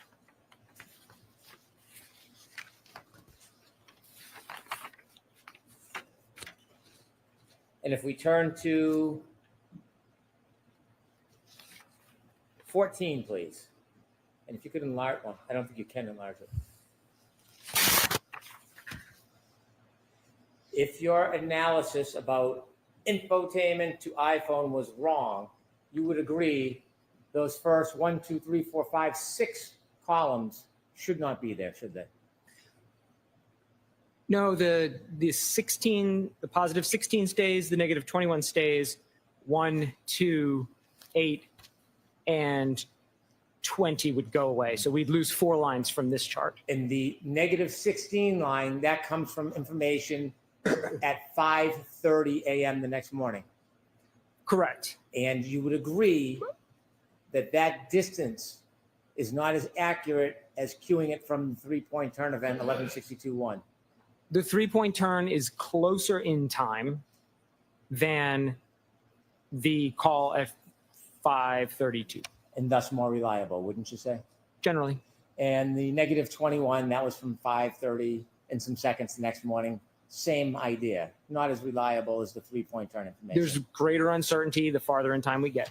So when we turn to the 3-point turn information, you mentioned in Dr. Welcher's report that it was noted that the timestamp 154 was the end of the 3-point turn event, correct? That's how he states it. And then more information was provided when Mr. Burgess then broke down that 154 timestamp, correct? Correct. And when he broke down the 154 timestamp, he actually wrote a report about it, didn't he? Yes. He didn't just have it in his head. He put it on paper for all to see, yes? Yes. And in that report, not only does he break down the data, he also shows a visual of the actual data on a map, doesn't he? He does.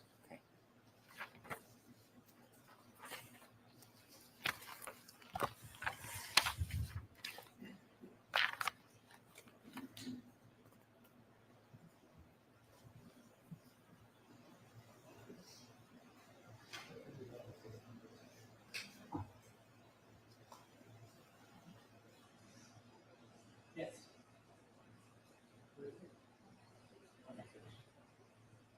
Exhibit 192A.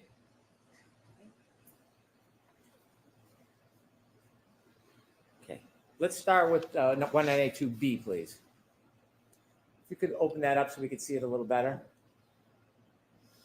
When you look at the data he actually broke down, do you agree that instead of at the end of the 3-point turn event as timestamp 154, that actually is at the beginning of the 3-point turn? Do you agree with that?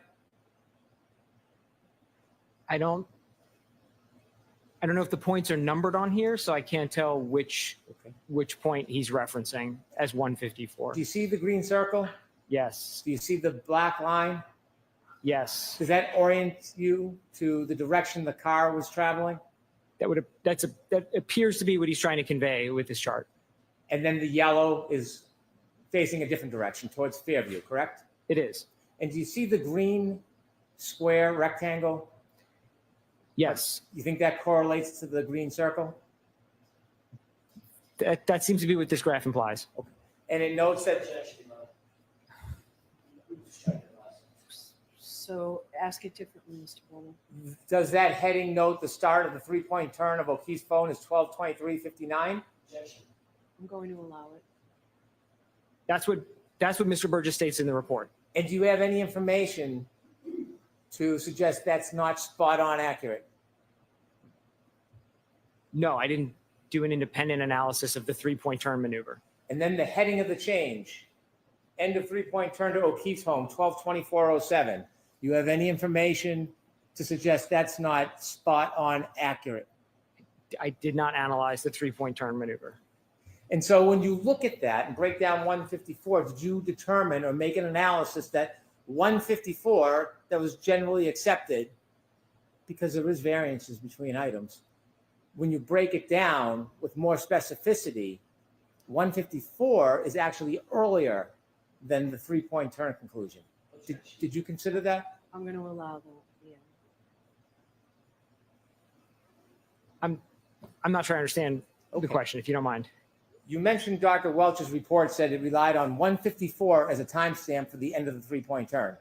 Yes. Based on Mr. Burgess's May 8th report, and based on the data which you don't contest, you now agree that 154 was not the end of that 3-point turn. It was at the beginning. Based on how Mr. Burgess presents it, I didn't do an independent analysis. So I'm not on one side with Mr. Burgess or one side with Dr. Welcher. They present independent methods. Are you suggesting in any way it's inaccurate?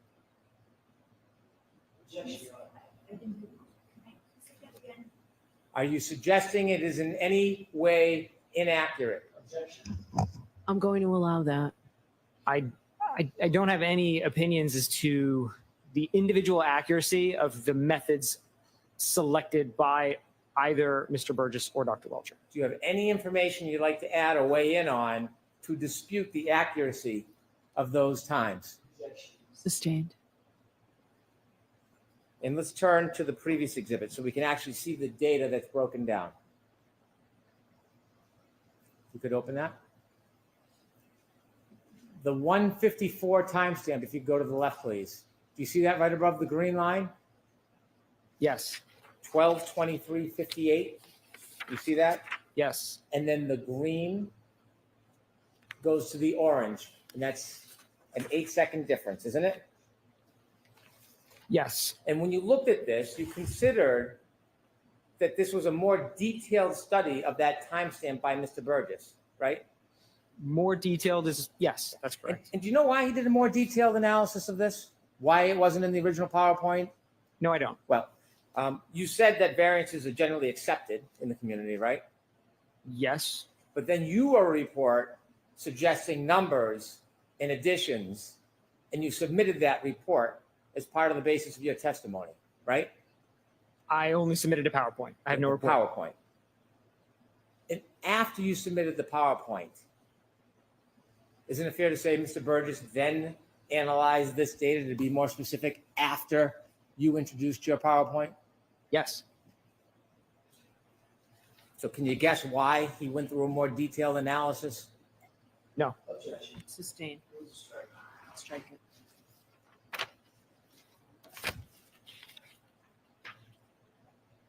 In the final exhibit? Let's go back to the data.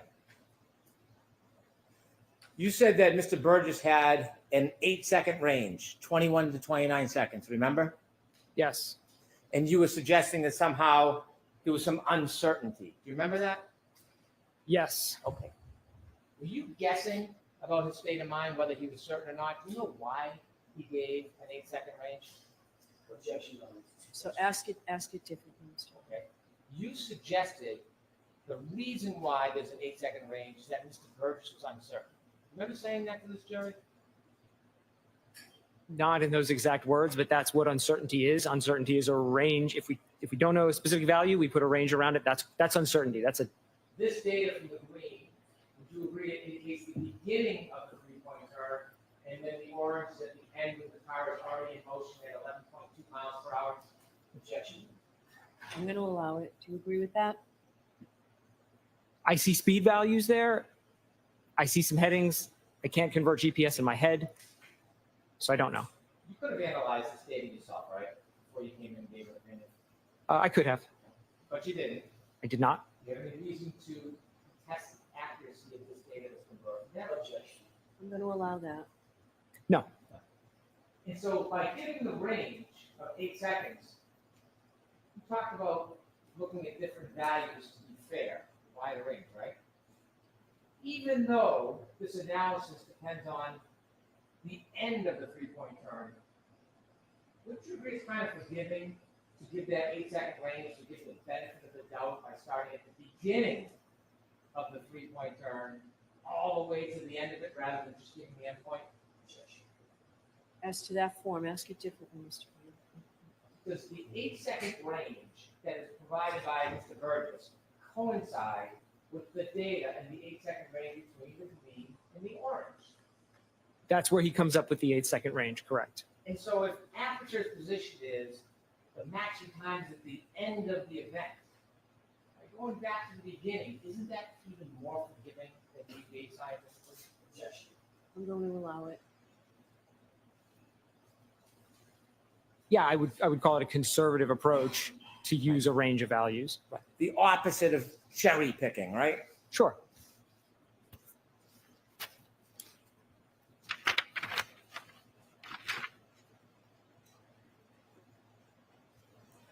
Do you have an opinion to a reasonable degree of forensic data certainty about whether text stream data provides data reflecting whether a collision actually occurred? No. in your opinion, to a reasonable degree of forensic certainty, is the tech stream data would not reflect the collision, correct? That's not what I said. I don't have an opinion. And you know that there can be collisions or touching between vehicle, and it's not going to appear on the tech stream data. You know that, right? It's possible. It's possible. Did you know that the defendant's vehicle at 5:07 a.m. on January 29, 2022 bumped into a different car? Yes. Do you see that reflected on the tech stream data?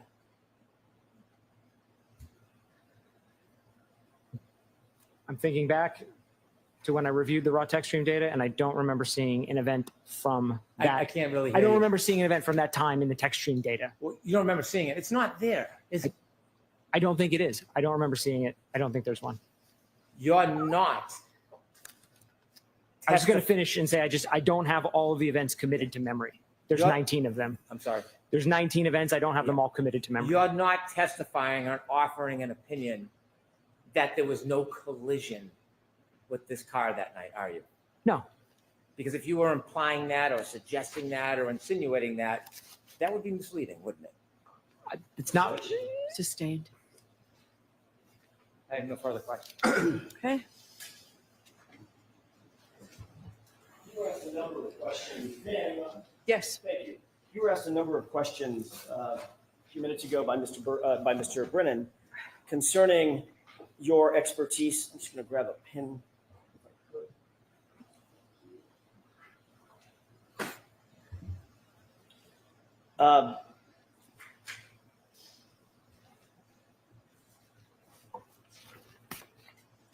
Specifically, you were asked about your expertise regarding mobile data devices. Mobile devices and their data, correct? Yes. And were you being truthful when you indicated that you were not an expert in Yes. that field? Were you being truthful when you indicated that you have a certain expertise in EDR data? Yes. Were you being truthful when you indicated that you did review Mr. Burgess's data and Mr. Welcher's data as reflected in their reports and PowerPoints? Yes. Were you being truthful about your credentials? Yes. Have you ever lied about your credentials? No. You hold a bachelor's degree Yes. and you hold a master's degree. I do. You ever lied to anybody about that? No.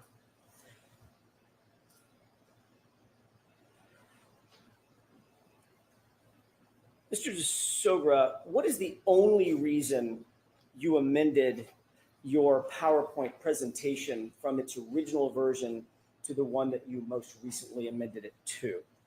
To include the additional analysis and data points from Mr. Burgess's supplemental report, the May 8th report. I'm sorry, I interrupted you. Go The ahead. May 8th report. So you amended yours because he amended his. Correct.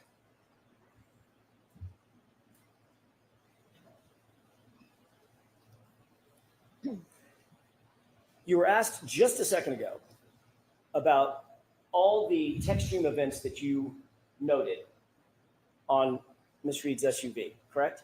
Yes. Mr. Brennan asked you about a specific tech stream event at or around 5:07 in the morning, and whether you had something like that committed to memory, correct?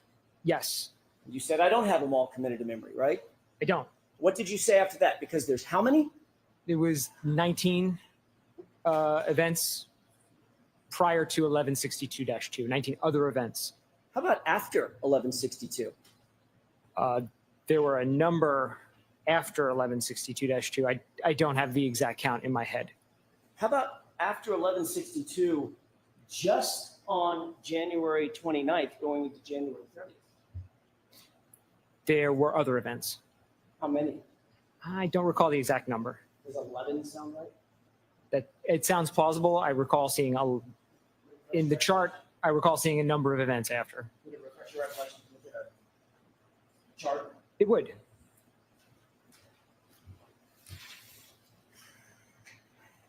Thank you.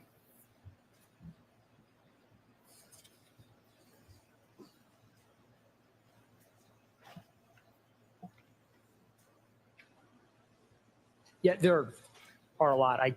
I would have to really use my finger to count them all. Okay, more than 8, Total after 1162-2, only on the 29th.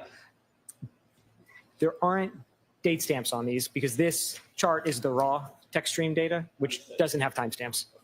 Safe to say there are many, correct? Yes. Mayor, approach. Yes. And again, this goes back to a question that you were asked by Mr. Brennan. I want to follow up on. In no instance were any of those related to a collision, to your knowledge, correct? Objection. Sustained. Were any of those that you reviewed at any time, the lifetime of the vehicle, related to a collision? None of them were triggered by a collision. Thank you.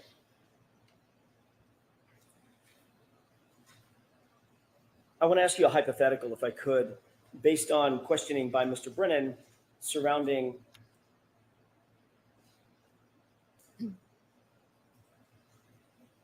the 12/32/09 lock event. Do you remember him asking you about those questions, about that event? Yes.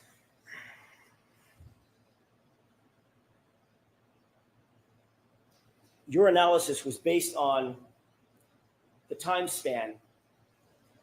Let me rephrase that. Was your analysis based on Mr. Burgess's and Mr. Welcher's analyses together of a span of time between the 1162-2 text stream event or trigger event and the lock event at 12/32/09? Objection. So the question is that what he's considering?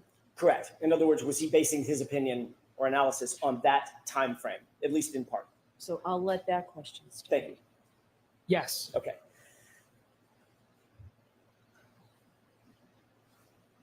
If you were told that there was another interaction phone event on John O'Keefe's phone at 12/32/16 in the form of steps taken, 36 steps over the course of 83 feet, would that change your analysis or opinion in any way? Objection. I'll allow that in that form.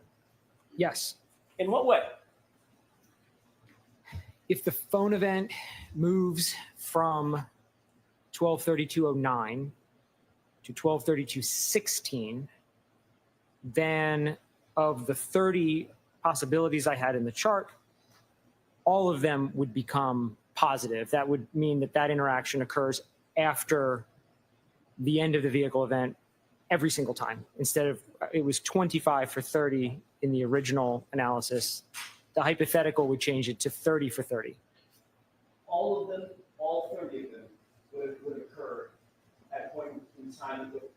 Let me rephrase that. All of them would reflect a scenario in which the phone interaction took place after the trigger event. That's correct. Thank you.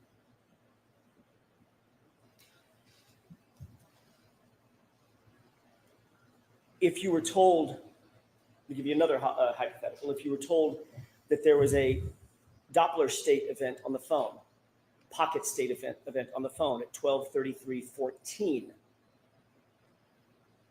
would that impact your opinion in any way? Objection. Sustained. You were asked several questions about what you believed Mr. Burgess may have gotten wrong in terms of his original report and one of his original analyses dealing with bits and bytes. Do you recall that? Yes. Did Mr. Burgess, Hold on. of course, You need to, we have to turn the fans off.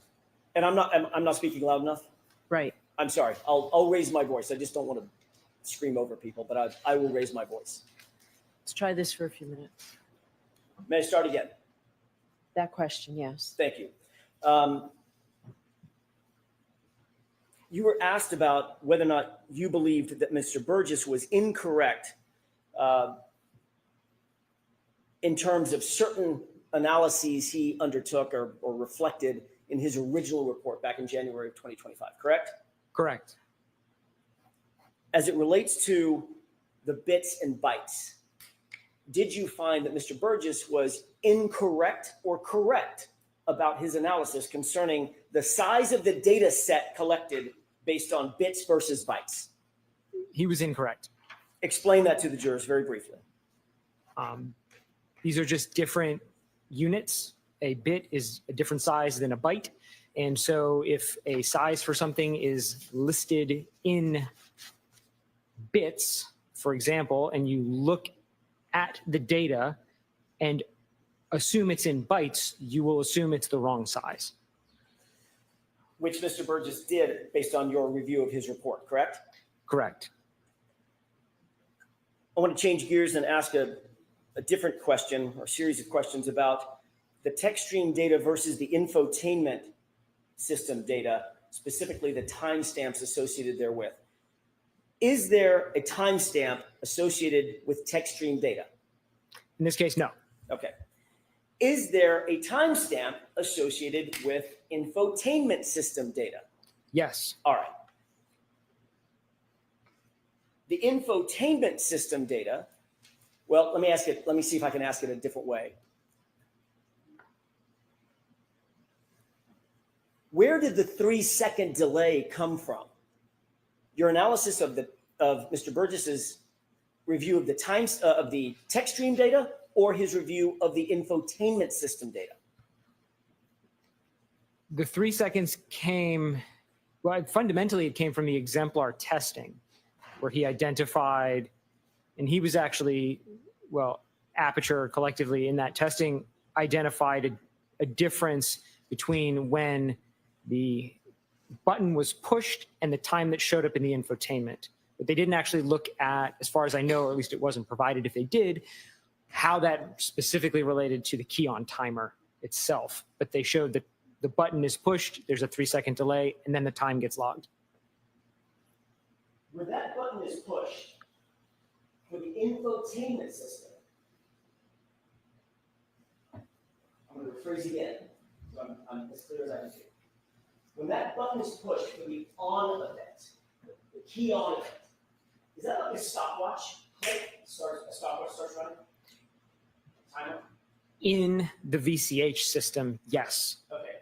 Separate and apart from the VCH system, is there an infotainment system that also has a timer or a clock on it? As a clock, Are those two things independent of one another? completely independent.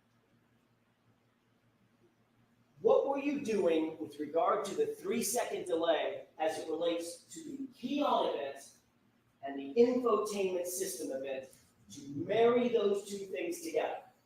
Right. I'm making the adjustment, or proposing that adjustment can be made, because the key on timer is going to start generally as soon as the vehicle powers on.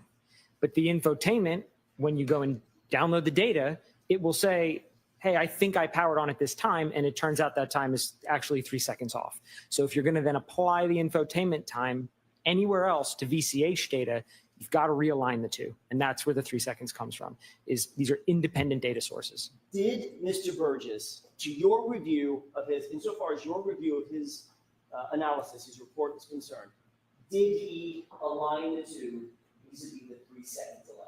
No, he did not.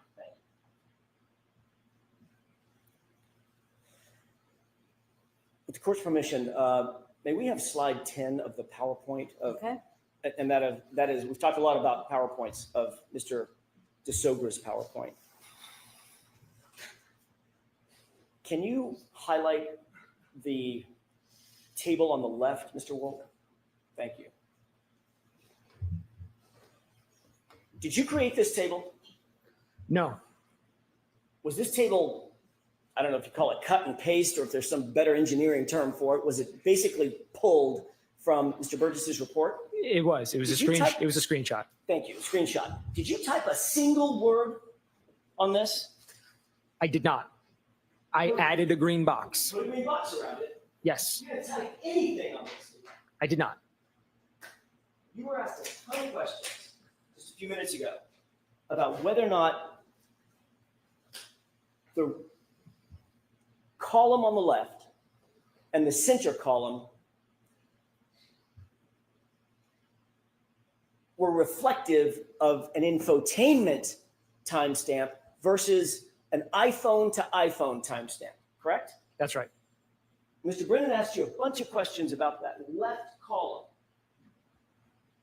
being an iPhone timestamp, at least the top 5 rows of it. 1, 2, 3, 4, 5 rows of it. Remember that? Yes. Read the name that Mr. Burgess labeled that column.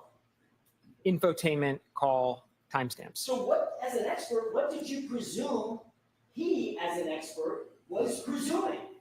Objection. Sustained. What did you presume that meant to you, just to you?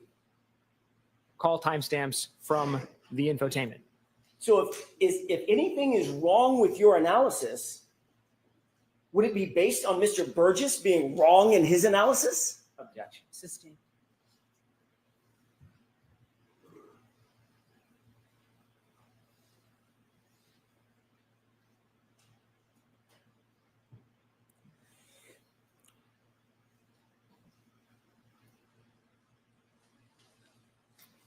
May I have just a moment, Your Honor? Sure. Do you need the light on? I don't. And we can pull that down.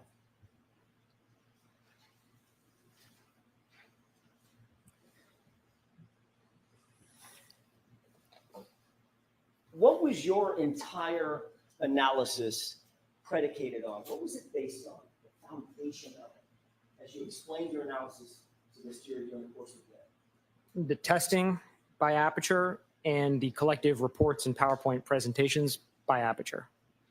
That would be an initial report by Mr. Burgess, an initial PowerPoint by Dr. Welcher, and a supplemental report by Mr. Burgess. Did you change any of their data? No, Did you change any of their analyses? no, Did you explain their analyses? yes. Sustained. Ask it to. Sure. What were you trying to do in terms of your presentation, in your PowerPoint, and your presentation to this jury? There were a number of different methodologies presented across all of those reports and PowerPoints, and sort of all in different places. So my goal was to bring all of them into one place so we could look at the totality of the data. You were asked whether the genesis of your analysis relies on knowing the source of the calls, correct? Remember being asked that by Mr. Brennan? Yes, The actual genesis of your entire opinion is based on Mr. Burgess's and Mr. Welcher's analyses, correct? that's correct. You were also asked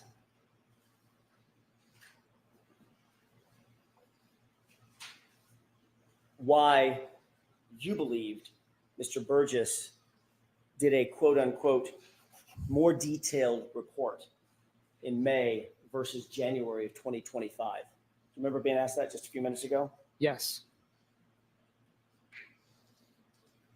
When you presented your analysis, your math, based on Mr. Burgess's January 2025 report, how many of the scenarios indicated, based on his data and his analysis, that the lock event occurred after the texting?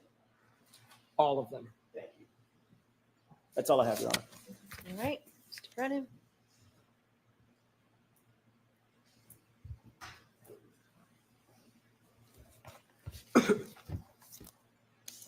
So, Mr. DeSorga, this demonstrates the danger or the difficulty. Hold on. This is a speech, Start, not a question. start the It's question cross-examination. differently. It is, it has to be a question. Start. Go ahead, Mr. Brennan. This demonstrates the difficulty in giving opinions when you don't actually study the data itself. Isn't that fair to say? What are you referring to with this? Well, you're giving opinions, but you can't verify any of the data because you're not relying on your study of the data, are you? I'm relying on expert reports. You're criticizing somebody's report, but you yourself can't defend data that you haven't actually analyzed and broken down yourself. I don't think that's true. When you're looking at, turn on 10, please. when you're looking at someone's report, you're guessing as to what they thought or presumed if you haven't spoken to them. Fair? I would say I'm reading the words that are in front of me and interpreting them for what they say. When someone plugs their iPhone into a car after it turns on, and the car reads data that's on the iPhone, that data then resides itself or resides on the infotainment system, correct? There's a transfer of data. And Yes. so unless you actually do the study yourself, you had no way of knowing if that information, although on the iPhone, on the infotainment system, you had no idea whether it was from an iPhone or from the infotainment. Fair? That's right. I don't think that's, And so when you No. don't actually do the work yourself, and you just presume or you guess, you could get it wrong, couldn't you? if I had guessed, yes, but I didn't guess. I used the data in the reports and I referenced the testing that Aperture did. So I did not make a guess. 1 through 5, and you telling me right now, with a reasonable degree of data certainty, that that information is based on the infotainment clock. Is that what you're saying? I don't know. You don't know. But if you actually did the analysis yourself rather than just Monday morning quarterback and somebody's report. So I'm going to strike it, ask it differently, If Mr. you Mayor. actually did the analysis yourself, you wouldn't have to make a presumption that you'd be wrong, correct? I don't think the analysis was possible in this case because the testing wasn't done in this case. You don't know if the testing was done or not. You didn't do the testing. So I need to hear the question. You don't know if the testing was done or not, do you? I know it's in the reports. The testing wasn't in the reports. Did you read Jessica Hyde's report? No, Did you read Ian Woodson's report? no, You don't know if that testing was done, do you? I don't. I'm going to let that stand. Next. I do not, sir. And so if you're wrong, your assumptions and product are then wrong. Part of my conclusions would change. I wouldn't agree that I'm wholesale wrong. Well, as a scientist, if they're not accurate, that would be wrong, wouldn't it? That might be a nuanced answer. I'm sorry? I said that might be a nuanced answer. Frankly, I'm not sure how to give you a good answer to that If you question. have the wrong data when you're doing your analysis, then the final analysis is going to be wrong. If you have using the wrong data, it's that simple. Yes, Right? You don't have to be a scientist to figure that out. yes, that's Okay. If we could have Mr. Welcher's 33.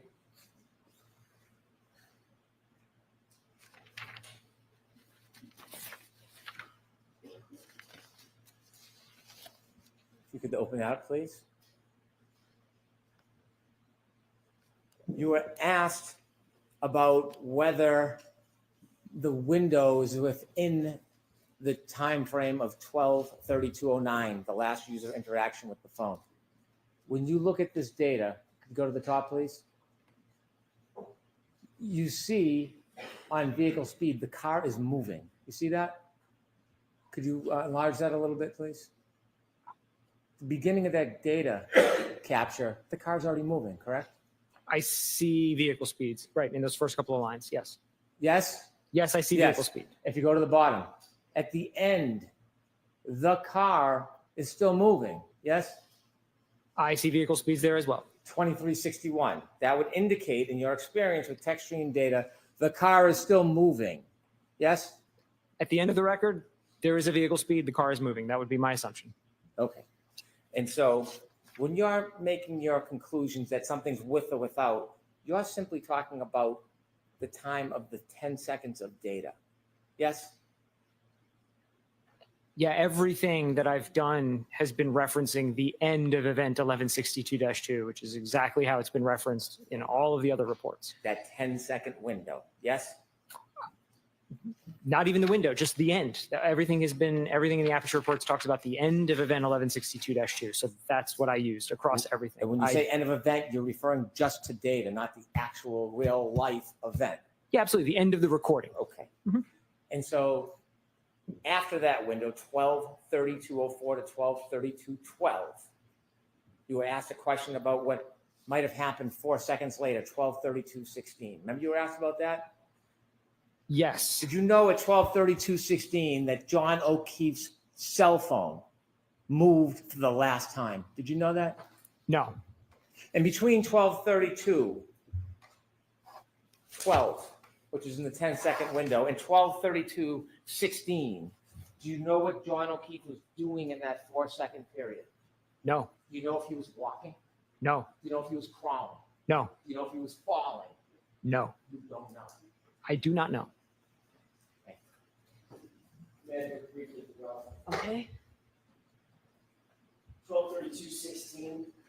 Wasn't just that Mr. O'Keefe's phone was moving, there were steps. I didn't review the phone data, so I don't know. Did you review anything to indicate that steps were taken over the course of the week? Objection. Anything so else? that's sustained. You were asked just a second ago. What about the data?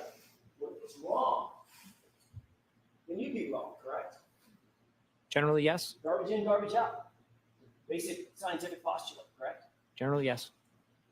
You're relying on whose data? Mr. Burgess's data and Dr. Welcher's data. Thank you. All right, Mr. DeSoger, you are all set, so Thank you, you Your Honor. can step down. I'm going to see counsel for a minute.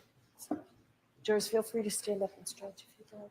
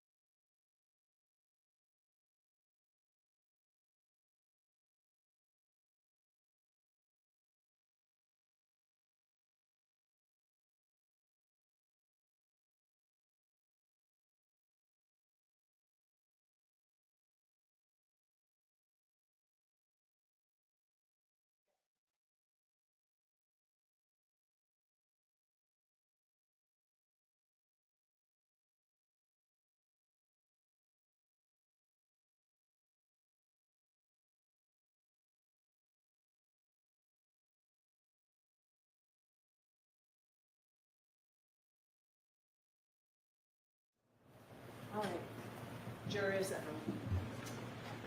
we did that to have me decide whether I'm going to let you go home now or not, and I'm going to let you go home. So that 5 minutes that just took means that you get to go home, because we know we'll be longer, we don't want to do this to you, okay?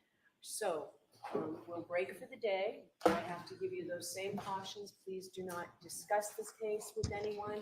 Don't do any independent research or investigation into this case.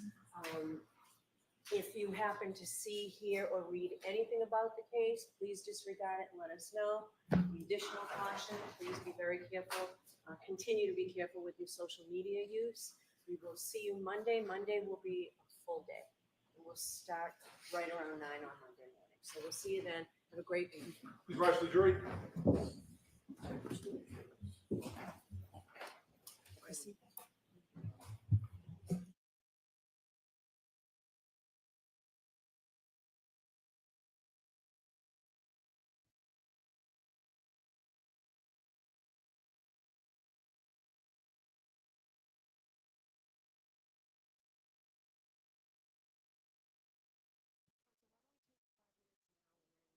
We'll come back. I'll come back in 5 minutes for the voir dire.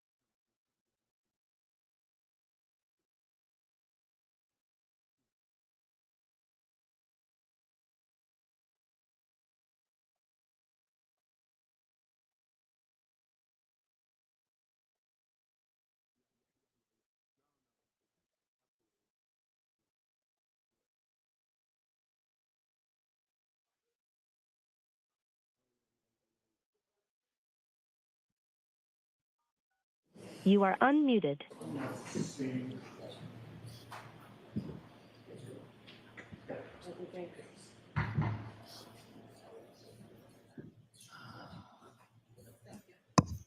Floor is now open, may be seated. So you're gonna step up, face the clerk, and raise your right hand. You solemnly swear the evidence you give the court in the case now and hearing to the truth, the whole truth, and nothing but the truth, so help you God. Thanks, you can take the stand. Thank you. You're welcome. I know this is a really lucky opportunity. There is a witness outside. Do you have her back? Just to get her. Sure. Is she right outside the door? Last time I checked. Do you mind, sir? If you can stay right there. Sure. And it'll just be a few minutes, okay? Ms. Gianetti, when do you need this witness back? Monday?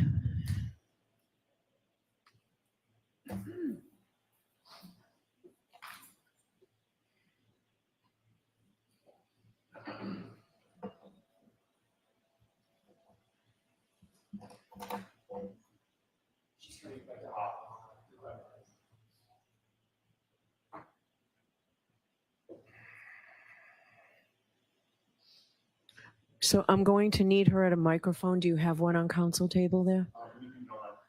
So the podium, or one of those back where Eugenia is. Thank you.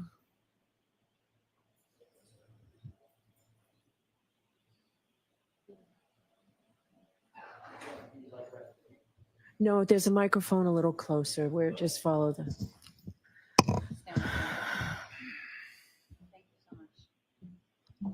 Hi, good afternoon. Hello. Could you tell me your name, please? Kelly Dever. And Ms. Dever, you've been summoned here. I think I saw you earlier. You've been here all day? Yes. All right. So we're not going to reach you today, unfortunately, but you were summoned to be here? Yes. All right. So that summons is still good until we reach you. So you're going to have to come back Monday morning, okay? Yes, ma'am. Do you agree to do so? Yes, ma'am. Okay. Thank you very much. We'll see you Monday morning. Be here before 9, okay? Will do. All right. Thank you very much. Thank you, Your Honor. Go ahead, Mr. Lessie. Oh, geez, Gianetti. That was a big compliment, Your Honor. Thank you. Good afternoon, sir. Would you please state your name and spell your last name? Jonathan Diamandis, Diamandis. You've also been here all day. Yes, Sorry for making you wait. no problem. Do you know former State Trooper Michael Proctor? I do. How do you know him? I've known him since middle school, probably the 6th grade. Grew up with him essentially? Grew up with him, been friends for 30 years. Okay, and if you just keep your voice up, Sure, yeah. I'm sure other people can hear you, but this So old guy. can we turn off the fans and the air conditioning? Are they all off? We're just going to do that, sir, so that we can get through this a little bit. Absolutely, sure. Much better, thank you. So you say you've known him since middle school, elementary school? Yes, Graduate high school with him? yes, And are you friends after high school as well? yes, Do you have his cell phone number in your phone? I do. Have you texted with him over the years? I have. In fact, were you on a group text chain with him that lasted a number of years? Yes, I would like to show you a document, sir, and I'm going to ask you to read it to yourself, familiarize yourself with it, and then when you're done, look up at me. Okay? Okay. May I approach? Yes.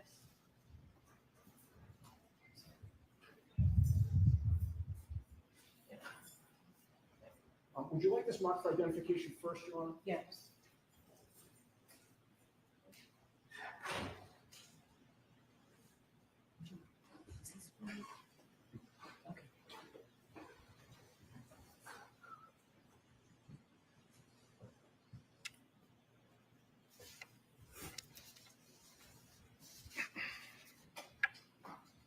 Exhibit NNN for identification.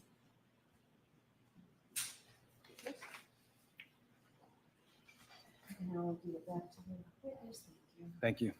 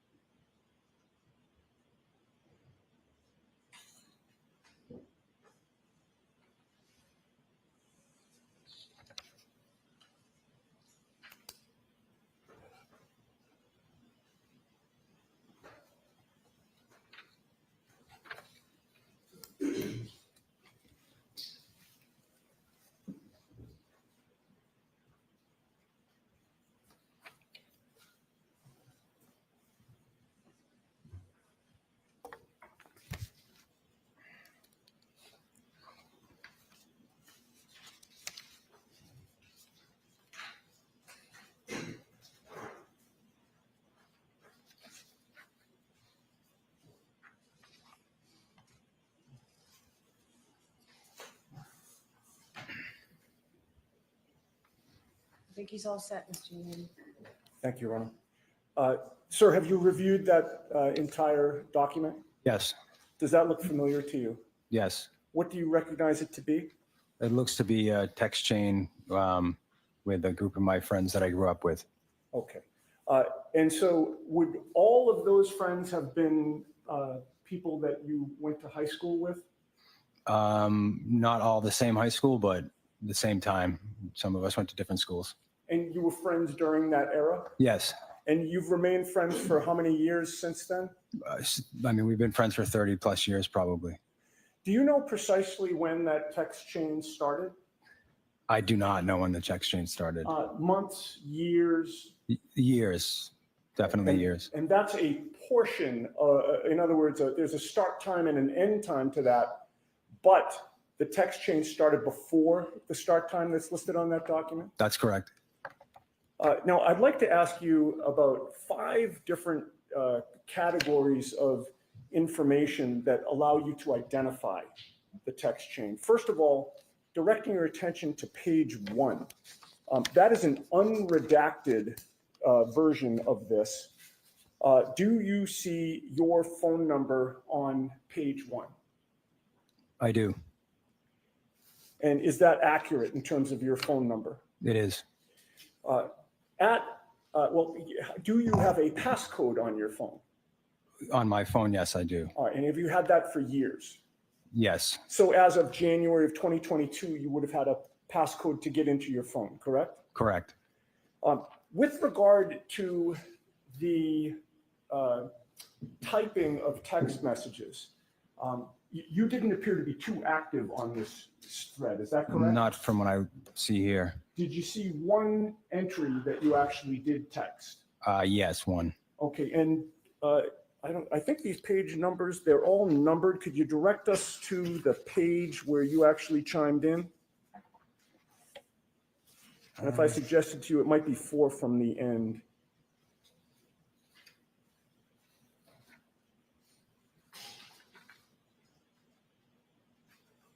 And you don't have to read the actual text, sir. I just want to. Sure. I'm just trying to locate it. Yes, I see it. Okay, and the time of that, a date and time of that text as it's reflected on this document? February 2nd, 2022, 12:38 p.m.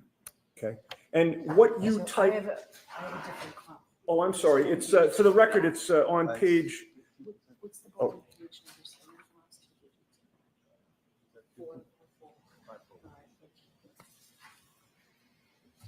and for the record, reading what is typed there, does that sound consistent with something you might chime in a text message, a text chain of this sort?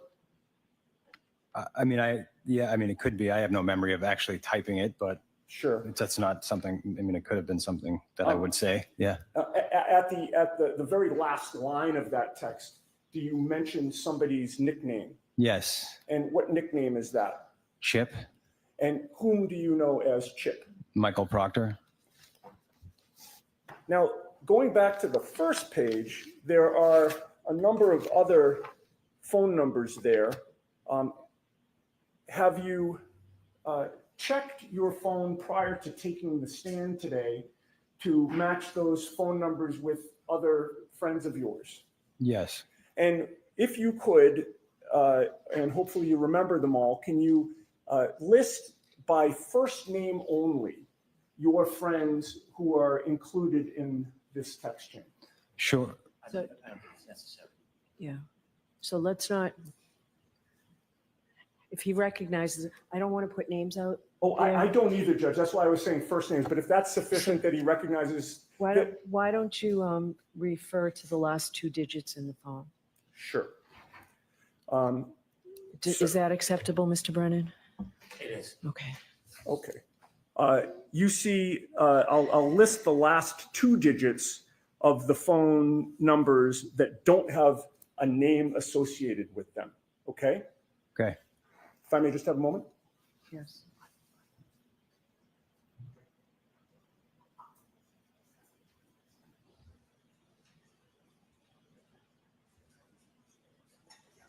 Yeah, of course, of course. Okay, starting with the phone number that ends in 51. After you checked your contacts, is that a friend of yours Yes, it is. who was on the text chain? Correct. With regard to the phone number that ends in 68, same question. Is that a friend of yours who was on the text chain? Correct. And with regard to 45, which is the next one, again, a friend of yours who was on the text chain? That's me. Oh, I'm sorry, that is you, Yeah. of course. With regard to 95, is that a friend of yours who was on the text chain? Yes, it is. And with regard to 93, same question, friend of yours on the text chain? Yes.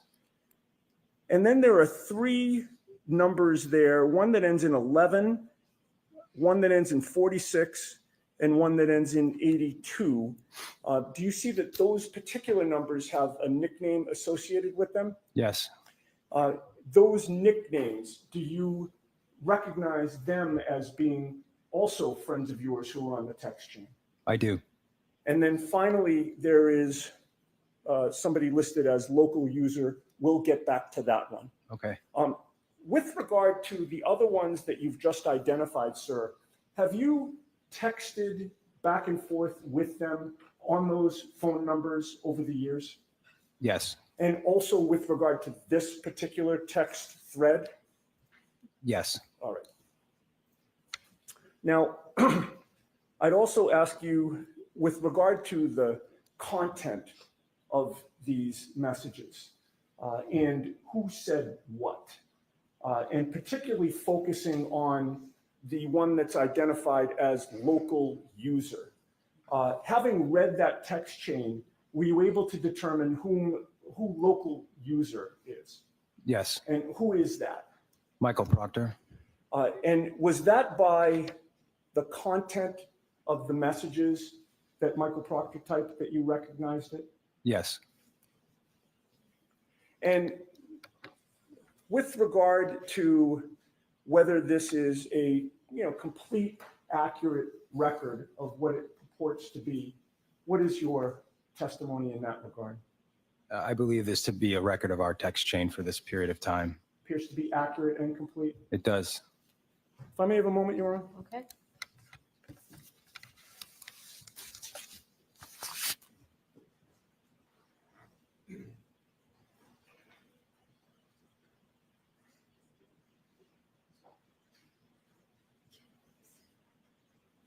Just one more question for you, sir.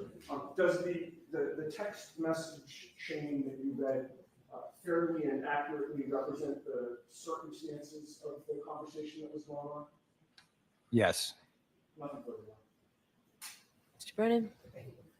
Good morning. Morning. Good afternoon. Do you have an independent memory of any of the text conversations in the package that you reviewed? I do not have a memory of this happening. Thank you. Nothing on that. All right. So, sir, I'm going to ask you to, you're all set. Okay. I'm going to ask you to step down. Okay. Thank you. Your Honor, given that unfortunately this witness was not reached by the jury today, I would like him recognized as well.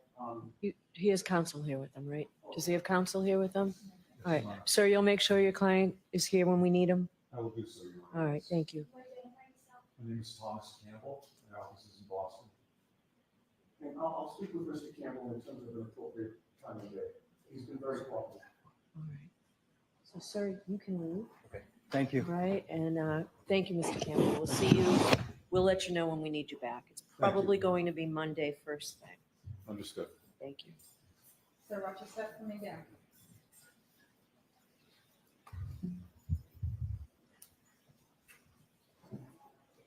All right.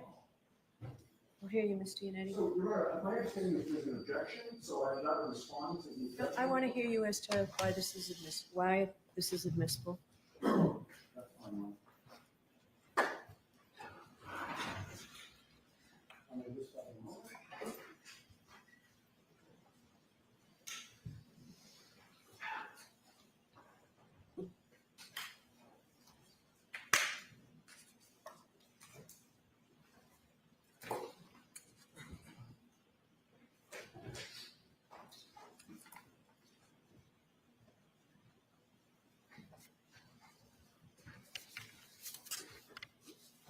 So, Your Honor, with regard, I assume we're just dealing with authenticity at this point? No, we're dealing with both. You're the proponent of the testimony, so let's deal with both. Okay, all right. So regarding authenticity, Your Honor, there are several ways that are either independent or connected with each other by which or through which a party can authenticate text messages.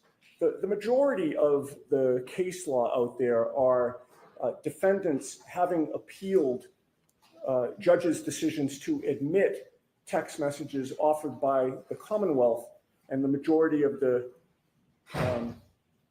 case law that exists affirm judges' allowance of text messages into evidence. The Commonwealth filed a memorandum in opposition to these text messages being admitted, and not one of the cases cited by the Commonwealth apply here or are appropriate. The case of Commonwealth versus Purdy, in that case, the Commonwealth introduced text messages from computers seized at a massage parlor. The defendant objected that there was no evidence that he had authored any of the, these actually were emails, not text messages, any of the emails that were admitted into evidence. Nobody saw him do it. Nobody saw him type it, and nobody discussed any of the emails with him. But the SJC cited a longstanding rule, including Rule of Evidence 901B1, evidence may be authenticated by direct or circumstantial evidence. And the circumstantial evidence is essentially what we covered here in court today: the appearance of the electronic communications, the content, the substance, internal patterns, or other distinctive characteristics. Commonwealth versus Welch, it was a murder case where a boyfriend killed his girlfriend, was charged with killing his girlfriend, was convicted. The Commonwealth sought to introduce text messages between them, and various text messages from the victim's cell phone were admitted into evidence because, for one reason, they referenced the defendant's distinctive nickname. And in this case, we have a text chain with 3 nicknames, all of whom the witness recognized as being his friends. We have more to authenticate this text chain than in any case I have seen, and also more than in any case the Commonwealth has cited. In this case, we have an identification of every phone number pursuant to the last 2 digits. We have an identification of Michael Proctor's message relating to the contents. We have evidence of the witness's cell phone requiring a passcode, meaning that in order for his phone to be active in this chain, he would have had to have unlocked the phone with the passcode. And he testified that what was in the content of the message that he identified as being his is consistent with something that he would have said. And not only that, but he adds a 4th nickname, that being Chip, that being Michael Proctor. The Commonwealth, with regard to Commonwealth versus Welch, which is again cited in their memorandum, this opposition, Your Honor, they state what appear to be rock solid black and white legal principles, but when you scratch below the surface and you actually read the case stands for nothing in terms of what they've represented it to be. They stated that in Welch, the court must find that each and every communication was authored by the individual member of the group. That's just plain false. The case doesn't say that at all. It's nowhere in that case. And in fact, the messages were let in again because of the circumstances and the content of the messages. Commonwealth versus Raposa, another case that they cite. The defense sought to call a neighbor to testify that he had seen the victim alive after the defendant had confessed to having shot him, another murder case. The problem was that the neighbor denied making the statement. So the defense wanted to call the neighbor for the sole purpose of impeaching him with his prior statement that he supposedly made to the police and use that statement as substantive evidence. So in that case, the defendant wanted to use an out-of-court statement for its truth. It was rank hearsay. That case had nothing to do with text messages or statements used to show state of mind or electronic communications. But somehow it makes its way into the Commonwealth's memorandum. Commonwealth versus Rajiv R., which is the second to last case that they cite, that dealt with a search warrant done at a juvenile's home. The police officer in that case was allowed to testify to what he was seeking, which was the goal of the search warrant, a firearm allegedly in the juvenile's possession. And he was also allowed to testify to what the juvenile's mother did during the execution of the search warrant, which is she directed the police to the juvenile's bedroom.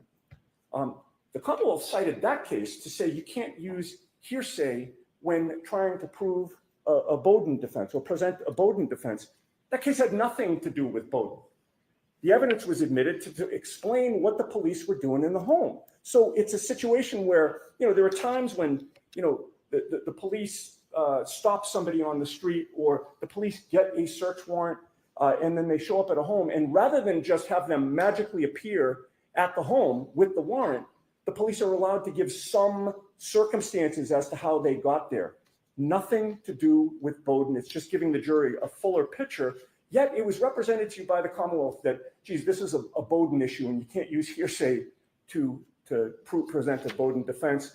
Commonwealth versus Sullivan, exact same situation. Testimony was admitted about DNA on evidence matching the defendant's DNA from a national database. The Commonwealth cites three principles. It's almost like they're setting a standard down that the court is supposed to follow with three factors.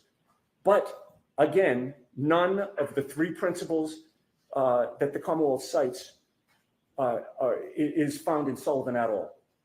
They're not even mentioned in the case. They're simply made up and put in a memo to ask this court to do something that the case does not support. And again, it has nothing to do with Bowden. So now we come to the arguments about the fact that the Commonwealth is claiming that these statements are hearsay. They're not. These statements contain insults of my client. I'll be kind and just mention the word. So I read them. Yes. Okay. Well, I mean, Your Honor, if you're going to allow this into evidence, I'll stop talking. Otherwise, I have to make my argument. I understand what you mean by insults. Okay. Okay. So I won't even mention them then. The Commonwealth is essentially arguing that we're offering these text messages to show that the insults were true. That's a silly argument. Obviously, we're not. Hearsay has three components. These are all statements out of court. None of them are offered for the truth of the matter asserted. None of them. Even the statement when Michael Proctor says that the homeowner is not going to catch any grief because he's a Boston cop. We don't know if that's true or not true. It's offered to show that Michael Proctor believes it's true. He's the lead investigator in the case. He has input into the case. He can decide who's investigated or not investigated. At least that's our argument. It's all consistent with our defense. It's offered to show his state of mind. Everything that he says is offered to show his state of mind and to show his bias. He, as the lead investigator, his bias in what he does or doesn't do. And in fact, Mr. Brennan said at sidebar earlier when we started this conversation that Bowden deals with what was done or what was not done. We're entitled to explore what was not done and not done, and we're entitled to explore why. We have evidence of why. We have Michael Proctor's words about why he did or didn't interview people separately, why he waited, for instance, a year and a half to interview a plow driver who was out there on January 29th, why he treated some people with kid gloves and other people with brass knuckles. He's stating it in these text messages. She's going to go down for this. We're going to pin it on the girl. We're going to make sure that there are some serious charges. She's effed. Those are what he says about, those are the statements he makes about Karen Reed in the infancy of this investigation. And to the contrary, is anything going to happen to Brian Albert? Nope. He's a Boston cop too. These are all statements about Michael Proctor's state of mind.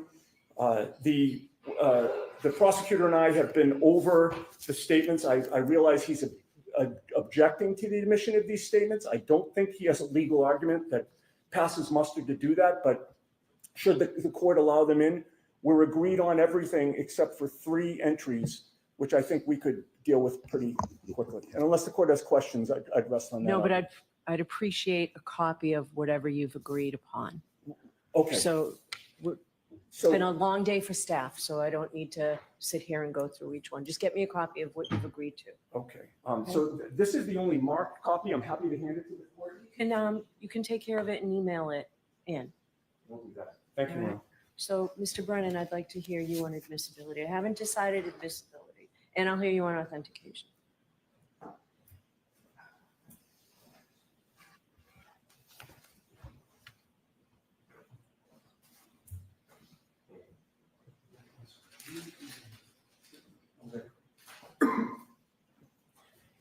On the first issue of authenticity,